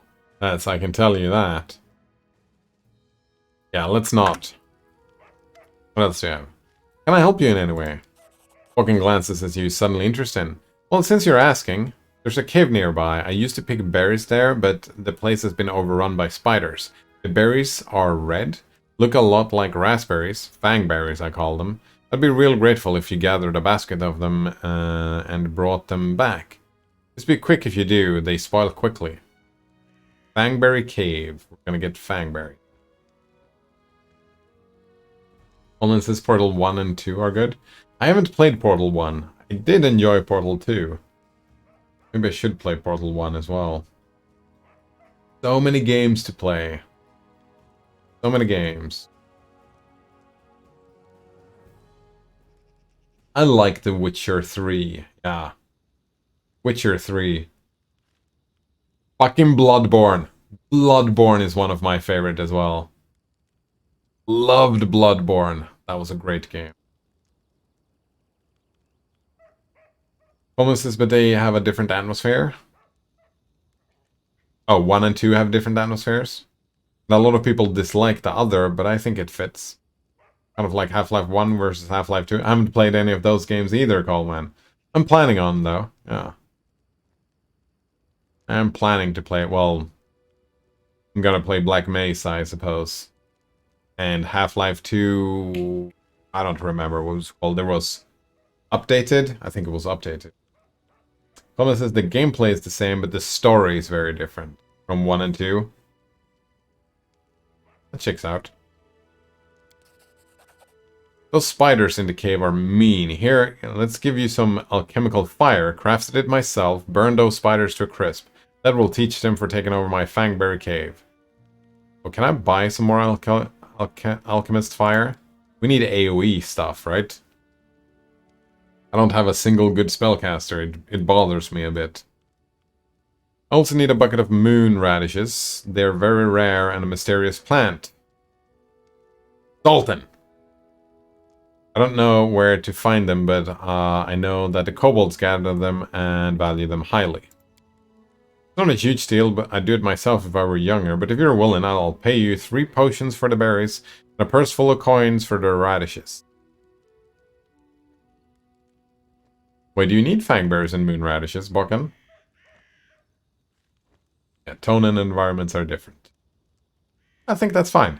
That's usually why I recommend, because I recommend people watch the TV show Undone, right? I recommend watching them separately. First season and then the second season, because sure, it's very similar, but it's also two standalone things. Tone and environments are different in that game, in those shows as well, so both were good in their own way. I'm a fan of that. Alright. You want to know, huh? Well, I'll gladly tell you after you bring me some. Alright, I'll try to help. Fucking glances you, hopefully. Just watch out, alright? Don't end up someone's lunch. Remind me what you do here? No, we already know that. I should go. Here we go. So, let's check the journal. Yeah, we have the stolen land. We have spent 2 days already. We have set off to Thornford and the bandit camp there.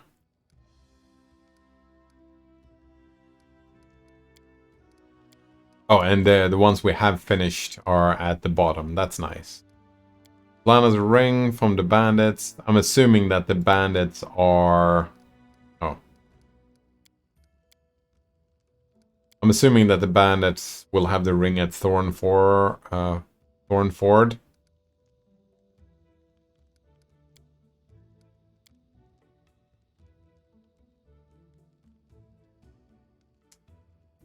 Fangberries. But he said about something... Oh, yeah. Fangberries and moon radishes.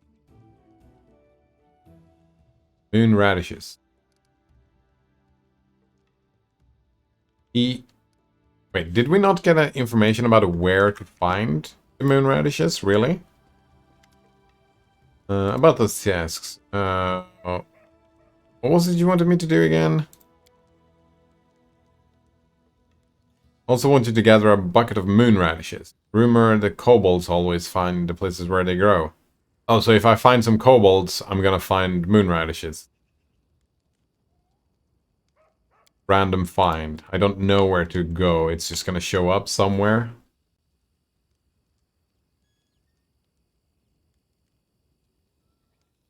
Holmes' Portal 2 is just funny robots doing funny things. Look, they broke someone's legs. Very nice. Very nice. Meanwhile, Portal 1 is, why are you here? Why is there no one in these observation rooms looking down at you? Why is there just this slightly glitchy robotic voice telling you everything? That kind of stuff. Oh, like, What remains of Edith Finch?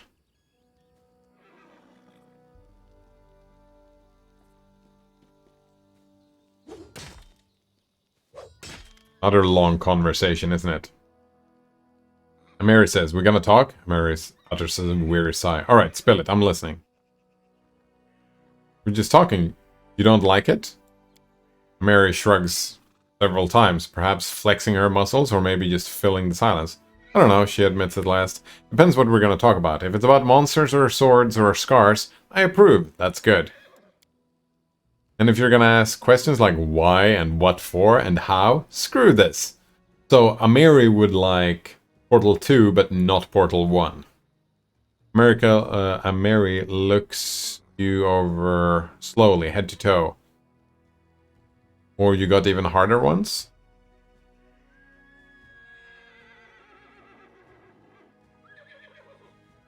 That's a formidable weapon, but it's not just a simple weapon, is it? You bet it's not simple. Check out how big it is. She proudly raises the blade, and you notice that even though Amiri is extremely strong, she still has difficulty wielding such a large sword. This sword belonged to a real blasted frost giant. I killed the beast and took this looker for myself. Fits me perfect, my damned trophy. Mary's eyes flashes with menace as if she's challenging some invisible enemy to try and taking away her trophy.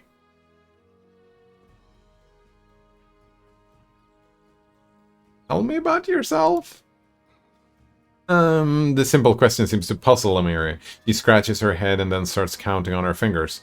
First, I'm a barbarian. I'm strong. I grew up in the realm of the Mammoth Lords. I left my tribe, the Six Bears. Amiri looks thoughtfully at her four bent fingers and shrugs.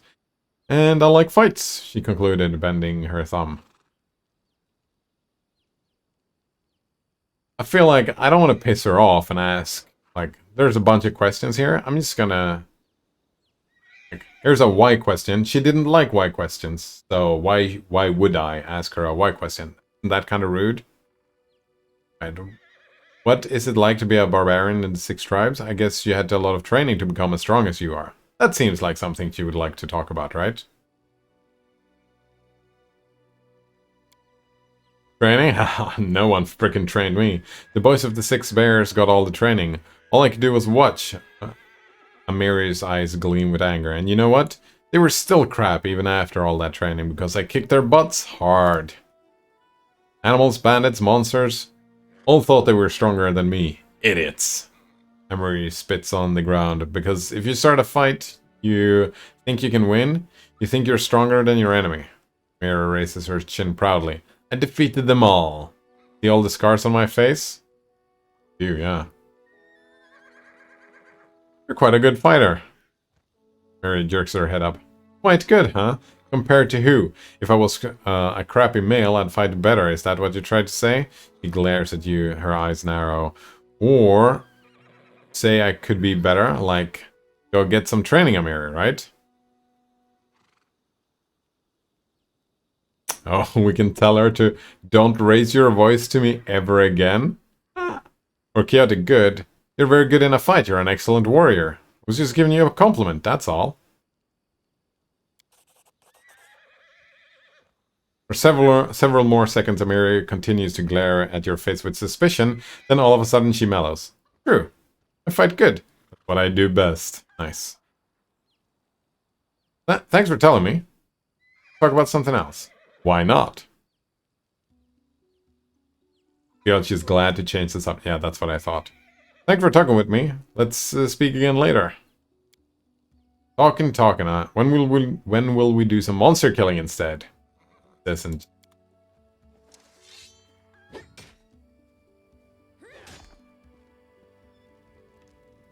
Where is the paladin? Probably over here. No, it's not a paladin. It's a fighter. Looks like a paladin, though.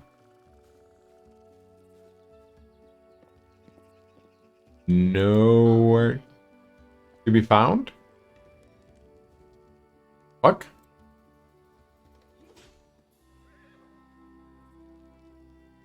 Oh, maybe up here. Ah, there we go. Also loot. Valerie. Greetings, Valerie sighs.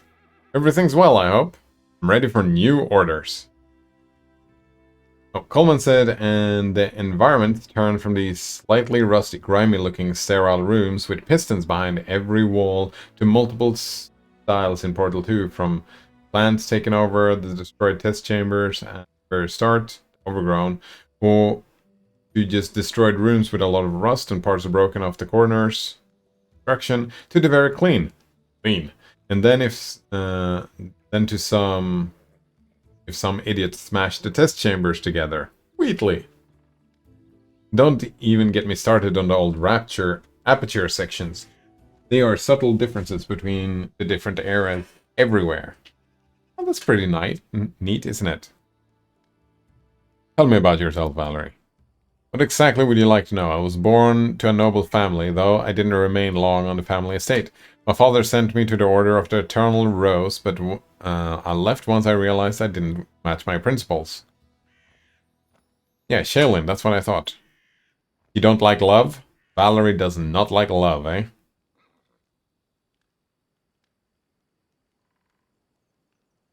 Where are you from? What was your childhood like? Was born in Brevoy, but in fact I never seen much of the country. I spent my childhood on a remote estate owned by my noble family. My father is a respectable philanthropist and benefactor of the Church of Shaylin. He is also a renowned private collector and a great admirer of the arts. Well, my mother sought my education personally. For many years, I learned good manners, how to behave at the dinner table, the proper form of words for every occasion. I also learned the difference between true nobles and low-born upstarts. I learned how to treat each of them properly. Oh, really, Valerie? Our home was always under the protection of several paladins of Shaylin. My father has donated a handsome sum to their order. One of them, a man of venerable age with a grey beard, once let me touch his shining armor. I still remember the admiration I felt when I touched the cold, polished steel. Valerie smiles. All the memories of my childhood, that one is somehow the warmest one. Oh, wow. You're a piece of work, are you not, Valerie? Oof. Why were you sent to the Paladin Order of the Eternal Rose? As you can imagine, from my first days I was surrounded by crowds of servants and nannies, who never stopped praising my heavenly beauty. The paladins of Shaylin used to visit our house echoed these praises. In the end, the general consensus overwhelmed my father's better judgment. When I turned 6, I was brought to the Church of Shaylin and told that this would be my new home. Don't pity me, though, I beg of you. Many who hear the story immediately assume that my parents were cruel and had no love for their child. Valerie's eyes become stern. My parents had respect for me. They taught me something that supported me all my life. Sense of self-esteem. Besides, they didn't abandon me. Once every 6 months, they would come and visit me at Order of the Eternal Rose. We had some tea and then had an hour walk through the garden, and then they would take their leave, as etiquette demanded. Yeah, talk about lawful, eh? Not even sure lawful good, lawful neutral. Right. What did they teach you in the order? A variety of things. Some of them appealed to me, others I simply just couldn't accept. I enjoyed the physical activities and swordmanship, but the arts, calligraphy, painting, poetry, and so many other ways to waste one's time. Piece of work. I guess that deep in my heart I always knew I'd never be a true paladin of Shaylin. Wielding a sword always felt more natural me than handling a paintbrush. Why did you leave the order? Well, she already answered, but let her answer again, I suppose. Because of my heavenly beauty. Valerie winces in contempt. Oh, right. According to Shaylin's laws, all art is sacred, whatever form it takes. Severe punishment awaits those who dare harm a painting, sculpture, or poem, no matter how worthless the drivel might be. My looks always attracted unwanted attention from the pilgrims and acolytes. At the temple, I received my first poem, dedicated to me when I was 9. The author was some wealthy geezer. Valerie's lips thin in contempt. That was only the beginning. Sculptures, pictures, poems, I was drowning in them. My admirers mobbed me, and I had to respectfully accept all of their garbage. The clerics of the temple were magnanimous, for my suitors made generous offerings to the church, but one time I just snapped. Barely suppressing anger glitters across Valerie's eyes. Some wealthy idiot had dedicated an extremely untalented poem to me, and he had the nerve to read it right to my face, holding my sleeve. The hour was late, and I was on my way to get some rest after a boring lesson on rhymes. I lost control and tore the poem apart right in front of him. Valerie raises her head proudly. The paladins wanted to impose some punishment upon me. I don't remember which one exactly. They wanted me to repent. Instead, I just gathered my things and left. What did you do after you left the order? I set off for Restov, Valerie shrugs. I wanted to get as far away as possible from Shaylin and the destiny everyone seemed so ready to force upon me. Besides, the school of swordsmanship in Restov has quite a decent reputation. Honestly, I was hoping for an opportunity to learn from the famous Aldori masters. Eventually, it became clear that their technique wasn't a good fit for me. They teach to avoid impact, whereas I prefer to raise my shield. But my abilities and skills, which I'd learned in the Order of the Eternal Rose, were enough to make the Sword Lords take an interest in me. They offered me a chance to join the mercenaries who served the Sword Lords, and accepted. I bet your beauty inspired many people in the order. Valerie's gaze suddenly becomes cold, and here I'd hoped to avoid the question. She exhales loudly. Well, let's get this over with once and for all. You should understand that I'm perfectly aware that most races, orders, and genders find me physically attractive. Beyond my power to change that, but I've never given a potential admirer any reason to start a conversation with me. But it doesn't stop them. After leaving the order, I took a dagger and I cut off the long hair they used to praise. Well, now I get letters praising the beauty of my eyes. It was because of my appearance I ended up in the Order of the Eternal Rose, though I never wanted to become a paladin. It was because of my beauty that an infinite number of suitors have pursued me, all of them confusing simple politeness with hints of affection. Clenches her fist. Do you know what I really want? I want people to stop treating me like a piece of art. I want them to notice that I'm a person, that I'm capable of something more than smiling for paintings, where I sit wearing a lacy satin dress, holding a basket of peaches in my lap. Is that too much to ask? The last question comes out in a shout, though Valerie doesn't seem to realize it.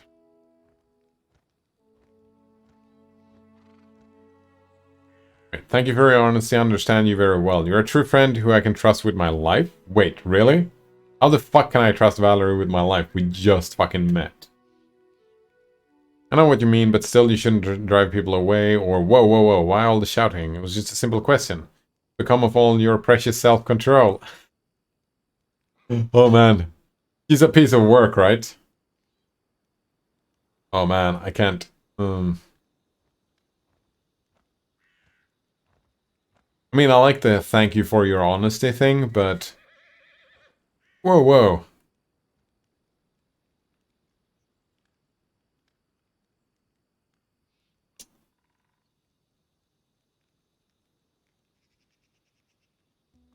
You mean true friend?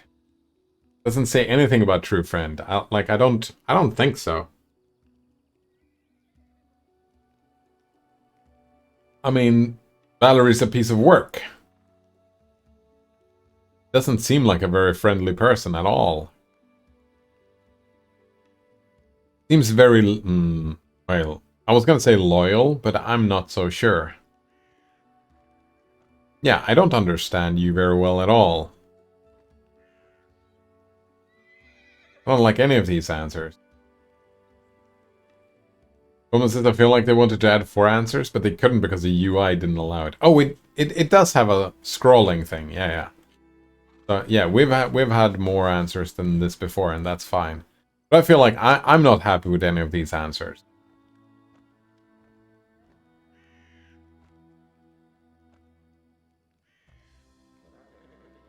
Something tells me that these conversations and stories were written separately and then plugged into the UI, and they made the UI fit after, which makes sense, right? There's a lot of writing in this game, a lot of writing.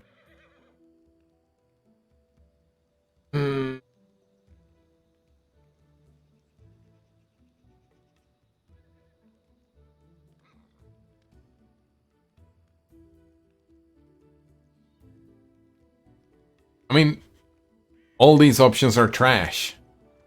Let's go with the friendly one, right? Instead of trying to piss her off. Go with the friendly one, whatever. Which one is the least trash, right? The trash man. Go with this.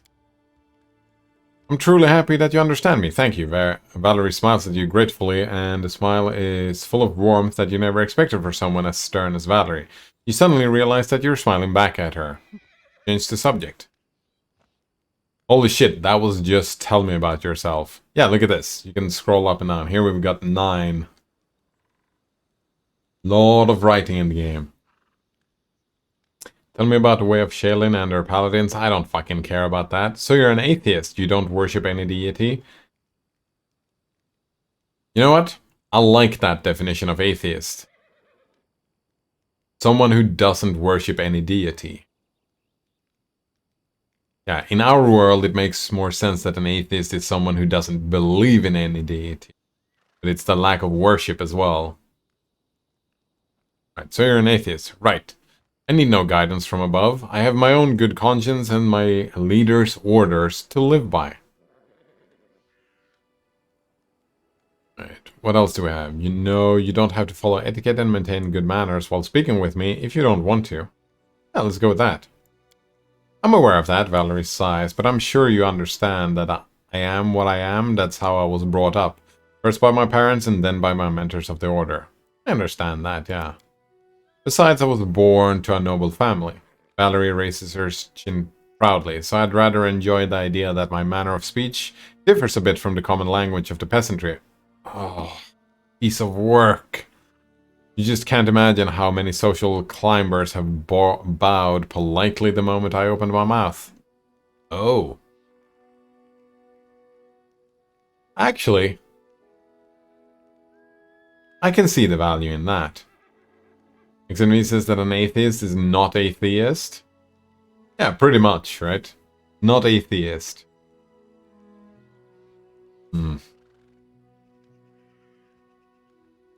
Yes, you have plenty of suitors. We don't need to talk about that anymore.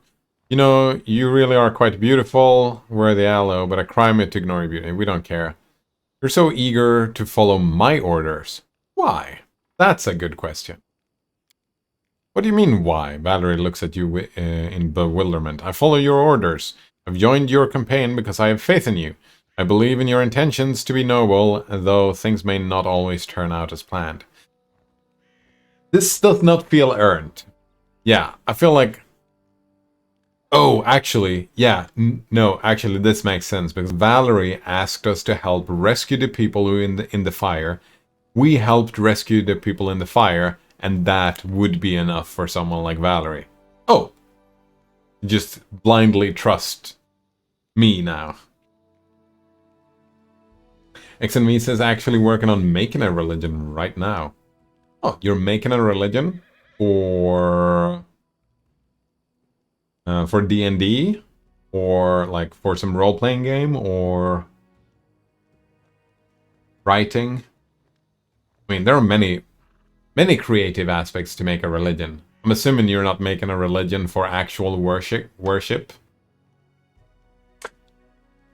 Unless you're gonna be a cult leader, then you could make a religion right now. Start a cult. Get a bunch of people to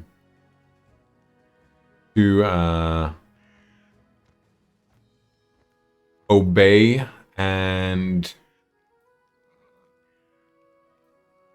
treat your genitals well. That's what you do as a cult leader, right? You have people who worship you, they obey you, and they treat your genitals well. That's a cult in a nutshell. I was gonna say good luck, but I'm not a big fan. Not a big fan. But all the other ones in the oh, on actual religion. Oh, it relates to our open politics discussion actually.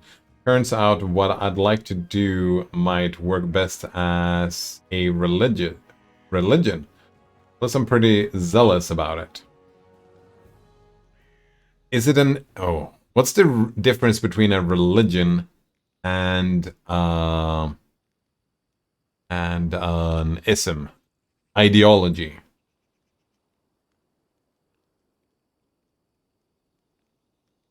I suppose you can have an atheist religion. It doesn't have to be any deities in a religion, but kind of end up like... I would end up calling it an ideology at that point. Does religion require mysticism? People are pretty zealous about ideologies, right?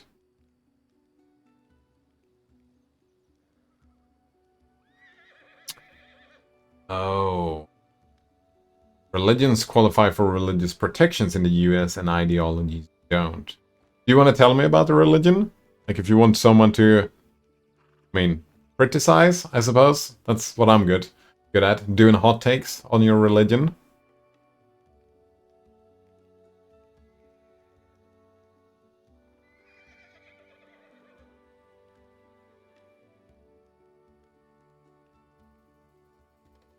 Right. Believe in your intentions to be noble, they may not always turn out as planned. Fine. You're my commander, your orders are law. It's my duty to follow them. Holy shit. Yeah. Super fucking lawful, neutral lawful, indeed. A little bit of good, but... Well, so long as you don't order me to do something that's absolutely dishonorable. Ah, there we go. There it is. Lawful good. But that would never happen, I hope. Alright, thank you for your conversation. Talk to you later. As you wish. I think we've talked to everybody then. Huh.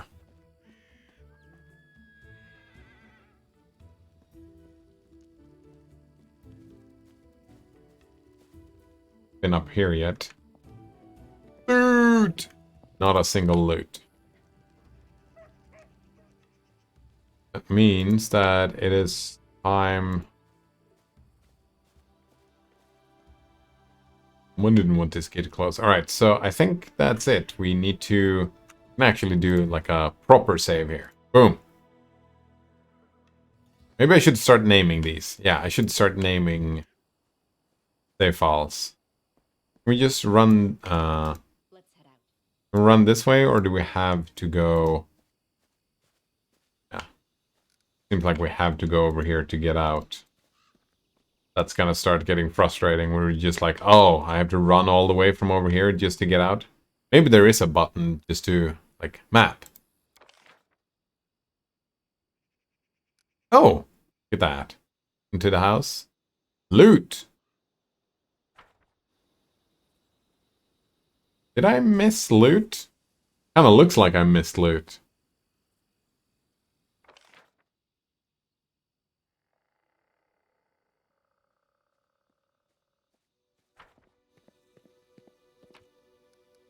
Alright. Yeah, I missed some loot. Let's go and sell it. That's so stupid. Yeah, we go... We're at his place. We go and steal his stuff and sell it back to him. Yep. Here you go. Have a buckler. Yeah, buy these. There you go. Give me 6 gold for him. Fantastic.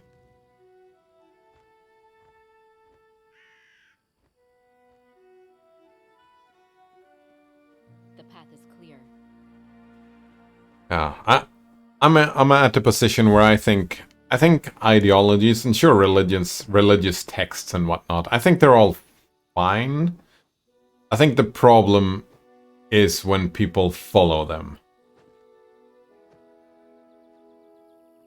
Like, if you make your own religion, if you make your own ideology, I think that makes a lot of sense. But as soon as it starts becoming, oh, everybody else has to follow my ideals, that's when we run into problem.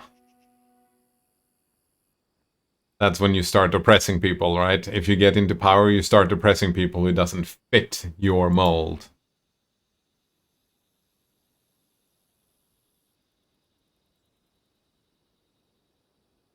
What is this? Trophies left at Oleg's. Oh, this is loot I didn't loot. Right, can I just collect all and then... I can collect all and then I come back, can go and sell them all. Interesting, so we actually don't have to go around and loot everything. You can just go to the exit and just pick up all the loot.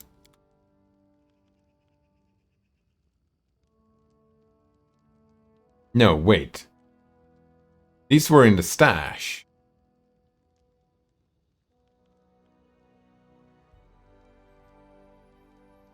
Right? Yeah, these are all the... This is all the stuff I put in the stash. Damn it.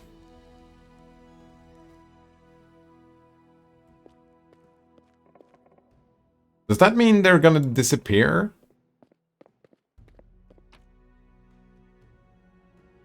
Alright, I gotta know. How does the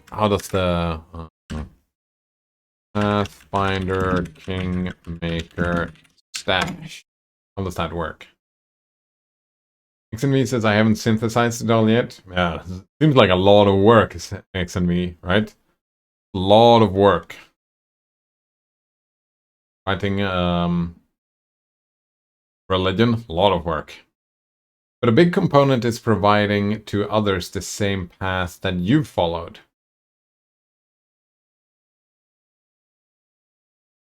Providing to others the same path that you share your solutions, etc. Part of it is minimizing what is required for others to follow that path. Oh. All right.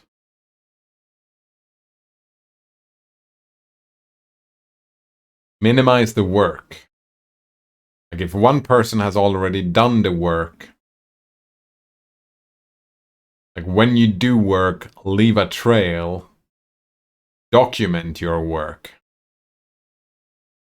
for others to follow, to make life easier for everybody. I can see good and, like, I can see pros and cons with that. Still, we're so overloaded with information, though, that like if you have 10 books that describes how to do one thing, then you have to choose which book, and when you have read that one book, then maybe you have to take another book. And like the consolidation of information becomes problematic. I don't know.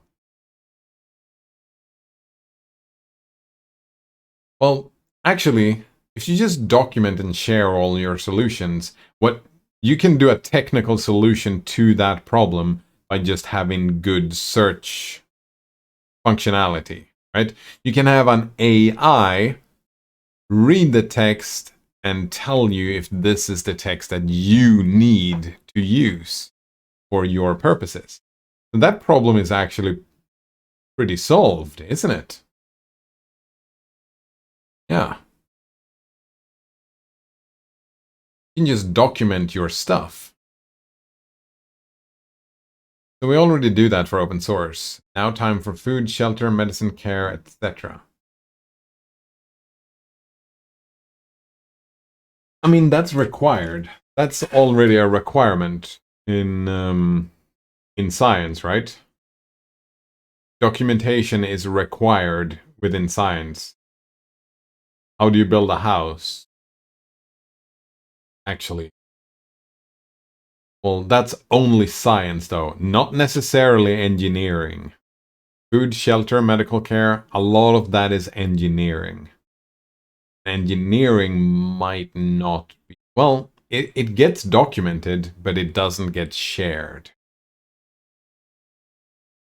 Anything done in open source is already allowed here. Now, the problem is what is done in open source is not allowed in much of the rest of life. Not allowed? How do you mean allowed?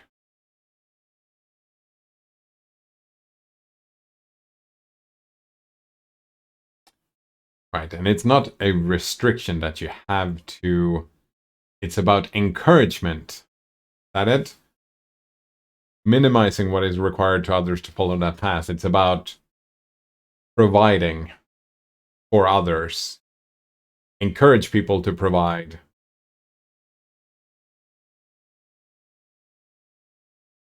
There's a stash in your castle. Oh, right. We will get a stash. Is it safe to store items in the chest in the trading post during chapter 1? Will they still be there? I believe so. I've seen a couple of posts about magic items losing their enchantment if they're stored in the stash. Oh, word. Yep, the chest next to your bed at Oleg's is your party storage. It is also moved to your kingdom later. Sweet. Just make sure that you never try to store anything from the on-exit pop-up. Anything you drop while leaving a map is lost forever. I see, I see. I do need to go over here. And we need to...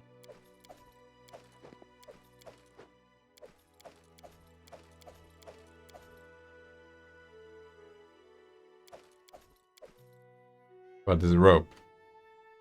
You know what? We're gonna carry a rope. It's always a good idea carrying a rope, I think. We're gonna carry a torch as well. We're not gonna carry all this food. Can carry scroll. Oh, actually, all the potions we're gonna carry. That's fine.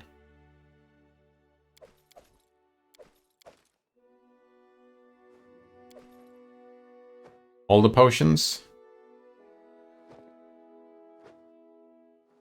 Wait, why are you not? It doesn't stack automatically. Interesting. This is zip, yeah. Indeed, Coleman. Yeah. Nixon me says, for example, I'm not simply allowed to acquire land, produce food, and give it all away indefinitely. Actually illegal to just do that. I'm required to go through lots of inefficient processes, etc. However, if it's against my religion, it may be possible to receive exemptions. Oh, but that's what you're saying though, right? You're saying I'm required to go through lots of inefficient processes, etc. If it's part of your religion, that having that religion and receive those exemptions is just another inefficient route, right? So it's still, you're still required to go through lots of inefficient processes to do this. So I feel like writing a religion, creating a religion, and going through the other hoops, society hoops, it's just two different paths to the same goal, right? It's still a lot of inefficient processing. And even though I have problems with bureaucracy as much as the next guy, I understand why it's there though, right? You can't just take candies from strangers, right? You can't just have strangers going out giving you candies and you just take the candy and eat it. That's...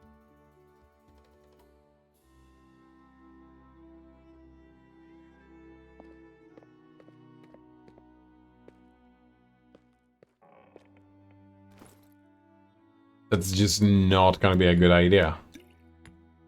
What's these? Potion of Mage Armor. +4 armor bonus 8. And this one is Shield of Faith. Flexion bonus to Ace.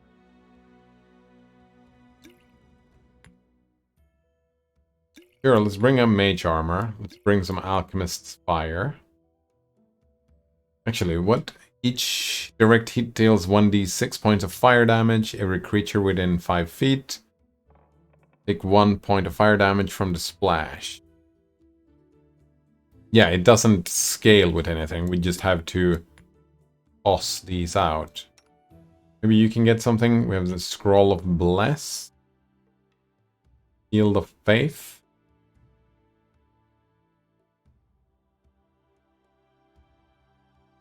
What else do you have? Scroll of Cure Light Wounds. Cure Moderate Wounds. Bless, Shield Faith. And a heal for yourself if you need. Or Deflection Bone. Coleman says, if Fallout 1 ever taught me anything, it's that you should always have a rope on your person at all times. Yes, exactly. I learned that from Tibia. Do you remember that game? You ever play that game? Yep. I didn't bring a rope once. I had a bad time. Yep. Yep. I just got fucking stuck. No enemies to kill me so I could respawn or anything. I was just fucking stuck. XNV says, and it's pretty much against my religion at this point.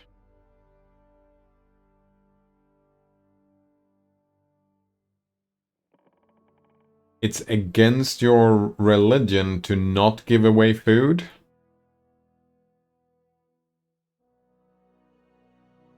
I feel like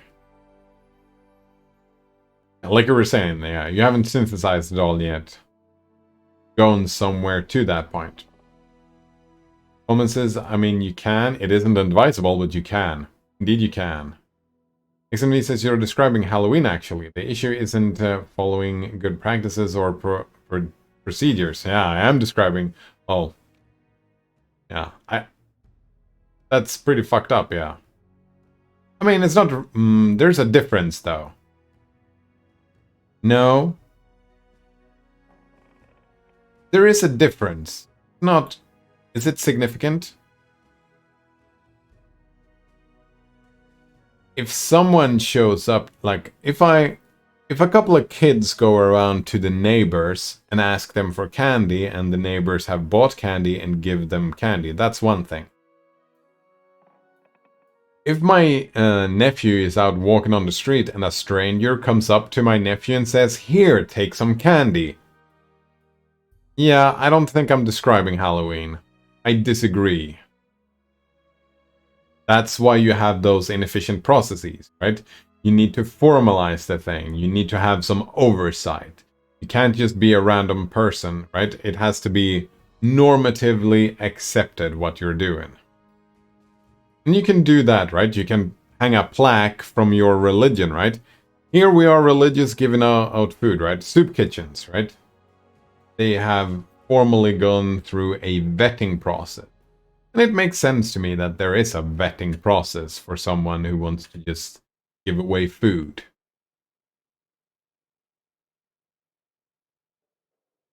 People are not to be trusted. Alright, you're describing Halloween actually. The issue isn't following good practices or procedures. It's against the ones that prevent others from following this path.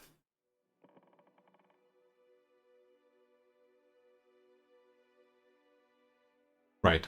Yeah, that's the part I misunderstood with produce food, give it all away indefinitely.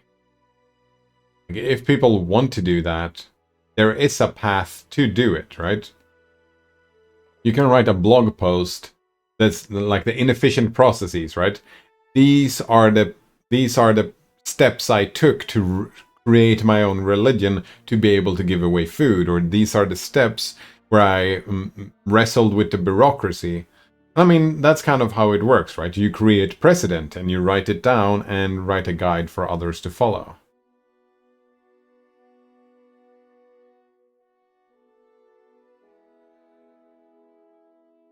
And I mean, the people who work at these, I mean, the bureaucrats, the one who makes your, if you want to go and give away food, right?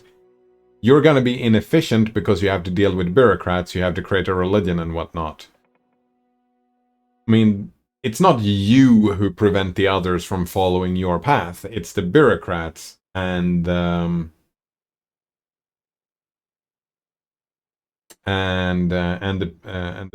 yeah, it's the bureaucrats, right? It's not the religion that stops you, it's the state, and the church and state are separated. Your religion, like a bureaucrat would not be allowed to say, oh, this goes against my religion, therefore I just now, when I work as a bureaucrat, I'm just gonna allow everybody to do everything. That's, like, it's not gonna work. Like, oh, okay, you're fucking fired. So a religion won't save you from that.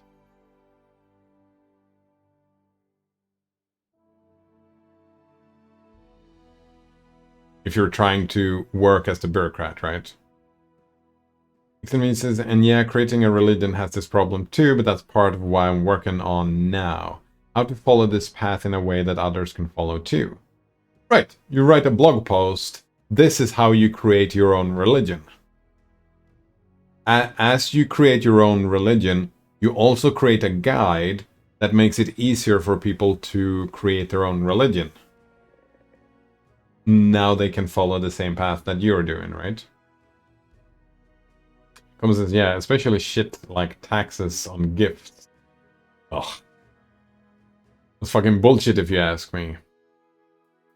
I would imagine that the economy has a lot of bullshit in it. XNV says, let's say there was an open candy manufacturing and distribution process. There was a button I could press to replicate the entire thing as things exist today. It would be illegal for me to press that button. Yeah. And if you have a religion, that religion will not allow you to go and press that button. That's not gonna happen, right? It is already allowed for someone else. Yeah. And that brings me back to the creating... I think creating it as a religion would cause more problems than solutions for you. Because I think that the response would be, well, this shit is illegal, right? Let's say you created a religion that required you to murder a person once a year. Your religion wouldn't allow you to murder a person once a year.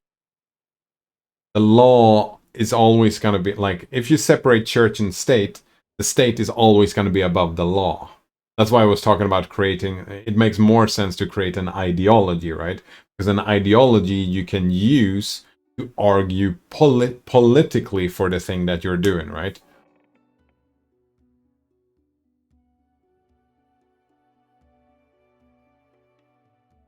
If that makes sense? I don't even know. XNV says it's not illegal for good reasons. I mean... Good reasons? I mean, it is illegal for reasons, and some people are of the opinion that these reasons are good. You and me are of the opinion that these reasons are bad, but they are of the belief that they're good. I mean, good is always a subjective value judgment. That's why we have so many different ideologies, right? Because people disagree.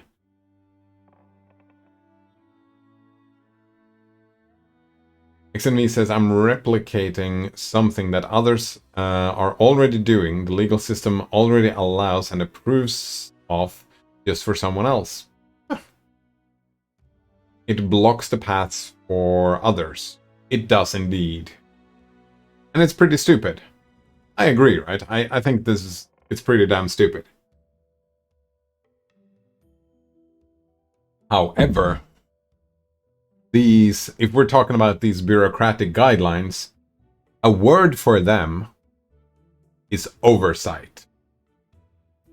Right? Because you can claim XNV. That's the thing. People are not to be trusted.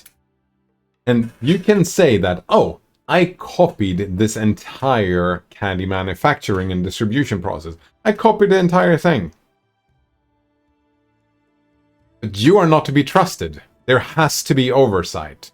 There has to be something that blocks you from doing this or that, right?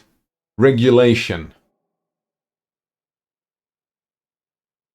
And I can see how an ideology would force the first candy manufacturing and distribution process that we could have like if we're talking politically here, I'm all the way behind you if you say that, oh, I want a law that when you build a manufacturing and distribution process, the whole thing has to be transparent. It has to be, you have to write a guide exactly how you achieved what you have achieved, including jumping through the bureaucratic hoops, including how you set up machines, what machines you're using, where, like, everything you do should be documented and provided to the public. Every single step should be provided to the public so that it makes it easier for other people to replicate. But they still would have to jump through those inefficient hoops, because efficiency isn't the end all, be all that a society needs. So I'm gonna flip-flop on this. So I'm gonna say it is illegal for good reasons. Yeah, I've talked myself into changing my mind that yes, it is illegal for that, and some, not all, but some of the reasons why that is illegal, I consider as good reasons.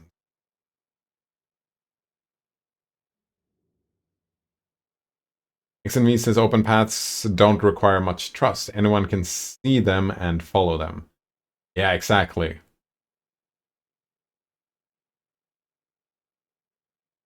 Oh, interesting. And if we're building a religion where everything you do has to be put into the open, that's not even a religion, right? That's creating a norm where whenever you engage with society, everything you do,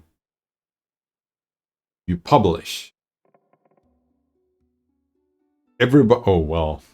Oh, suddenly we're at 1984, right? Because if everything is documented and open for everybody, that means the surveillance state. This whole thing, right? If we're trying to build this, no, that's why we build it as a religion, because it's about you opening up. It's not about people looking at you from the outside. It's about you sharing, right? Sharing is caring. So that's not at all it. Because we have it as a way of life, if you will. Your way of life is opening up everything that you consider useful for others. Or, like, when you do things, you just open that shit up. Because sharing is caring. And if we like, that's not gonna happen in our lifetimes, but one can imagine, like, as a thought experiment. Imagine... Yeah, thought experiment. 50 years from now, when everybody... Well, when this style of approach has been adapted and everybody opens their stuff up all the time, the oversight and the hoops can be handled not by the person that wants to do the thing, right? It's not the person who makes the candy manufacturing and distribution process. They have already done their part, because it's part, like, whenever they do something, they document it. That's part of the workflow. That means that the government, or the, like, yeah, the bureaucrats, they can just look at the thing. Yeah, they can just look at the thing. And they can do regulation from that. So it's very much similar to these, like, these inefficient processes that you were talking about. That when people make those inefficient processes, yeah, you open those up, and then someone else can just copy and paste your homework, because why the fuck would we make that homework twice? And if we have a standard of transparency, that's just part of the workflow. It's still it adds a layer of inefficiency to the workflow, but it's a worthwhile inefficiency, right? It's short term, it is inefficient, but long term, it generates efficiency. Like you would argue, right? That long term it would generate efficiency, because you already have everything documented and it's already done for you. The whole idea of automation, right? You automate something, it takes more time and effort and work and is inefficient to automate a thing. But if everybody else automates, use your automation situation, over time, it becomes worthwhile. Trust can still be a factor, but that's recognized in open projects. Yeah, I mean, no. Trust is a factor built into the whole idea, right? Because if everything is open, then if you're doing shenanigans, people can just see you doing shenanigans. If you do it in the open, your shenanigans are not gonna fly. So it's built in a trust system. That's why the reason why so many, when you're talking about security, right? People use open source software because it tends to be more secure, because it has oversight. Anyone can do the oversight. Interesting. XNV says that such a regulation is already done by maintainers, and we elect maintainers by using their stuff. Yeah, that's not gonna fly. I'm opposed. Yeah. Because the maintainers are not to be trusted, right? It's the people who do the oversight. Actually, yeah, I mean, the regulation is done. That's the first step. The maintainers do the maintainers, and we elect maintainers by, oh, right, voting with your wallet. Exactly. But you still need formal oversight, right? There are stuff that should be illegal, right? There is stuff that should be illegal. For example, let's change it to an open candy manufacturing and distribution process to Todd Sweeney. No? Is that the name? Yeah, instead of a candy manufacturing plant, we make a cannibalist manufacturing plant, and they murder a bunch of people and make meat pies of the people that they murdered. We can't just, oh, I'm not gonna buy this, and then make him stop. That's just not gonna work, right? That regulation has to be from a separate political oversight system that has to be in place.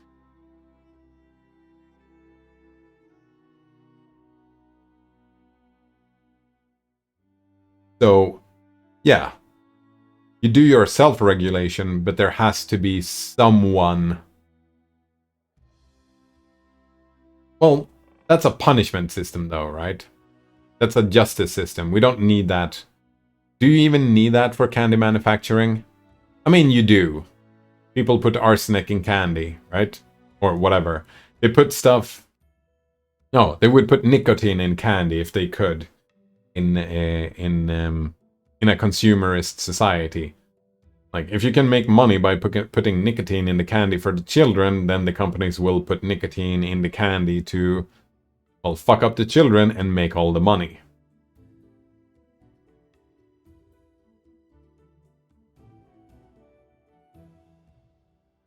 Right, so that would be, yeah, an oversight. We can pay some taxes, right? We just pay some taxes for people to do oversight, and these, yeah, journalists. Yeah, those are who we pay. We pay taxes to get journalists, and the journalists just check everything out. And the journalist's job is to make sure that people know that, oh, just so you know, this candy has nicotine in it. Because people are lazy. People are not going to find that out themselves. Someone needs to inform them of significant regulatory steps, right?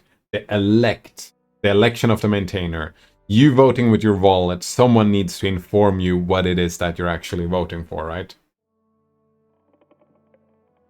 XNV says you can kind of look at countries as projects that you use. Yeah, I like that.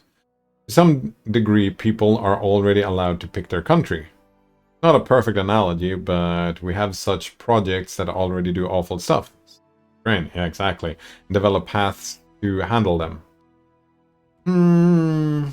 There's a big problem with... I see what you're saying. But, my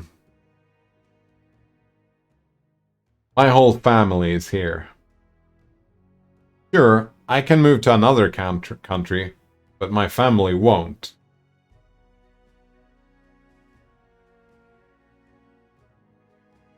So there's a... I've had that thought before, yeah, that we... it's a segregating kind of thought, right?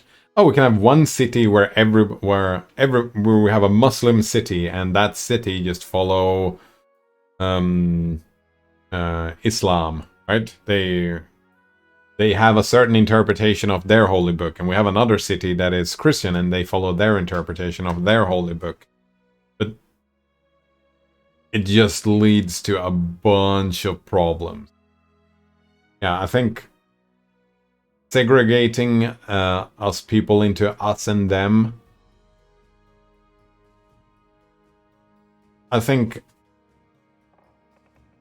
countries like this whole planet needs to be built in a way that allows for anyone to be there. I think that's where it's gotta go in the future, right? We can't murder people for their beliefs or shut people down for their personality or beliefs or anything like that. There has to be a way where the people live in peace. Secularly. Yeah. We need to build a secular system.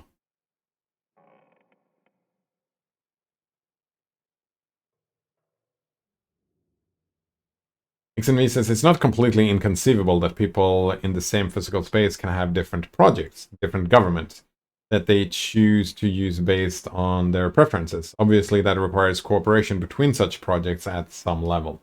Exactly, right?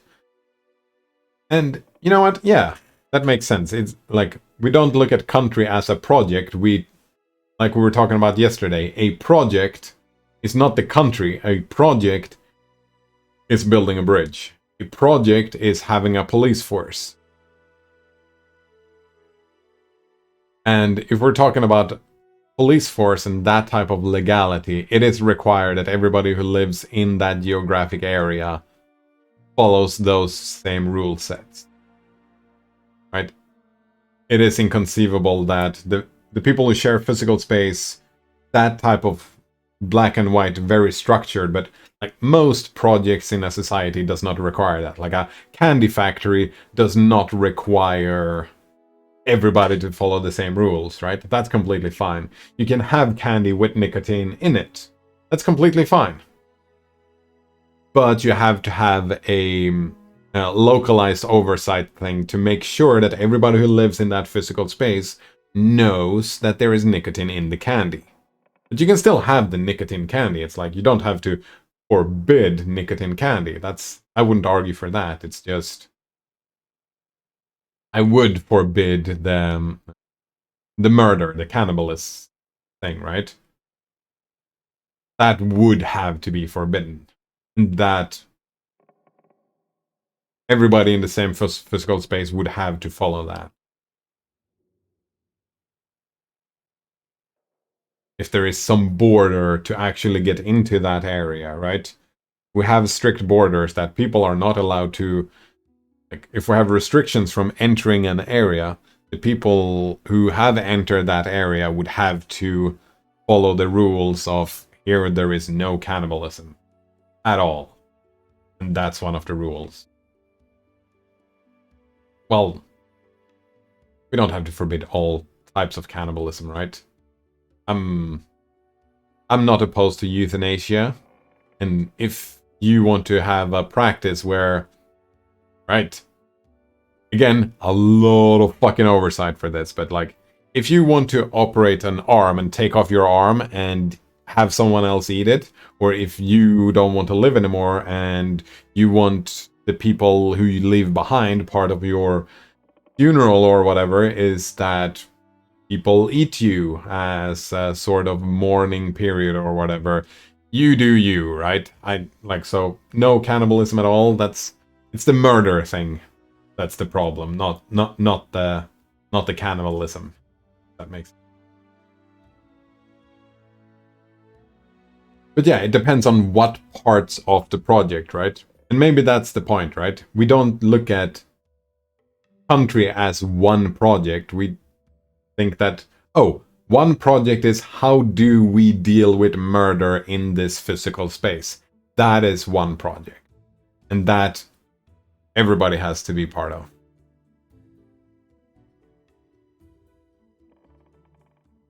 XMV says existing governments that are open with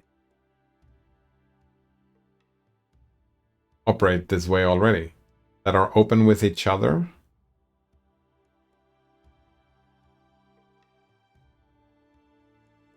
Oh, right. If I go, if I travel to another country and murder someone and then go back, then yeah, they're gonna be like, oh, you're going to prison for murder. Yeah, exactly. They have open because they don't have, well, there are some restrictions, and when there are some restrictions, oh, what's that called again? Yeah. You follow the law in the local area, and that's why we have the passport, right, and the visa. Because there is an agreement that if you go to a place, you follow the laws in that local place. Follow the local laws. That makes sense. I lost my... What am I doing? We're gonna go over here. Then it is lunchtime. But I like that. It is interesting. So some projects are inconceivable. They have to be derived from the physical space that you share with other people. It just has to be that way. But most projects does not have to be dependent on physical space. Some other projects might be dependent on shared resources. Some other projects might be dependent on just pure social... Right? There are so many different projects that have their own dependencies, right? Each project... Yeah. So what would we have? Actually, physically, we would have police, laws, oversight, that would be journalists and police, right? There is you can imagine a, like, investigative police and investigative journalism. You could see a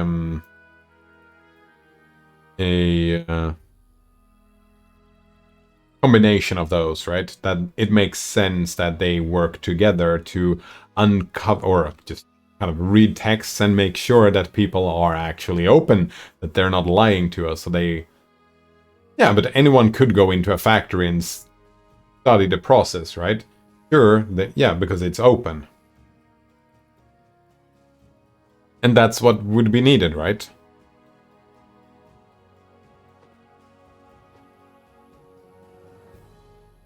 Oh, and of course, medicine. Medicine has to be physical area as well. Infrastructure, right? Roads. Actually, not a bridge, not a road. That's fine, but some roads, like the central line, if you will, the central street where the ambulance and the fire truck is driving. That would have to be part of everybody, right? You share the physical space, you're a part of that. And the hospital and the doctors. I don't even know. What else? Weapons. We're doing punchings. XNV says, so in the same way that open source works because internet access is not scarce, at least For many of us, yeah, indeed. I expect such society works because its basic resources aren't scarce. Food, shelter, safety. Yeah. Oh, right.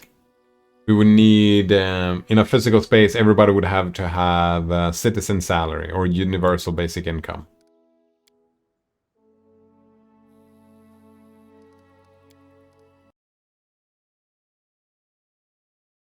Yeah, like you were saying, food, shelter, safety.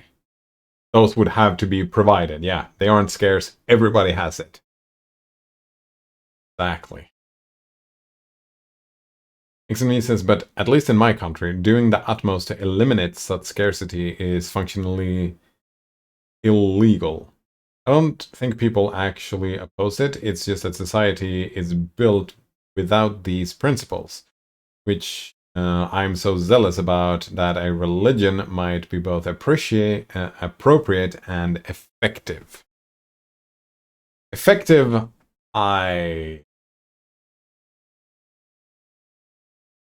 appropriate, I'm with you. Effective, I don't think so. Yeah, that's not... You're not gonna convert people, right? Actually, what is the... Why do I have new items? I want to see. What do you say about religion? The belief and in reverence for, supernatural power or powers regarded as creating or governing the universe. A particular variety such as belief as... Yeah. My view, because I'm not very happy with religion, so I have a very biased view of what a religion is. And they are necessarily not open, because if you design a religion, then kind of you have followers and they don't.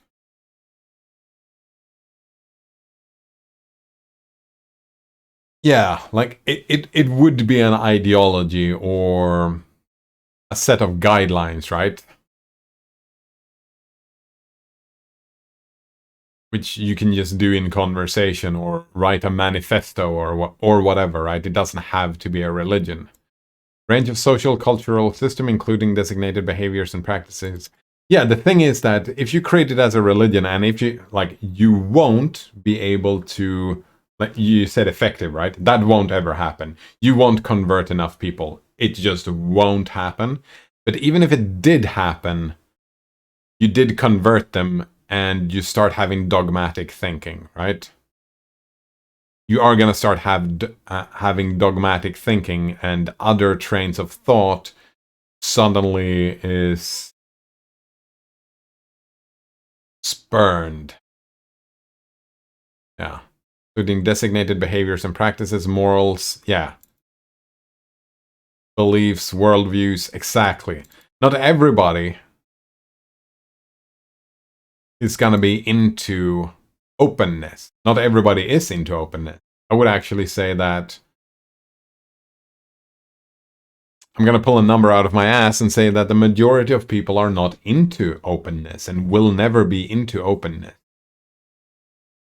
And you will not convert them. If you have a set of morals that people have to follow,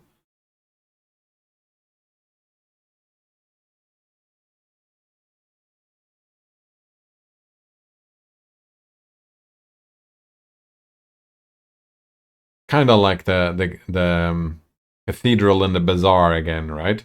You're talking about a bazaar, but you're building it as a cathedral. It leads counterintuitively, right? When you create a religion about being in a bazaar, but when you create a religion, it's already a cathedral that you have created. Right?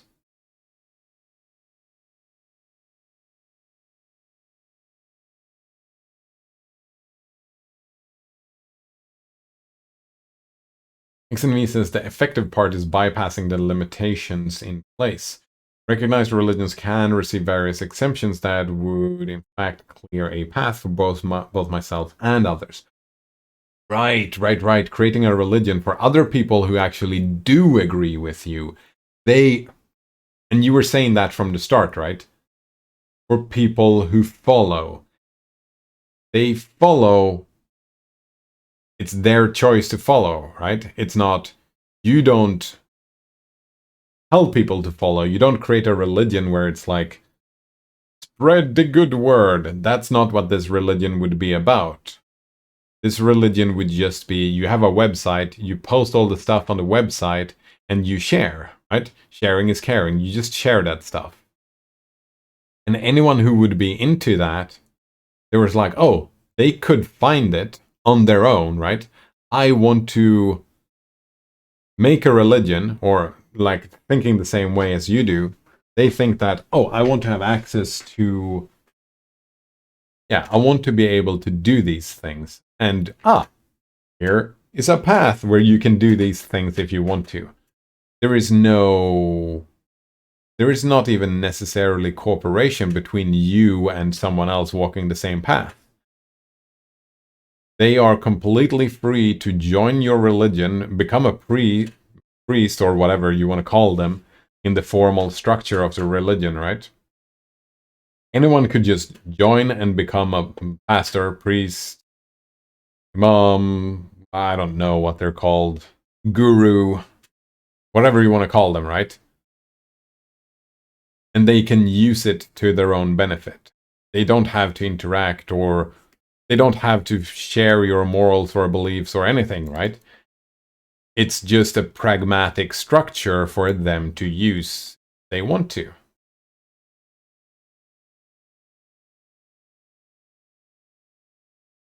Yeah, exactly. It becomes effective because you bypass the limitations for yourself and others. Exactly.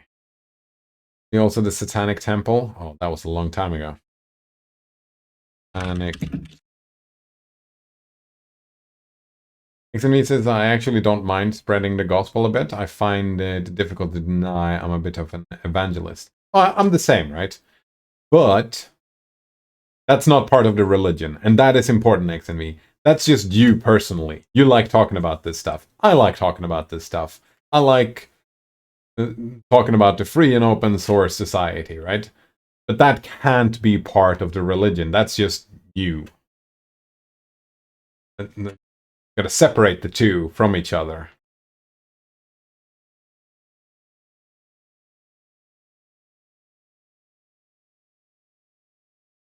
Time ago I read about this. But yeah, you would have to separate the two because, like you said, efficient. You're just creating a path for others to follow. And they can follow it, whatever their morals. But they can, they don't have to interact with you at all, or not really. And the same like with the religious website could not, like, spreading the gospel on the website, I would advise against. Yeah, I would advise against. Same on the Wikipedia page, right? Keep the gospel and the dogma or the morality and all that stuff away from it. Yeah. The Satanic Temple, I always forget. TST is a non-theistic religious organization. That's what I thought, yeah. Primarily based in the US with additional congregates in Canada, Australia, Finland, Germany, UK. Using Greaves, the organization spokesman, promote egalitarianism, social justice, and the separation of church and state. Yeah, there you go. That's what they do, and they have a structure for doing this.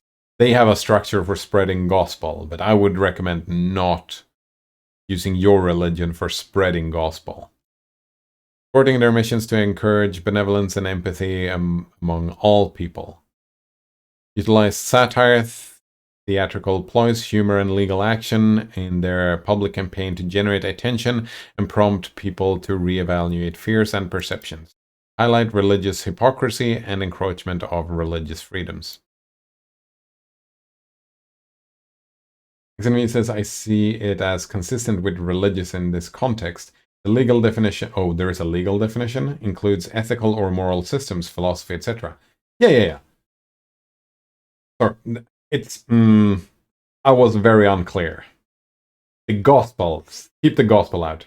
yes, you do have a moral system in place. It has to be a moral system, a philosophical system in place, which is I use this religion, like the part of it, right, was the openness.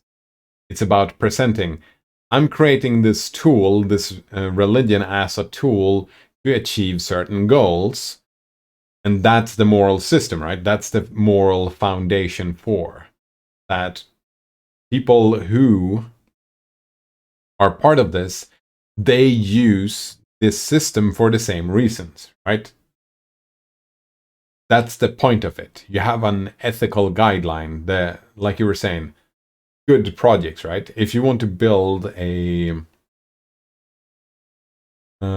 if you want to open a candy manufacturing and distribution process, an open one, because it has to be an open one, right? Your religion is helping you create this by interacting with societal bureaucracy, right? The religion is a project, it's a tool, and the tool is built upon certain and kind of there requires certain moral or opinions. There we go. Like, it would make no sense for someone who does not believe in egalitarianism and social justice to join the Satanic Temple. Just like there would be no reason for someone who doesn't believe in a free and open source society to join a free and open source church or whatever, right? Join a free and open source religion would make no sense for someone who's not into, who doesn't share those values.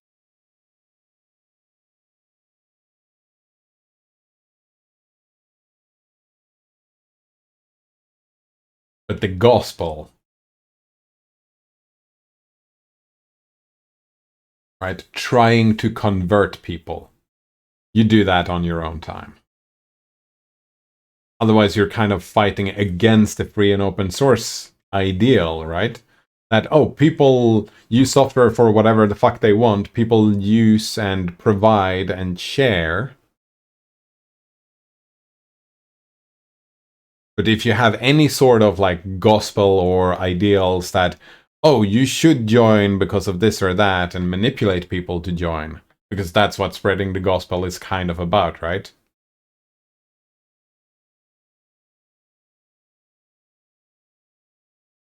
But again, I don't see any problem with you doing that. I think it's a great thing for you to do, but do it just separate the two. This is me as a person, this is the religious organization.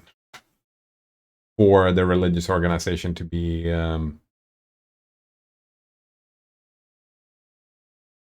me says spreading the gospel has overlap with sharing the open paths, just as spreading gospel is a tenant, so can be spreading the good solutions, including the ideas behind open ecosystems and how they work. I'm not going to declare myself Jesus 2.0 or anything. Exactly, right?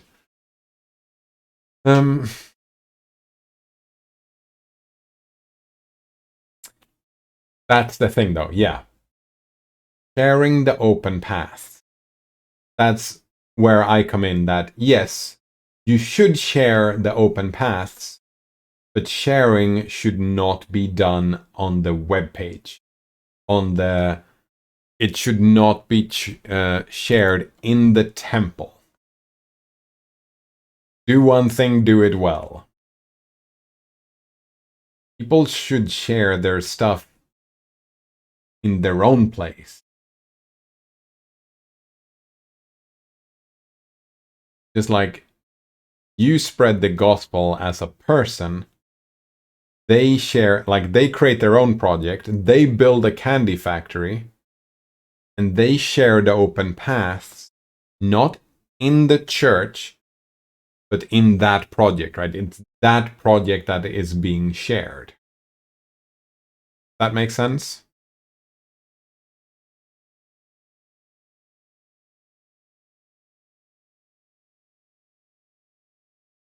Because if you use the temple or your religion as a platform for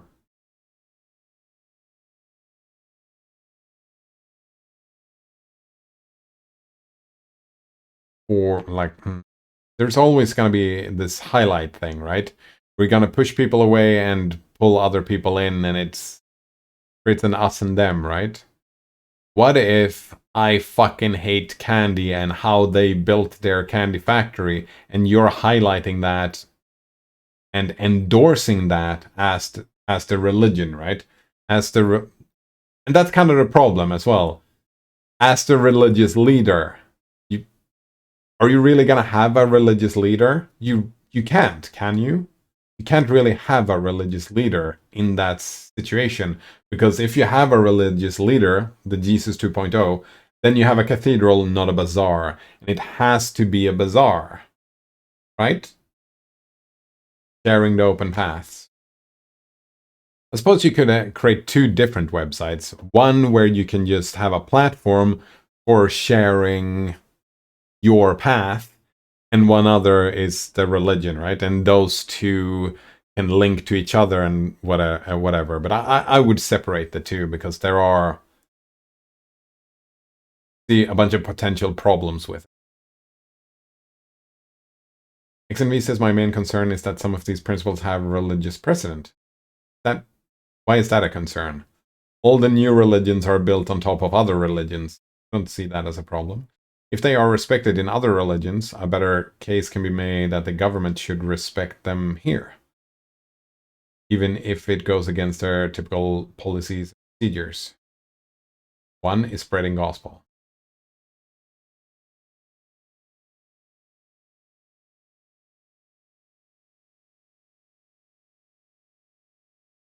Yeah, and I'm immediately like, I'm not religious, and I don't hold any respect to the religions.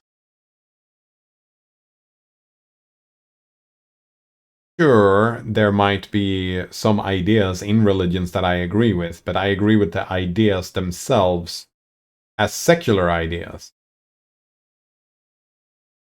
Not because they, like, there's some overlap. Like, one religion believes this, one other religion also believes this, and I can believe that without, like, I don't have to bring in religions into it, right? I can have opinions that I share with some religious organizations without having to do anything. And I think that the government and the state and church should be separate. And I really, like, at the end of the day, I don't think that you should, like, my opinion is that you should not be capable of creating a religion and have the state adapt to your religion. Any religion. One you create, Christianity, Islam, any of those. I don't think any religion, any religious organization like that, yeah, separate state and church. State should not give, what was the word? Use a good word for it.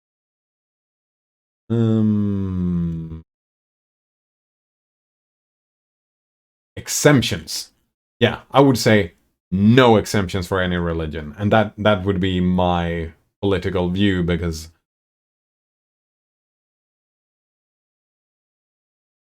yeah, I don't respect them enough to give them exemptions. It's like, well, you and I both live in the same society following the same rules, laws, then you and me should follow the same. Just because you believe in Santa Claus, I mean, I'm not saying that you do, X and V, I'm just saying just because someone believes in Santa Claus or have filled out created a religious organization, therefore they have something that I don't. And it kind of requires me to join that organization. Even if you have an organization that is completely free and open and anyone can join, it's one of those inefficiencies you were talking about before. I have to jump through bureaucratic hoops. And having to join a religion as a bureaucratic hoop, I'm not a big fan. I would prefer the hoops be the same for everybody. Yeah.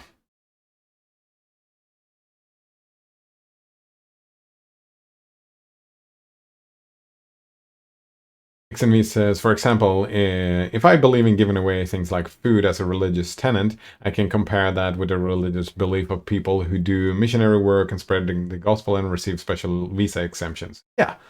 And like, I would say that if you believe in giving away things like food as an opinion, as a tenet, as a driving force in your life, that should be enough for me. Bringing religions into it, in my mind, it's a step backward. It's a step backwards, making, at the end of the day, making society worse. In some ways. I understand, like, pragmatically, I understand why you would do it.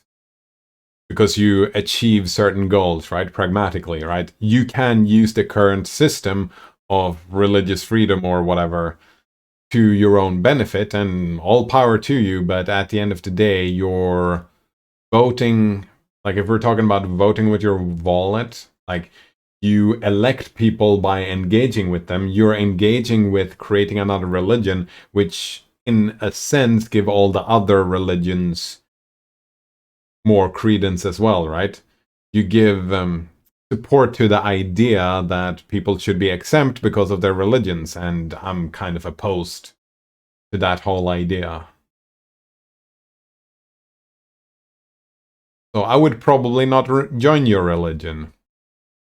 Even though you managed to create it, so I would agree with every single part of it, I would not join because I don't like religions. And fucking exemptions. As soon as you have a system with exemptions as well, it's bound to be used for corrupt reasons, right? A system of exemptions is a system of that is weak. It is a point of weakness in society where it allows for corruption. I don't think this is a terrible spot. Like, the corruption here is not going to be that bad, but I would look for another solution. A more political solution, rather. Moving all of society in a direction. I don't even know. I have mixed feelings. X and me says, it's not as though there is anything that goes against the common good here. Food is bad, we don't want to give it away. We just want to satisfy all of the requirements in a way that someone else can duplicate without a bunch of unnecessary barriers. And I don't agree, right? I still don't agree. I think those barriers are necessary.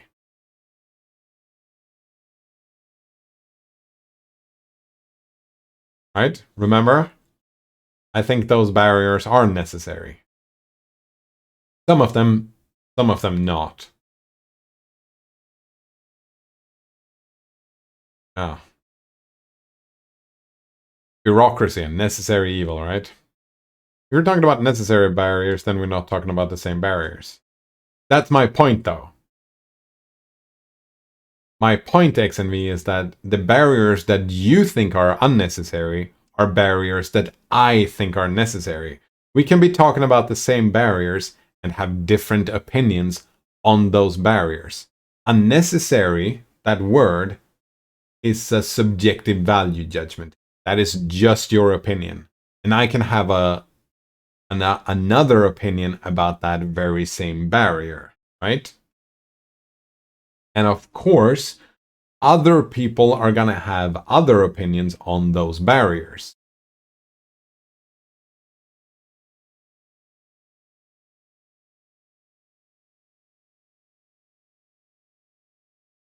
If you use a loophole to sidestep some of these barriers, some people are going to be upset with you because they don't think these barriers are unnecessary. And like I said, that's a hotbed for corruption, right? Because you used an exemption to corruptly, deftly sidestep some of these barriers that some people are going to say are necessary. And they're going to be pissed off at you, and that's... Yeah, instead of engaging with politics, You have sidestepped politics. And aren't you kind of part of the problem then? Making politics more difficult? Yeah, I have mixed feelings. XNV says, so if there's a barrier and I can bypass it with religious exemption, it's not a necessary barrier, is it? Yes. Yes, it is. I believe it is a necessary barrier. And you found a loophole. I mean, businesses do that all the time, right? That's part of big business is that, oh, if I can sidestep this rule here, I can sell something similar to what someone else is sell. If I can sidestep some ethical barriers here, I'm gonna, let's say that we have this candy factory. Yeah, we've been talking about candy factory. There are regulation to candy factories where you are not allowed to dump waste in just wherever you want.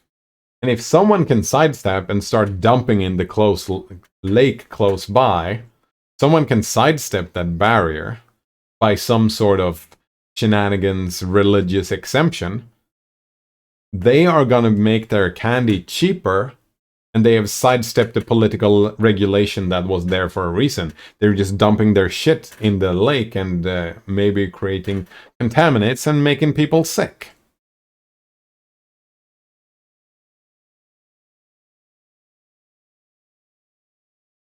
Businesses aren't open, they hide what they do. And I would argue creating a religion is not engaging with you're having a political goal and you're hiding away from the politics and hide what you do behind the veil of religion.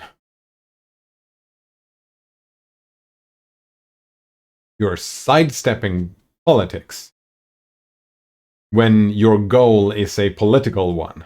You create a religion to sidestep your political goal. That's dishonest, isn't it? You're hiding your true intention.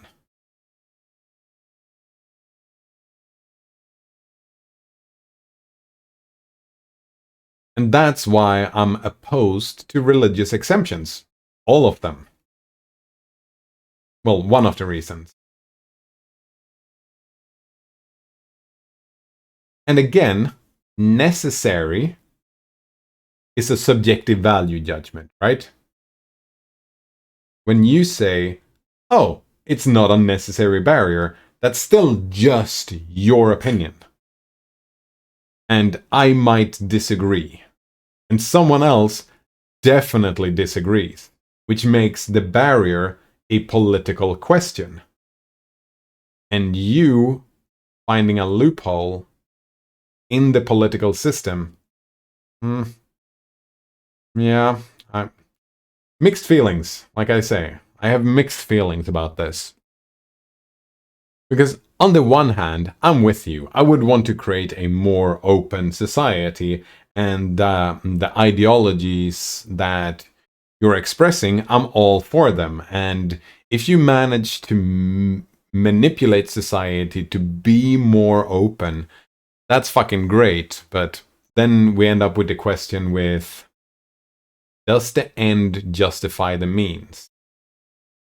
And does it fit within what you're trying to do? Is it really open, your methodology? Like, are you gonna write in your report to the state that, oh, my goal is to create a religion to get exempted, to get certain exemptions? Is that what you're gonna write to in your religious definition? Because that was your goal. And if not, then it's not open, right? Then you are hiding what you're doing. Hello, Kingman? Wingman? Satan? Oh, we used the Satanic Temple as an example in our current conversation. XNV says, in my case, these are sincerely held beliefs motivated by personal and ethical values. Just find it impossible to pursue them. Right now, Kingman, we're not talking about the Satanic Temple. That was just an example. we're talking about make society more open and efficient, as in open source, where, yeah, and more distributed, I guess.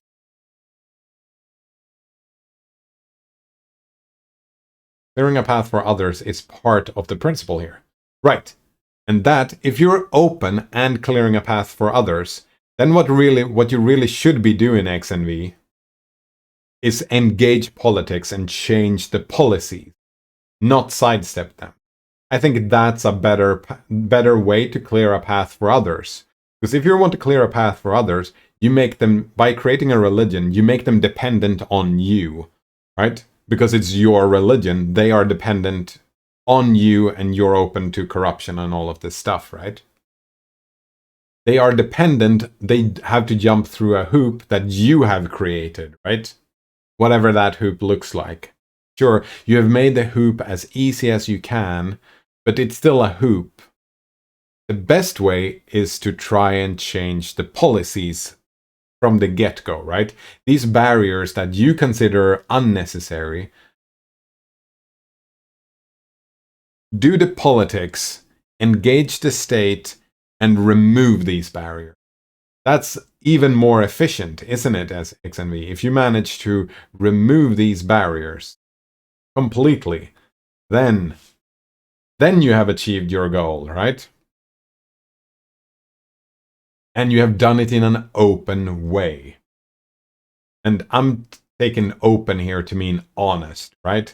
It's not only about being truthful, it's about being honest.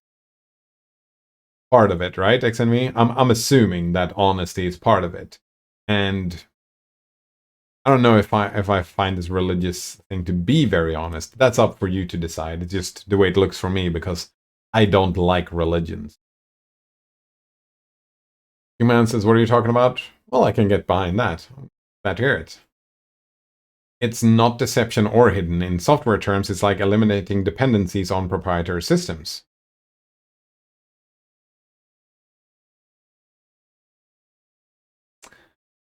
Yeah. But your likeness doesn't work, right? Because when we were talking about before that if we all live in a certain area, there are a few things that society has to have in common, right? I don't think you disagreed with that point that I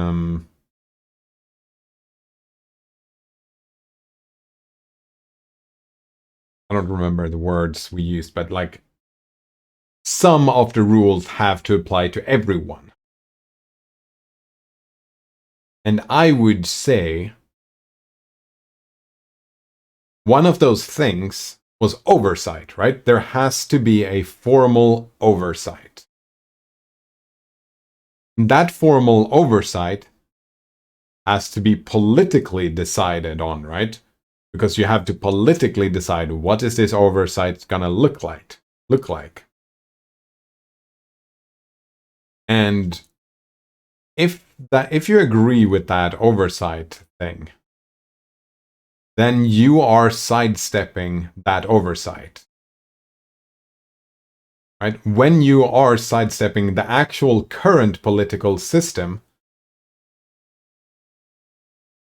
you are hiding from that oversight. That is what you're doing, right? So I don't think that it's like the likeness. I can see the similarities, but comparing it completely in software terms, eliminating dependencies. I mean, you're eliminating the dependencies on, like, let's say that you want to murder someone. If we take that as an example, you stab someone and then you hide all the stuff so the police don't find you.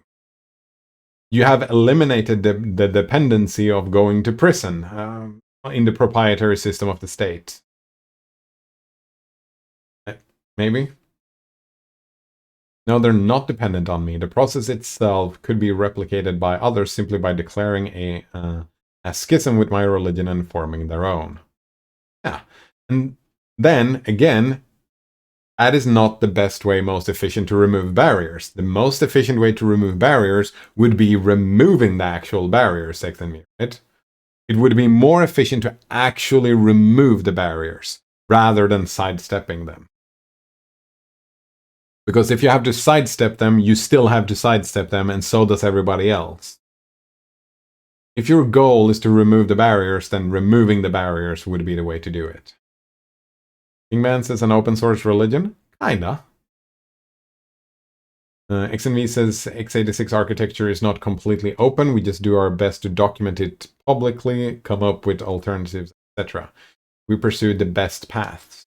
And again, best here, just like we were saying unnecessary, best is also a subjective value judgment.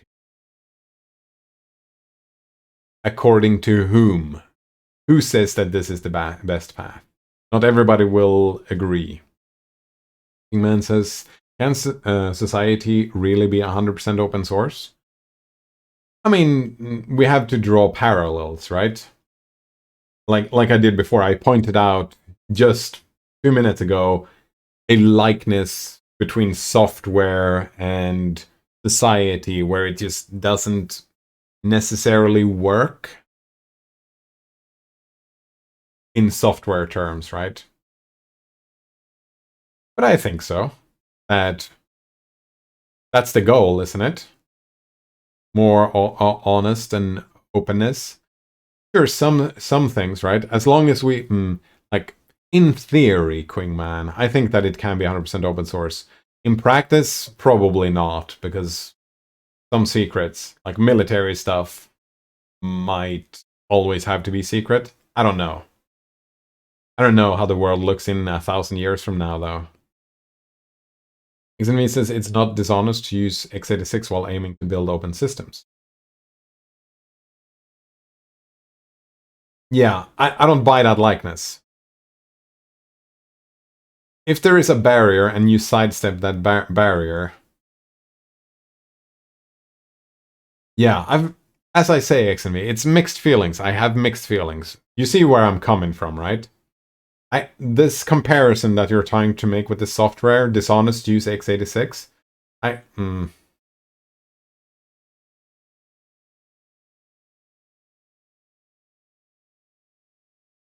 suppose that's a problem though, right? Because in my mind, where I'm maybe thinking about this a bit poorly is that I'm thinking full Stallman here. I'm thinking a religion is dogmatic, right? You need to follow the tenets of your religion. And I'm just finding ways that these are examples where you're not following the tenets of the religion, which is fine. I mean, most people who are religious do not follow the tenets of their religion. Like, if we had that as a guideline for a religion, that's pretty stupid, isn't it? Because I don't think there is a single religious person today that follows the tenets, like their own interpretation of their religion 100%. I don't think that's gonna happen, right? Is there a delay between chat and the stream? No, I'm just slow. I am 3 minutes behind chat, Kingman. Because I read and respond to all the stuff. Yeah. So the delay, I am delay, not the stream. XNV says, not everyone agrees building on x86 is the best path. Different people do different things. We end up with GPUs, TPUs, etc. And things get better. Sure, subjectively as ever. Better in the sense that we get... That's the thing though, right? Subjectively, you can define subjective rule sets for how you define better in software, right? These are the goals. And you defined goals to make society more open and to make life easier for other people. You know what? Yeah, the religion is... Yeah, we've been talking about short-term and long-term goals, right? There are steps. Just because something doesn't plan for 1,000 years into the future doesn't make it not worthwhile. Fuck double negatives. I hate double negatives. It's still worthwhile, right? If this is a stepping stone towards an open society, maybe this is a path towards an open society by sidestepping rule sets and barriers that you don't like, then yeah, go for it. Because maybe, right, the religion itself is not the end goal.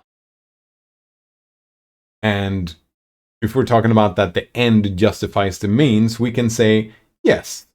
Because, well, probably we can say, because most likely the ends that you're creating when you're creating this religion will probably not lead to people suffering, right?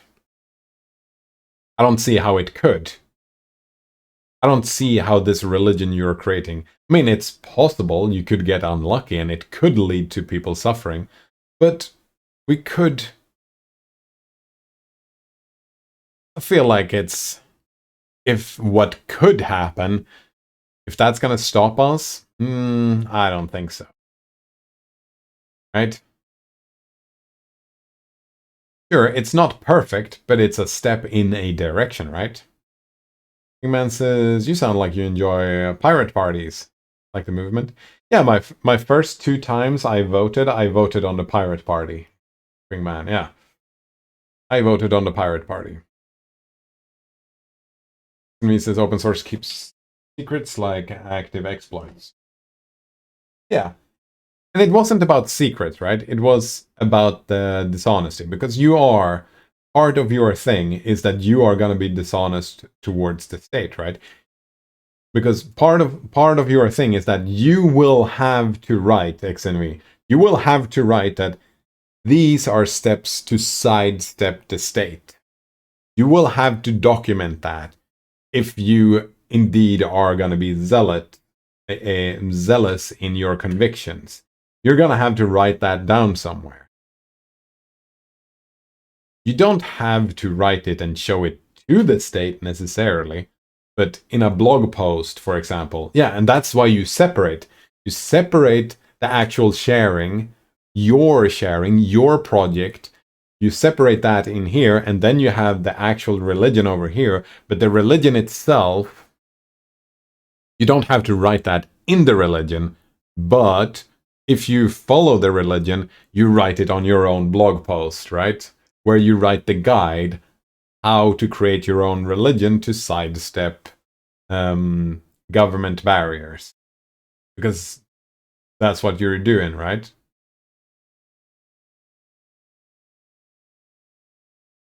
XME says you don't have to be as dogmatic as me about it, but I do see it as a basis of an ethical/moral/philosophical religion that would meet the legal requirements of a religion. Yeah. Oh, yeah. I mean, it doesn't surprise me at all that you could create it so that it meets the legal requirements. That's neither here or there. I don't really care about the legal requirements of a religion here. I would think, though, that if you wrote into the religion that one of the core tenets of this religion is sidestepping the government's barriers, that the government would have... I'm assuming the legal requirements of a religion means that you still have to be accepted as a religion by the state. And if you write that, you're fucked. But you don't have to write that into the religion necessarily. That stuff can be implied, right? You can generalize it in a way that the bureaucrats, they don't understand what they're reading, right? Because they won't. The bureaucrats, they don't care. They're lazy motherfuckers like so many other people. They won't go into detail and think about the consequences of a religion. Like, most people don't care about the consequences of the religions they actually, like, when they worship and are part of a religion or a temple or whatever. Most people don't consider the philosophical ramifications of their system, right?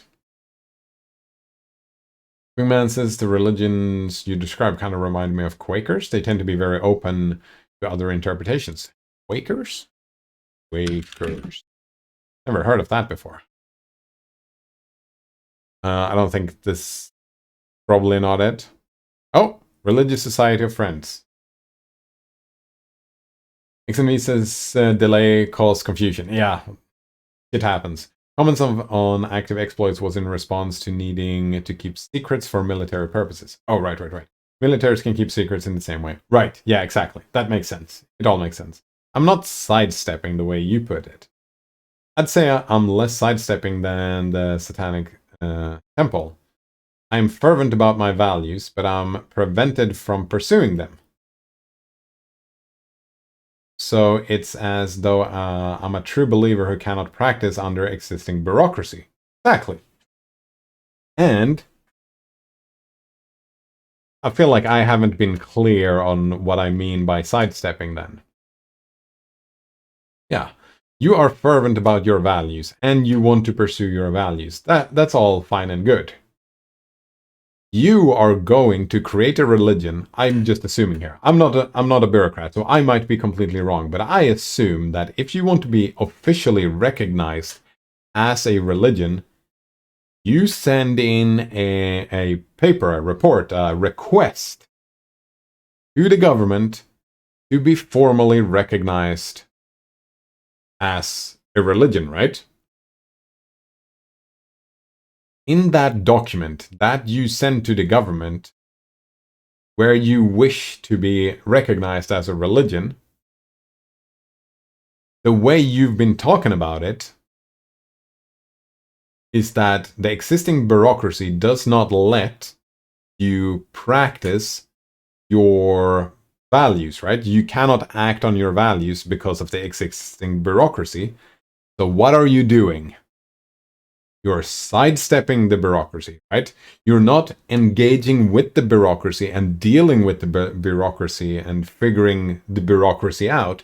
Instead, you create a religion, which is like, that's a sidestep, right? You can engage with the bureaucracy and ask for, like, if you want to give away food, whatever it is that you want to do, XNV, you could ask for permission from the government. But you do not. That is not what you're doing. You're not asking permission. But that is what you want to do, right? You want to act from your values. But you're not allowed due to rule sets and laws and bureaucracy and all this stuff. All that stuff hinders you. You don't engage. You're not honest and say, well... And that's the thing, right? Because you are dishonest towards the bureaucracy. And you're sidestepping. And that's... And I've talked myself out of it. I don't think that's a problem. Right? Yeah, I don't think it's a problem that you sidestep. There's a tiny problem with it, right? There was a tiny little dike, a little problem with it that I found, but that problem is so tiny. And like I said, the ends, I would say that the ends justify the means.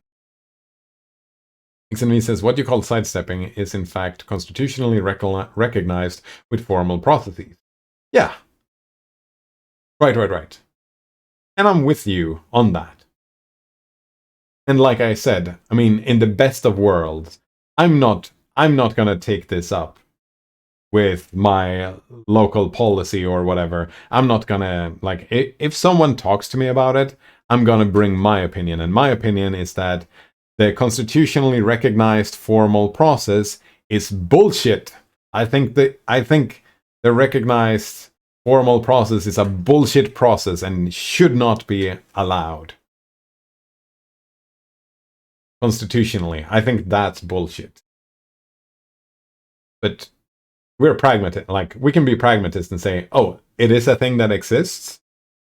It's fine. It's not the end of the world, right? I'm not gonna lose sleep over that people create religions, like, especially not the religion you're creating. I'm a big fan of your religion. Still, XNV, I just want to highlight that. I'm a big fan of your religion. I think I'm a big fan of the Satanic Temple as well. Looks pretty neat. Right? And I think there are, but, and here's the thing, I think there are a lot of religions that exist like this that I'm not a big fan of. And I don't think they should have this path to do their bullshit. Yeah. The system, the structure itself, I have a problem with, definitely. But since the system exists, you should definitely take advantage. Yeah, you should take advantage. XNV says, well, the other way to look at it is that it is the same process that enables all of these things you disagree with is a way to make progress on something you do agree with. Exactly. Exactly. And that's where I've ended up. That's where I am right now, XNV, and I'm happy with that. Yeah, you should go ahead, and I wish you all success, XNV. I wish you all the success, and actually, one way, even if I'm opposed to this system, right? Even if I didn't agree with you, and you started sidestepping, yeah, let's call it sidestepping. The more people who utilize this system to do sidestepping, the higher the chance that a future, dozens of years from now, is that this process, this system, is going to be removed and replaced, improved upon with something better. And maybe finally we can... It's a separate question, right? At the end of the day, I would want to see a society without formally recognized religions. I don't want to have formally recognized religions in a society. I don't mind having religions in a society. It's the formal recognition that it bothers me and we should stop. But at the end of the day, to me personally, it's way more important that we move in an open direction. Like if we have these two things next to each other, I find one of them, my opinions are stronger on one than the other. And moving towards a more open society, I would value higher. And I would say that, yeah, the ends justify the means. Because at the end, yeah, like I said before, ethically, morally, you're not hurting anyone. Except potentially creating more religions in the world, but whatever. Quakers are people who belong historically to a Protestant Christian set of denominations known as the Religious Society of Friends. Members of these movements, the Friends, are generally united by a belief in each human's ability to experience the light within, or see that God in everyone. Oh, fuck. I think these are just from these two sentences, these are my favorite Christians. These are my favorite Christians. By far, yeah. Because they say, well, whatever you feel, that's what God says. Because the light within, all your ethics and morality comes from within then. The books doesn't matter. The priests doesn't matter. It is you who matters. Oh, I think these are my favorite Christians. Some profess the priesthood of all believers inspired by the first apostle of Peter. They include those with evangelical, holiness, liberal, traditional Quaker understanding of Christianity. There's also non-theist Quakers. Yeah, look at that. Non-theist Quakers. Whose spiritual practice does not rely on the existence of God. Oh, yeah. How have I never heard of Quakers before?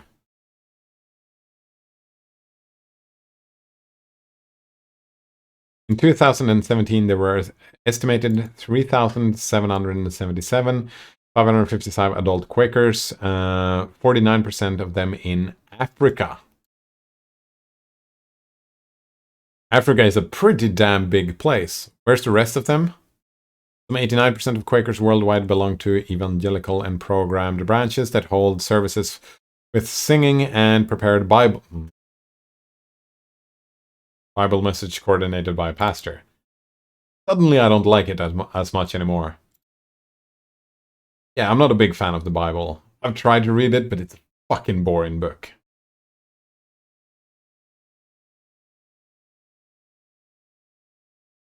But yeah, I feel like the lunch was an hour and 15 minutes ago, and I feel like we've kind of reached a pretty good end at that conversation.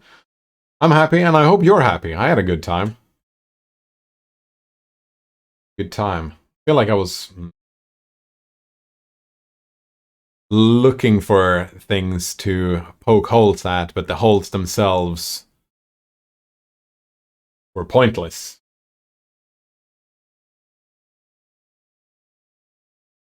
Well, not completely, but pretty much. Right, so thanks for hanging out, and have a good one. Yep, cheers.